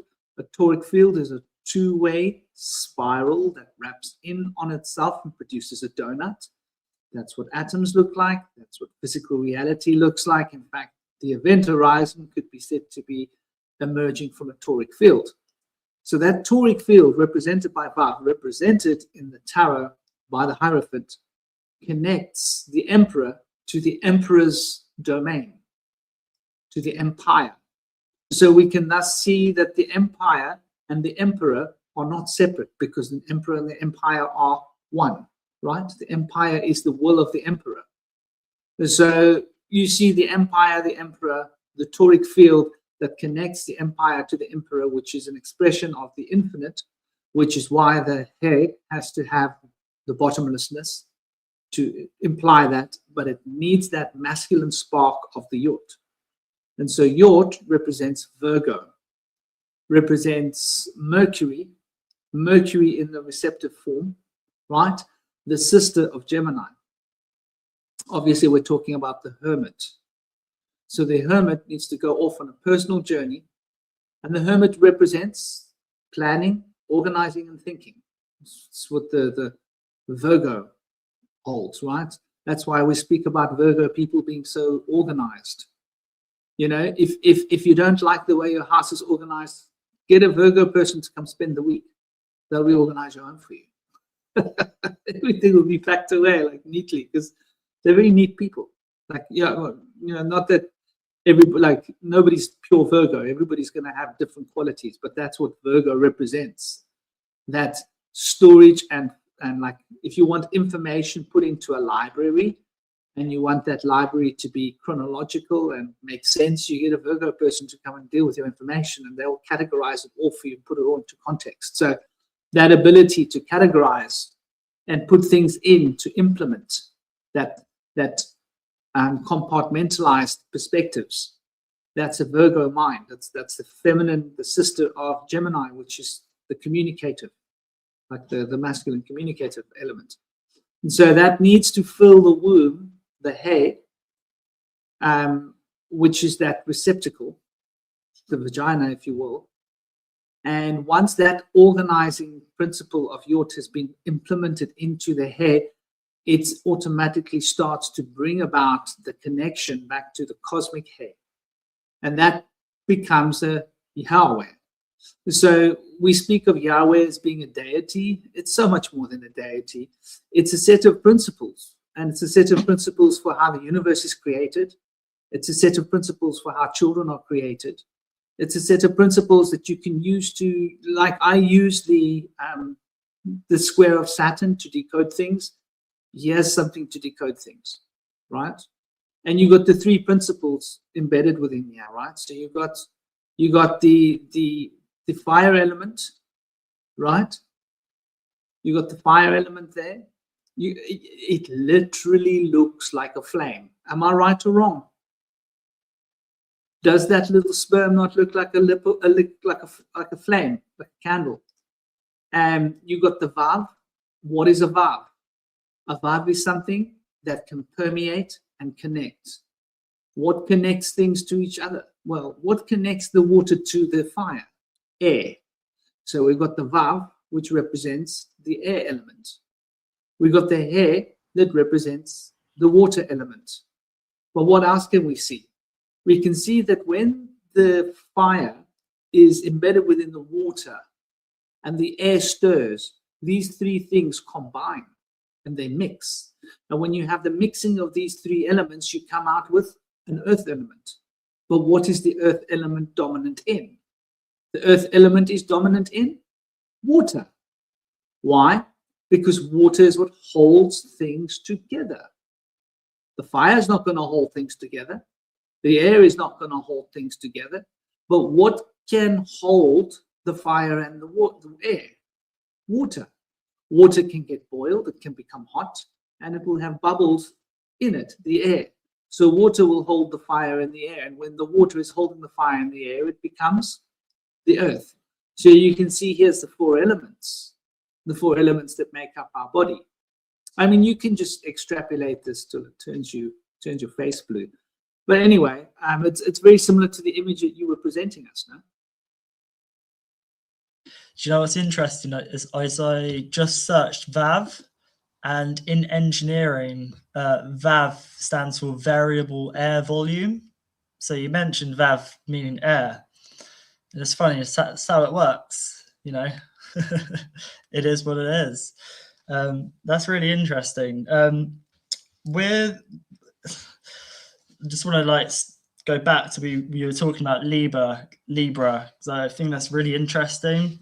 That Libra being light, and then Libra being the scales, which is to do with weight, and I guess that's to do with time and waiting, and within time we all have that sort of weighing of the heart and the feather. And then Libra means freedom as well. And then the Libra card being justice, which is the sixth card, I believe. and it kind of looks a bit like as above, so below. Did you have a picture of the Justice card, or shall I get one up? I think I saw you share one. I'll have one up in a second. Yeah, I've always got Justice card. Justice. Awesome. Trump. So yeah, it kind of looks like as above, so below. Like the sword is pointing to the air and the hand is down, and there's a blue cube on the crown as well. The reason why I mention all of this is because what's coming to mind is Saturn with Libra, with all of this. So if you can you zoom into the crown. So anyway, with the hands, you have one up, one down, as above, so below. One's holding the sword, one's holding the scales. There's a blue cube on the helmet, which I find interesting. And it's a number 6 as well. So you have the Saturn being the 6th planet, the 6 being the cube, 6 sides, the hex, the honeycomb, the matter. And yeah, the reason why I find this interesting is because what's coming to mind is Saturn and freedom and freedom and firmament, and that with like the way all these words and stuff fit to do with justice and as above so below, the cube on the head, I see Saturn there symbolized in that card. There's many other things too, but you have the weight, you know, like time, you're waiting, but then you have the weight of the dense matter. And I think that Saturn's always come to me when I've perceived like boundaries and death and crossing over, and I think the death card is related to Saturn as well, and Saturn's the grim reaper, eats his children and stuff. But it's like it's a journey we all have to make, is to have this weighing of our heart and feather, I guess. And it's sort of the same as judgment too, I guess, coming up out of the cube, out of the matter, above the waters, and back to spirit, I guess, back to the, you know, whatever. So I just wanted to mention those sort of threads, that Libra being light, Libra being the scales and weight, which is to do with time as well, and the density, and then Libra being freedom, because when we're less dense, we feel less freer. And when we stop waiting, we're more freer. So Libra comes with sort of our acknowledgement of time and just being present, rather than looking to the future, looking to the past. And rather than you know, just being a little bit less dense, we become freer as well. And I have heard the Justice card being kind of related to the oh god, what was that? What did I mention a minute ago? What's that card you found, Des? Judgment. Judgment. The Justice and Judgment card, there being a kind of crossover there, and that with Libra and the scales, that is kind of judgment, and then that is kind of justice. And then, you know, I just want to chuck those links I've made in there, because for some reason Saturn was coming to mind a lot with that card, and relating to light and density and time, because time is the pace of light and space is the density of light as well, I guess. So yeah, just thought I'd mention all of those bits. Hope it makes sense. Yeah, what you're saying does make a lot of sense, and you can see how I've shared something which might also shed a bit of light onto that. So, okay, firstly, the stone of Libra would be the diamond of Venus. Venus is related with diamonds, right? And so diamond is your primary gem for Libra, which has got to do with the reason why we exchange diamonds. Has got to do with a diamond will make you more, what's the word? Less likely to cheat. Yeah. So when a diamond is, did he fall off? Are you there? What happened? Oh, you're still there. You're still there. Okay, good, good. Just checking that you're still there. So a diamond will make a wife and a husband. Like, what's the word when you're not going to cheat? Fidelatrous or devoted? Loyal. Loyalty. Loyalty. Yeah. Loyalty represents loyalty. And so Venus is all about loyalty, right, in relationships. And doing the right thing, being balanced. So this is like the connection with Libra and life. And but that being said, other stones that are good for Libra is the opal. The opal is very good for bringing the emotional balance and attracting romantic energy from the unconscious. Okay, so that brings the moon's shadow into it in a positive way. Blue sapphire is also very positive for bringing the strength, the Saturn's intellectual presence. So when we're speaking of Saturn's intellectual presence, we are speaking of the rules of the fifth house of intellect that Saturn rules. And when we're speaking about the fifth house of intellect in this relation, we're speaking about Libra. Let me take this off. In this particular situation, we're speaking about Libra is the first, right? Scorpio is the second. Sagittarius is the third. Capricorn is the fourth. Aquarius is the fifth. Aquarius being the water bearer, information, knowledge. The house of the intellect, Aquarius, ruled by Saturn. So you are bringing that intellectual power of Aquarius into Libra. The waters of life are entering into life. And that solidarity of Saturn's devotion. Saturn is heavily devoted.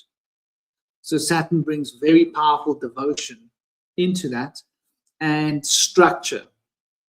So when you are wearing a blue sapphire for your Libra energy, let's say someone's Libra energy has got on an astrological chart. I'm not trying to get too heavy into the astrology, but let's say once someone's Libra energy is challenged because of a square. And let's say the square that's challenging Libra's energy could be mercurial, but a negatively aspected mercurial presence. That could cause someone to become a little bit emotionally fickle. And that means in a relationship, that person might like just on the whim go and sleep with Tom, Dick, or Harry, right? Or on the whim go and sleep with Tom, Dick, and Harry, right? And no offense to Tom, Dick, or Harry, but I'm sure both Tom and Harry have them. The idea is that Saturn, Aquarius, would bring the devotion into that fickle displacement and help to stabilize the Libra so that the mercurial influence can bring a positive air of that information being expressed rather than it being expressed as random, incoherent flirts of information that doesn't make sense. So the stability of Saturn from Aquarius, this is why you will find a blue sapphire could be very good for a Libra. Now, going back to that image, right? Going back to that image, that's what we are seeing. Yeah, I'll try and make it bigger for you. What we are looking at here is a blue sapphire, right? And if you think about a blue sapphire, it's a beautiful stone. It's a hard stone, and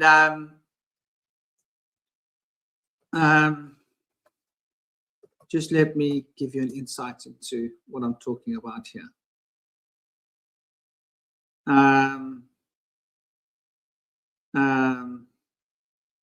What were you talking about earlier? I'm not Um, sure, but The did you three. say diamonds are Libra as well? Diamonds are Venus, which rules Libra, and it Well, is the that's- stone for bringing out the Libra strength. Well, why that's interesting is because diamonds are made under pressure, and if there's a link between Libra or Justice, this card, and Saturn being boundaries and pressure, that kind of fits too. Yeah, that does totally basically bring into point.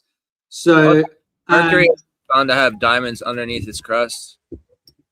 A huge diamond layer.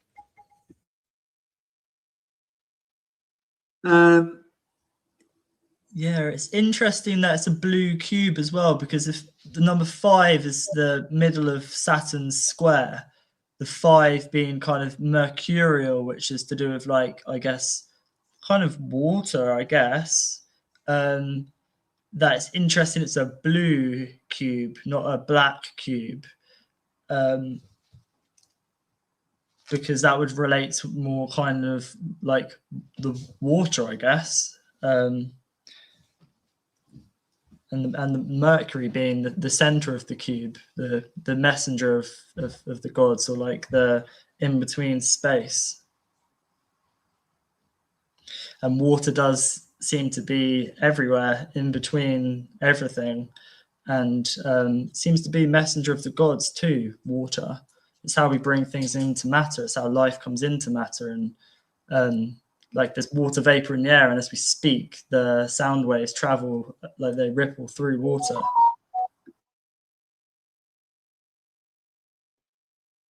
So I just want to point out here, hope you guys can see this.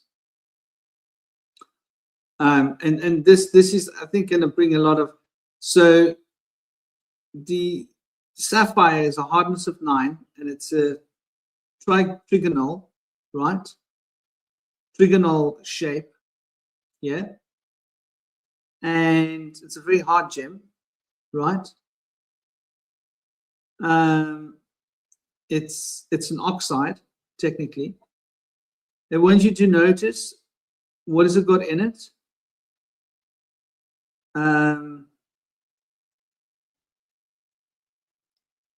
Is that an Al2O3? Isn't that interesting? Right? And it's a 6-sided barrel. So it's hexagonal. Right? So the hexagonal columns of it are darn it, this is not what we wanted. We didn't want to move away. It's a uniaxial, so it's a negative charge, right? It's often described as using hexagonal axes for convenience. So that's just food for thought. And we're thinking about Venus as representing the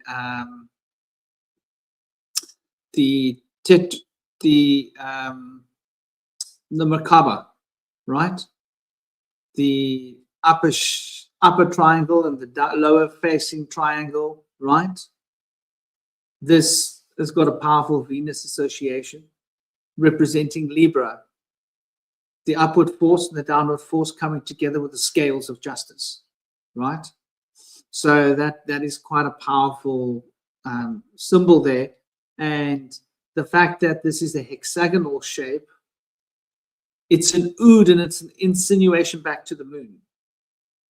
So Libra is why Venus and the moon are close. And now we're talking about Isis and Hathor. If that makes sense. Isis and who? Sorry, Isis and Hathor. Hathor, yes. Hathor, yes. And They're very closely associated with wombs and with giving birth. Both of them. Yeah, brother. the Merkaba, because it's like it's an upwards triangle, downwards triangle, and then you have the spot in the middle. The spot in the middle is the center of the cube, which is Mercury, which is the myrrh, and then you have the car, which is the fire, and then you have the bar, which is the water. So I find that interesting. The Merkaba, if you split it, you can kind of see what it is.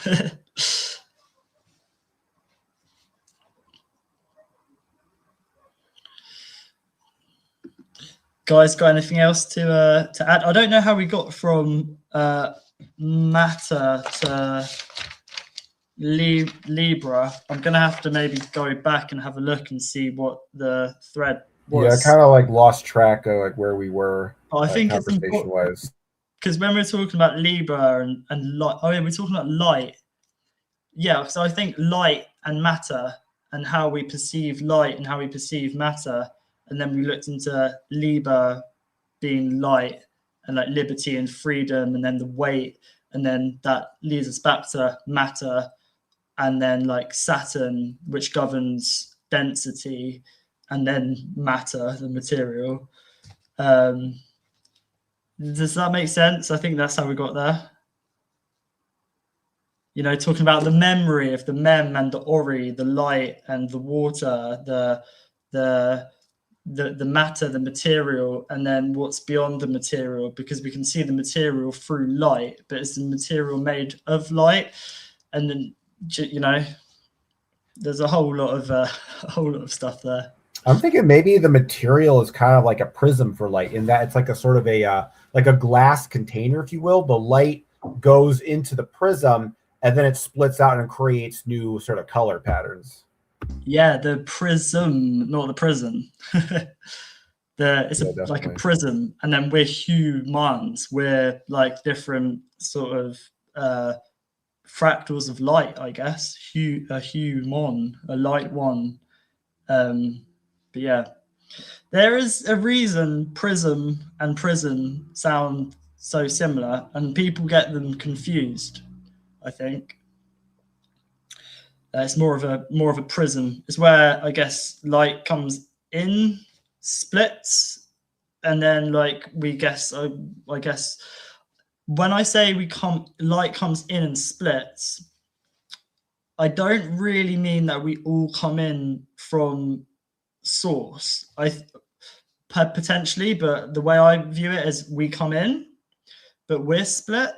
We don't come in here as fully us. I think the moon has some relation to do with the subconscious and the Saturn moon matrix, which I don't know much about, but I think we come in here as like to see a fresh perspective, to sort of to grow in this prism, and to then move on. Like this place is a vortex, but there's something happened to the spin and stuff's got stagnant. They were supposed to come in and then go out. We come here to learn, like as a school, and then go.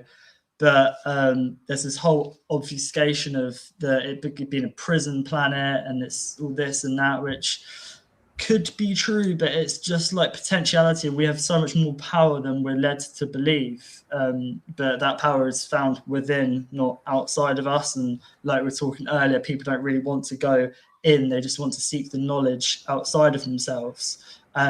Walls and barriers have been built up via trauma and so much, even like so much stuff, so many barriers we've put up, not just trauma, like rubber soles on shoes we were talking about as well. Lead found in clothing from Sheen, for example, which is funny because Sheen is like light, I guess, and they put lead in their clothes so that kids can't emit their light. That's really what this comes down to, is containing light, that the cube contains light, contains us, contains our light, but for a reason. So we were talking about pain and suffering and the reason behind it. Well, life doesn't have to be pain or suffering. I guess like the Buddhists say life is suffering, but there's a lot of pain and a lot of suffering which shouldn't be here. It shouldn't be in this realm. It shouldn't be on us. And it's put on kids from a very early age, from birth. We were talking about at the beginning with C-sections and trauma and guilt. But yeah, I'll let you add something if you want to, Cosmic. I think I'm listening to this conversation in regards to talking about matter, and I realize the real issue here is not the fact that matter exists, but the fact that we're told that matter is devoid of consciousness. That's what's really creating, in my opinion, the obfuscation here. And what it's actually done, now I'm starting to think about it, is it's split the world into two different realms. So you have the one realm where it's like, matter doesn't exist. It's all light. It's all consciousness. And then you have the other realm where it's all matter and there is no light. It's just a material. And it's like you have these people, and it's like a different belief systems. And like the whole thing with Zarfexology is that you start to see worldviews as actual worlds. So even if you think a world is an illusion or it's not real, it still functions like a self-contained world, like a sort of like a dream world, if you will. And it's like we have the sort of the materialist world that seeks to sort of like stay away from the light and consciousness and sort of embrace the sort of the material, aspect of existence. But I think with that dichotomy is that you have the other side, which is all pure light, and it spends all of its time avoiding matter, avoiding reasonable things, going in kind of the opposite direction, like the Lucifer to the Ahriman, like you were mentioning Ahriman earlier. But I think that with the advent of that Ahrimanic influence, humanity created a Luciferian influence to counteract the Ahrimanic influence. So now we're kind of stuck between both of these different worlds. And I think what we have to do is to take the light world and the dark world and fuse them back together again. It's just kind of like that time when we were talking about the dark crystal, right? We talk about the distinction between the Skeksis and the mystics. And in a lot of ways, that's kind of what we're dealing with here, is like the Skeksis is sort of the representative aspect of our world. It's dark and materialistic. And then the mystics represent the more immaterial aspect. And that the harmony comes not when one conquers the other, but when they both merge together, at the end of the movie and become singularized beings. And I think when it comes to our worldview, these different worldviews, like that's kind of what I've been doing with my project and my occult practices, is taking that, that mystical realm that, people like, you guys and perhaps myself live in, and then you take that skeptical realm, skeptical Skeksis, like there's definitely a connection there, that is materialistic and nihilistic. And it's not so much that it's a false realm, but it's a split realm. Like we've taken these two ideas and we've split them off into these sort of negative extremes, if you will. And by sort of taking the coherence of the material world and then combining it with the sort of the light and optimism of the spiritual world, I think we can sort of get a more accurate representation of the world that we actually exist in, rather than this kind of like being ping-ponged back and forth between these two extremes of, like you said, Lucifer and Ahriman. And I think the idea is not that we need Lucifer to conquer Ahriman or Ahriman conquers Lucifer. We need to either combine them or get rid of both of them at the same time. This is it's a two-pronged problem. It's like it's a double Ouroboros. This is a problem that it has to be dealt with from multiple angles. You can't just attack it from one side and expect the other thing. You have to kind of go after both sides simultaneously and sort of like combine the two together again. Yeah, man, well said. I'll let Indy talk. He hasn't spoken in a while. Yeah, I've been patient.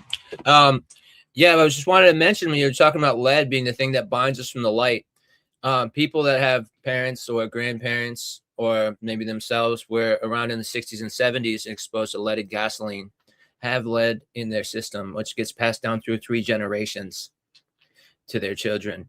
So we're all exposed to and contain lead within us that binds us from the light. Also, they used leaded paint during that time. But before we go, I'm just going to want to share my poem. But go ahead. Indy, have you found any correlation between lead poisoning and the knees at all? Have you heard of that? I know that lead causes psychosis, antisocial behaviors. I study psychology, so as a biologist, I would have learned more about that stuff, and a physiologist. But I do know a lot about joint health because I have knee injuries, and so I try to take things that alleviate knee injuries. That. And let's not forget, lead is the alchemical element of Saturn, which is also relevant here. Oh yeah, does Saturn represent the knee in the zodiac body? Yeah, that's why I mentioned it. And the knee represents leadership, specifically the right knee. And do you know what I've noticed recently, including myself? A lot of guys have right knee issues. That's the leadership. Because we need to be stepping up because of all the shit that's going on in the world. And lots of people are not stepping up. So I'll be interested to hear and see, and I've got my eyes open for people who have knee injuries, because that's related to Capricorn, which is Saturn, which is leadership. All right, the knee injuries are caused by the emotional body. All right, and so the problems with the emotional body that cause knee injuries are stubborn pride, the inability to bend, inflexibility, and people that won't give in. So you could say lack of flow. That there's a lack of flow in the world, and obviously stubbornness is related to Capricorn. Yes.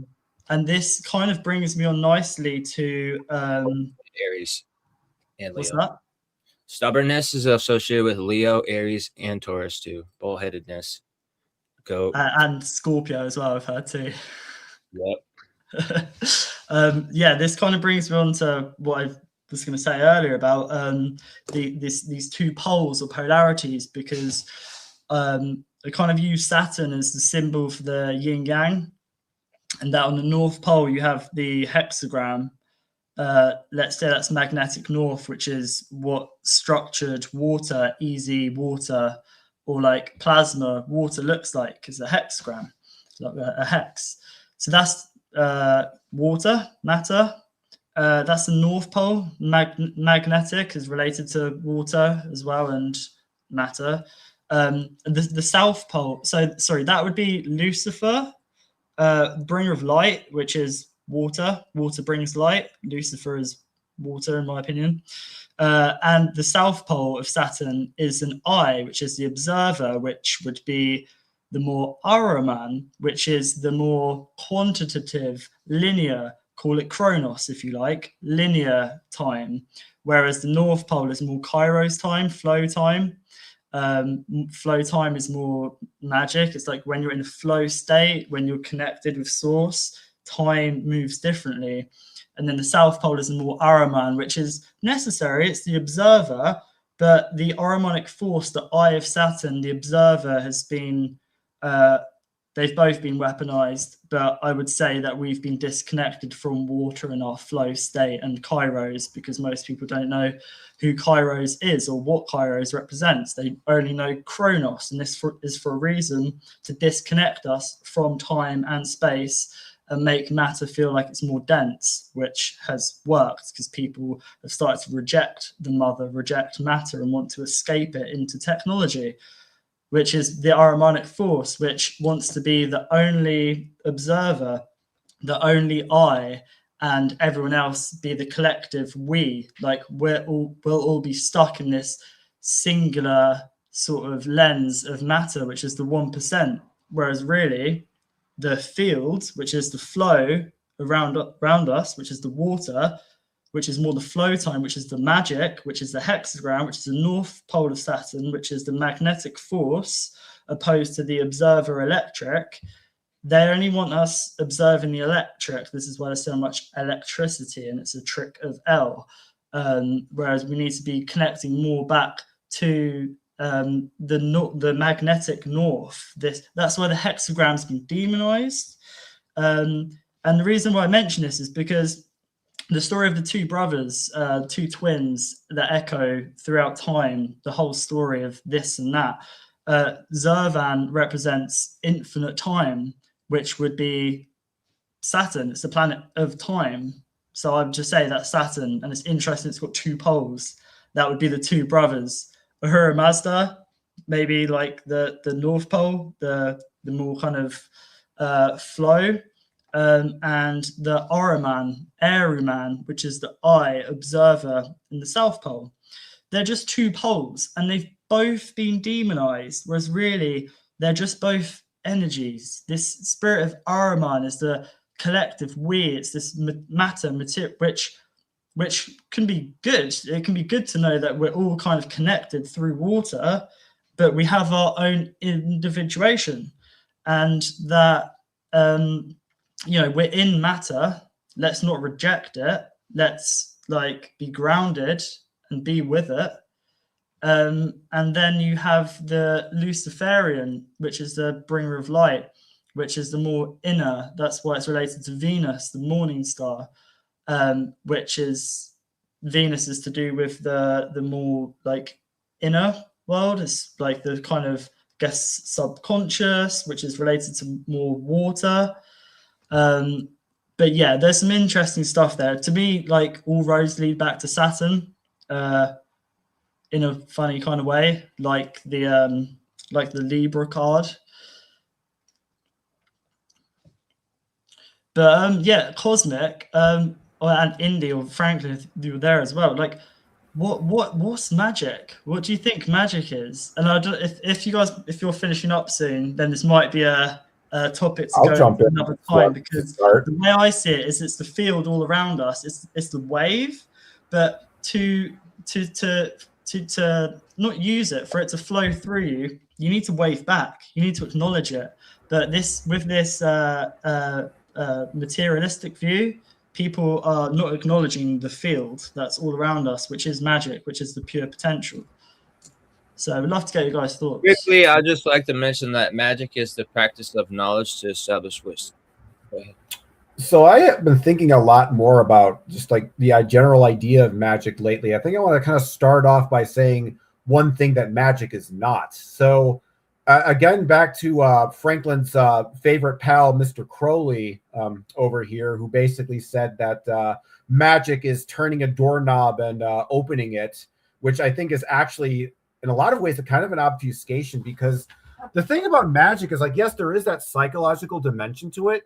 But to me, what makes it interesting is that sort of a causal dimension to it, that aspect that seems to go, that it operates outside of the sort of the standard deterministic sort of logical structure of reality. You can't, I was thinking about the other day, is why is this stuff so difficult to replicate in a lab? Is it because it's, confirmation bias, or is it something else?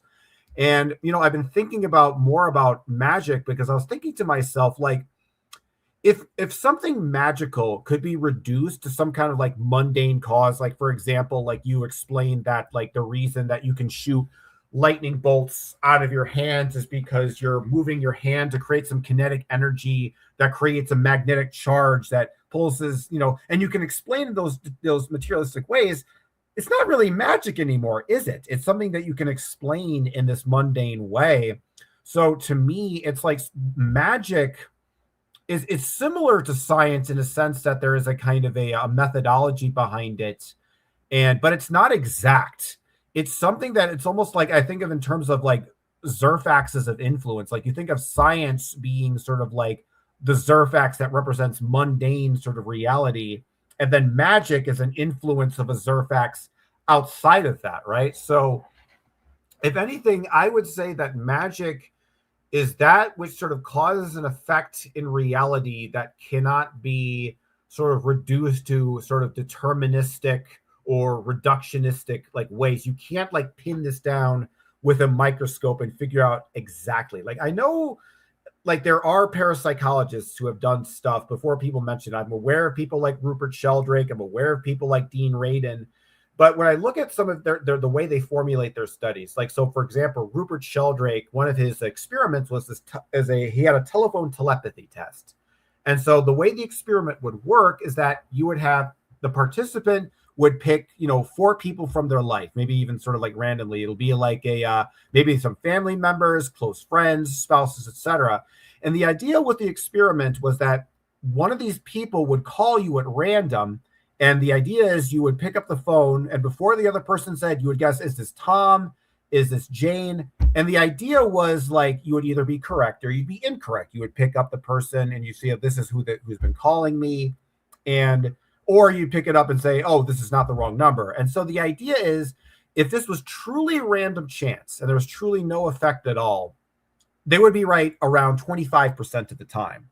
But what Sheldrake found with his studies is that they were right more like 30 to 35% of the time, like a much higher number, where that shows that it's definitely beyond random chance. So you see that there's something, measurable that you can detect. But the scientific atheist, no, that's not good enough for them. They need exact numbers. They want everything that they can take something and they can tangibly, exactly figure it out. And I think with magic and paranormal stuff, you're never going to be able to quite get to that point. Like I've tried to get to that point myself, and I've kind of bashed my head against the wall trying to figure it out. But I've kind of come to the point lately. I've realized that you kind of have to accept that sort of more, I don't know. I don't know if acausal is the right word. Second-hand causality. It's more like a secondary or tertiary causality to reality, as opposed to more matter being a more primary source. And I guess you guys maybe could argue that it's the other way around, that matter is the prime. But there's a hierarchy to this, is what I'm saying. Because I'm saying, like, maybe one of you guys might say that consciousness is the primary thing and matter is the sort of secondary phenomena. But fair enough, and that could work too. But yeah, that's how I would define magic. That's something that it's you bring your will into reality, but you're doing so in a way that cannot be discerned with standard cause and effect relationships. That somehow magic seems to operate outside of that sphere of perception that we are aware of, and it operates in a way that cannot easily be discerned with logic and facts and measurement and being exact. But we're able to make sort of like potentialities and sort of like realize that there's certain instances where things aren't behaving as randomly as they're supposed to. So we can at least determine that there's something there, and it's not just like, in our heads, but it's not going to fit neatly into a science textbook where everything can be like accurately measured and predicted. Magic seems to be wild and unpredictable, and the results are never something that you honestly quite discern or expect. It is something that's kind of like, mysterious and otherworldly. And I think one of the problems with modern society and its approach to magic, and specifically in chaos magic, is they've tried to make magic mundane so that materialist people can make sense of it. But in the process, they've made it so mundane that it's diluted its original essence.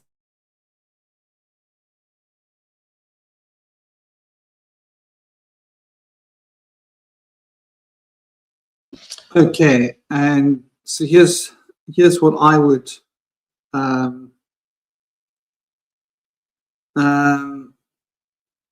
here's what I would say, right? And I agree. I came across this first in a book by what is his name? Walter Ernest. What? Let me just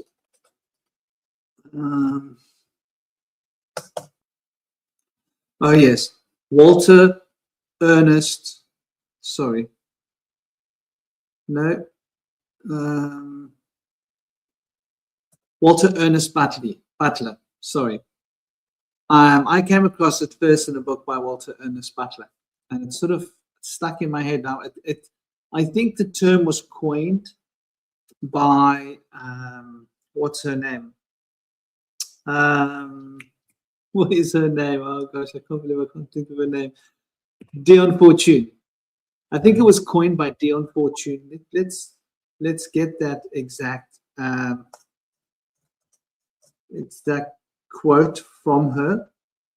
But I remember a book from W. Butler that I read many years ago, and it was a very interesting book. It was, I think he coined it as like, magic is the ability to alter consciousness at will. And the original quote is from Dion Fortune. I think it was like 1930 something. Magic is the art of causing changes in consciousness to occur in accordance with the will. Right? So, if the whole structure of reality, everything that we can see and touch, everything that we can think, everything that we can feel, everything that we can experience is nothing but consciousness. And we can experience and affect this consciousness through our minds. Then magic is the ability to alter consciousness at will. Which means that when we alter consciousness, we can also alter memory. And our memories exist around us. They're pretty solid. These memories are pretty damn solid. So what we think of as matter are like what you could consider as memories. And we have the ability to alter these memories at will. So that's what I would say magic is, the ability to alter consciousness. And that goes beyond magic as well, because it's not just the definition of magic, it's also the definition of mysticism. And it's also the definition of shamanism. So Well it's sort of said. universal. Yeah, I would like to add that maybe what magic is the ability to use the power of the subconscious mind to be able to access that can influence not only one's own consciousness, but the conscious realm of the others and the Maya of the illusion. Yeah, man. So it could also be like, I guess, altering consciousness could be altering perception, which would be where is your attention going? And that brings me back to the wave and acknowledging the magic, acknowledging the wave. You've got to give it your attention, which alters your perception. And then sort of like the matter can change, like how you perceive things can change depending on how you feel into it. And India, I just want to add to what you mentioned earlier with, do you say like magic is knowledge? Or because I've got written here like magic's kind of like, I guess, wisdom, which is a balance of knowledge and intuition. So the way I look at it is knowledge, I guess, is the occult. So say skeksis, which is to know the ledge, and the skeksis, the government, whatever, have built barriers to stop us seeing beyond. They've hidden our eyes from what's really going on.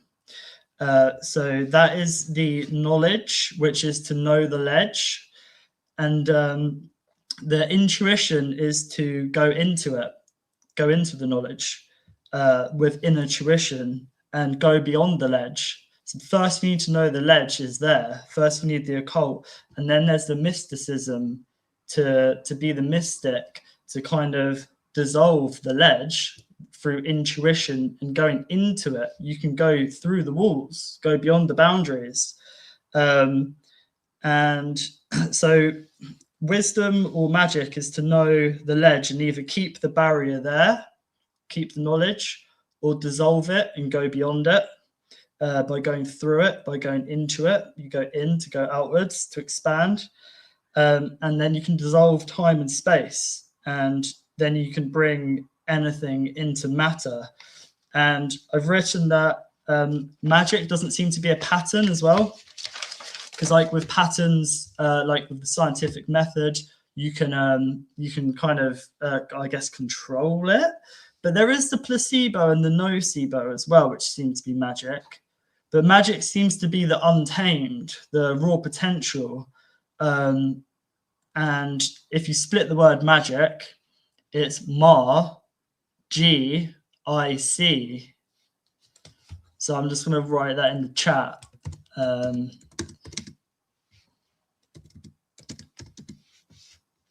Yeah, so G-I-C.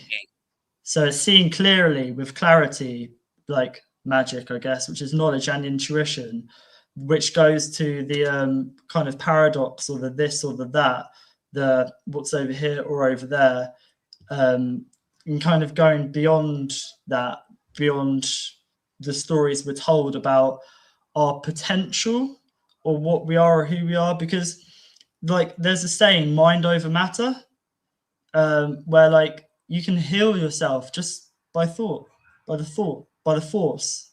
by what's out here.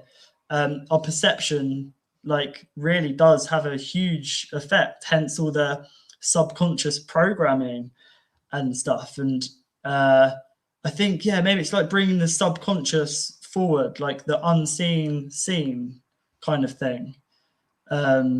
Because otherwise, if you don't bring the subconscious forward,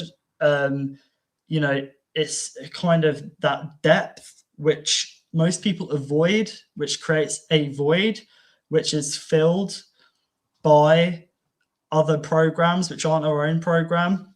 And like there's raw potential like everywhere in any given moment that we can acknowledge, if we act on the ledge with the knowledge, to sort of with the occult, the first step, and then with the mysticism, using the mist to kind of dissolve these barriers. And then you can see with clarity, I guess. You know, it's if we're talking about materialism, I feel like we also have to talk about determinism as well, because when I've been thinking about when it comes to magic, with divination systems, whether it be, you know, shuffling tarot cards, reading runes, doing astrological, what I've realized is that magic, and I mean, it affects reality. It seems that magic has an easier time affecting systems that are ultimately indeterminate or random. So for example, if I have a pair of dice sitting at my table and the dice are just sitting there, and let's just say I have 2 1s, snake eyes. If I like try to use my mind and try to like visualize those pair of dice being 6s instead, it's going to be somewhat difficult. But if I take those 2 dice, I put them in my hands and start shaking them, now the intention is easy. Now that it's more malleable, now my mind has an easier time affecting that system and making what I want to do. And that the problem with materialism is that it describes reality in every aspect in more deterministic ways. So it's almost like it's taking these, because the way I see it, that all magical portals of any kind involve some aspect of indeterminacy. Because if reality is this kind of deterministic, you know, matter is this deterministic thing, the places where matter can be interacted with are those aspects of realities that are not indeterminate, that are more, indeterminate, if you will, something that can be malleable in my mind. Or if I take if I'm shuffling cards, that deck of cards, while I'm in the process of shuffling it, is in this kind of Schrodinger's cat state of flux, where any card opportunity, any card can show up. Because you're shuffling, you're allowing for all the possibilities for that deck to manifest, any card to show up. Whereas what materialism is essentially doing to the universe is preventing that deck from being shuffled in the first place. So it just seems random, because if you just took a deck and you didn't shuffle it at all and you just pick cards, it would seem a lot more random. But if you shuffle it and you sort of project your intent and your feelings onto them, then you start to notice actual synchronicities. Then you start to notice real, communication from beyond. But it's almost like in those aspects of reality that lack that determinate structure, that's where the spiritual world can kind of intersect with our world. So I think when it comes to the conversation about materialism, so the idea is, if you think about it, if you teach everybody to believe that the universe is ultimately, mechanical and deterministic, now there's no more portals for that other side to manifest into this world. So I think that looking at the world not just as a material I think actually, getting past materialism isn't good enough. You have to get past determinism too, because I think in a lot of ways that one of my problems with Buddhism is that it's also very kind of, it views the world as also in a kind of a mechanical kind of way, and that there's like this direct cause and effect relationships, but it's more idealistic mechanism as opposed to material mechanism. So I think that there's also that kind of materialistic thought isn't just material. That kind of overly rational thinking can also be applied into the spiritual realm as well. So the way I see it, when it comes to magic, I think we got to talk about systems of indeterminacy, or maybe randomness is not the word. I think, indeterminate is the right word, because if it's indeterminate, if it's in an indeterminate state, one can project their intention and then determine the actual magical desire that they want. And I think that to me is like the basic, like, if you want to like put the theory of magic into a nice little package with a bow wrapped around it. I think that's a good way to put it. Yeah, determinism, also known as fatalism, or fatalism, the death of the imagination to imagine other possibilities because we've determined everything has already been predetermined. Well, I hope you guys have all been enjoying the show. We're reaching 6 hours, which is 2 hours longer than it should have been. I want to read my poem before we're done.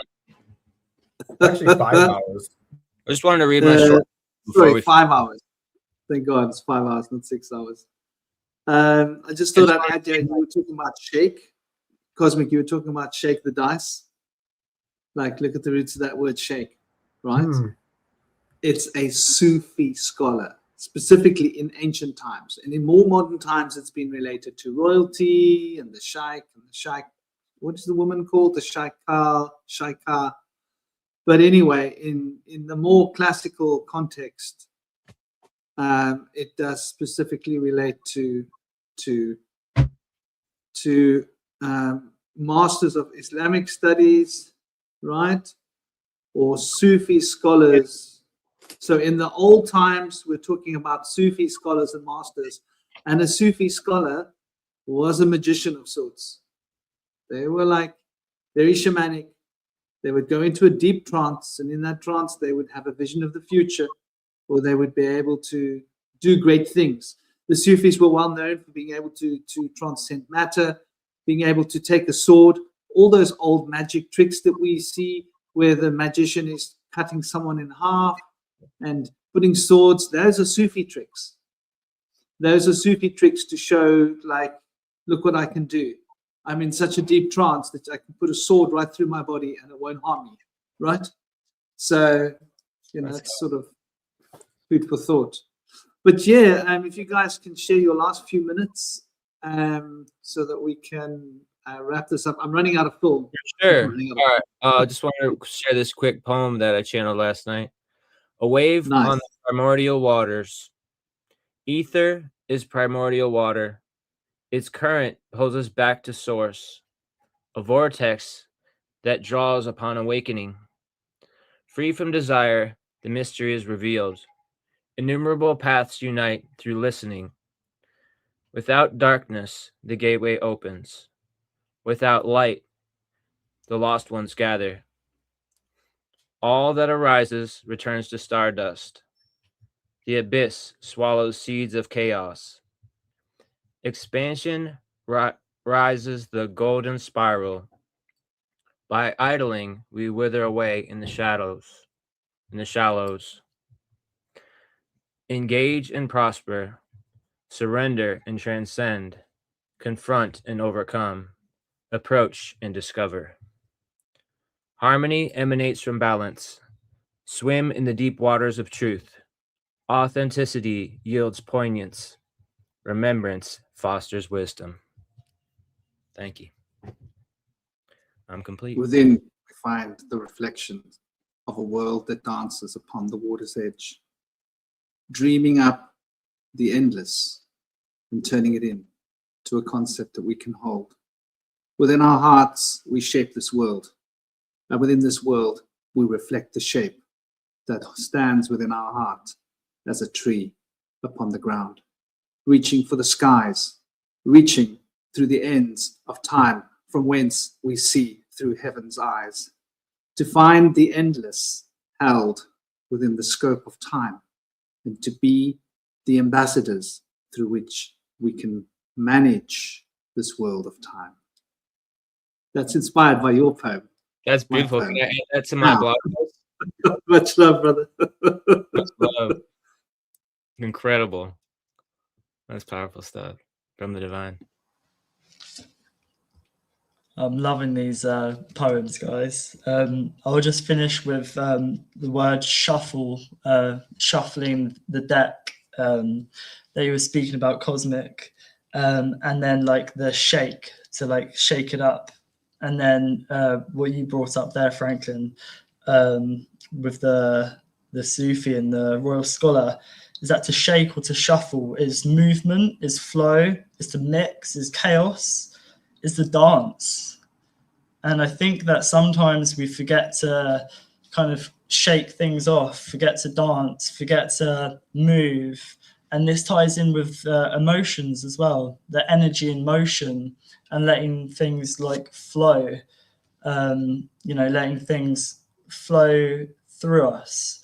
And then, once in a while, if you look at the deck as matter, sometimes we've got to shake things up a little bit. Sometimes you've got to kind of shake things up a little bit by saying things people don't necessarily want to hear, being negative, bringing negative information, just bringing new information that people haven't heard before, which might be deemed as negative, and they might be a bit like, ooh, but really, like, sometimes that's needed.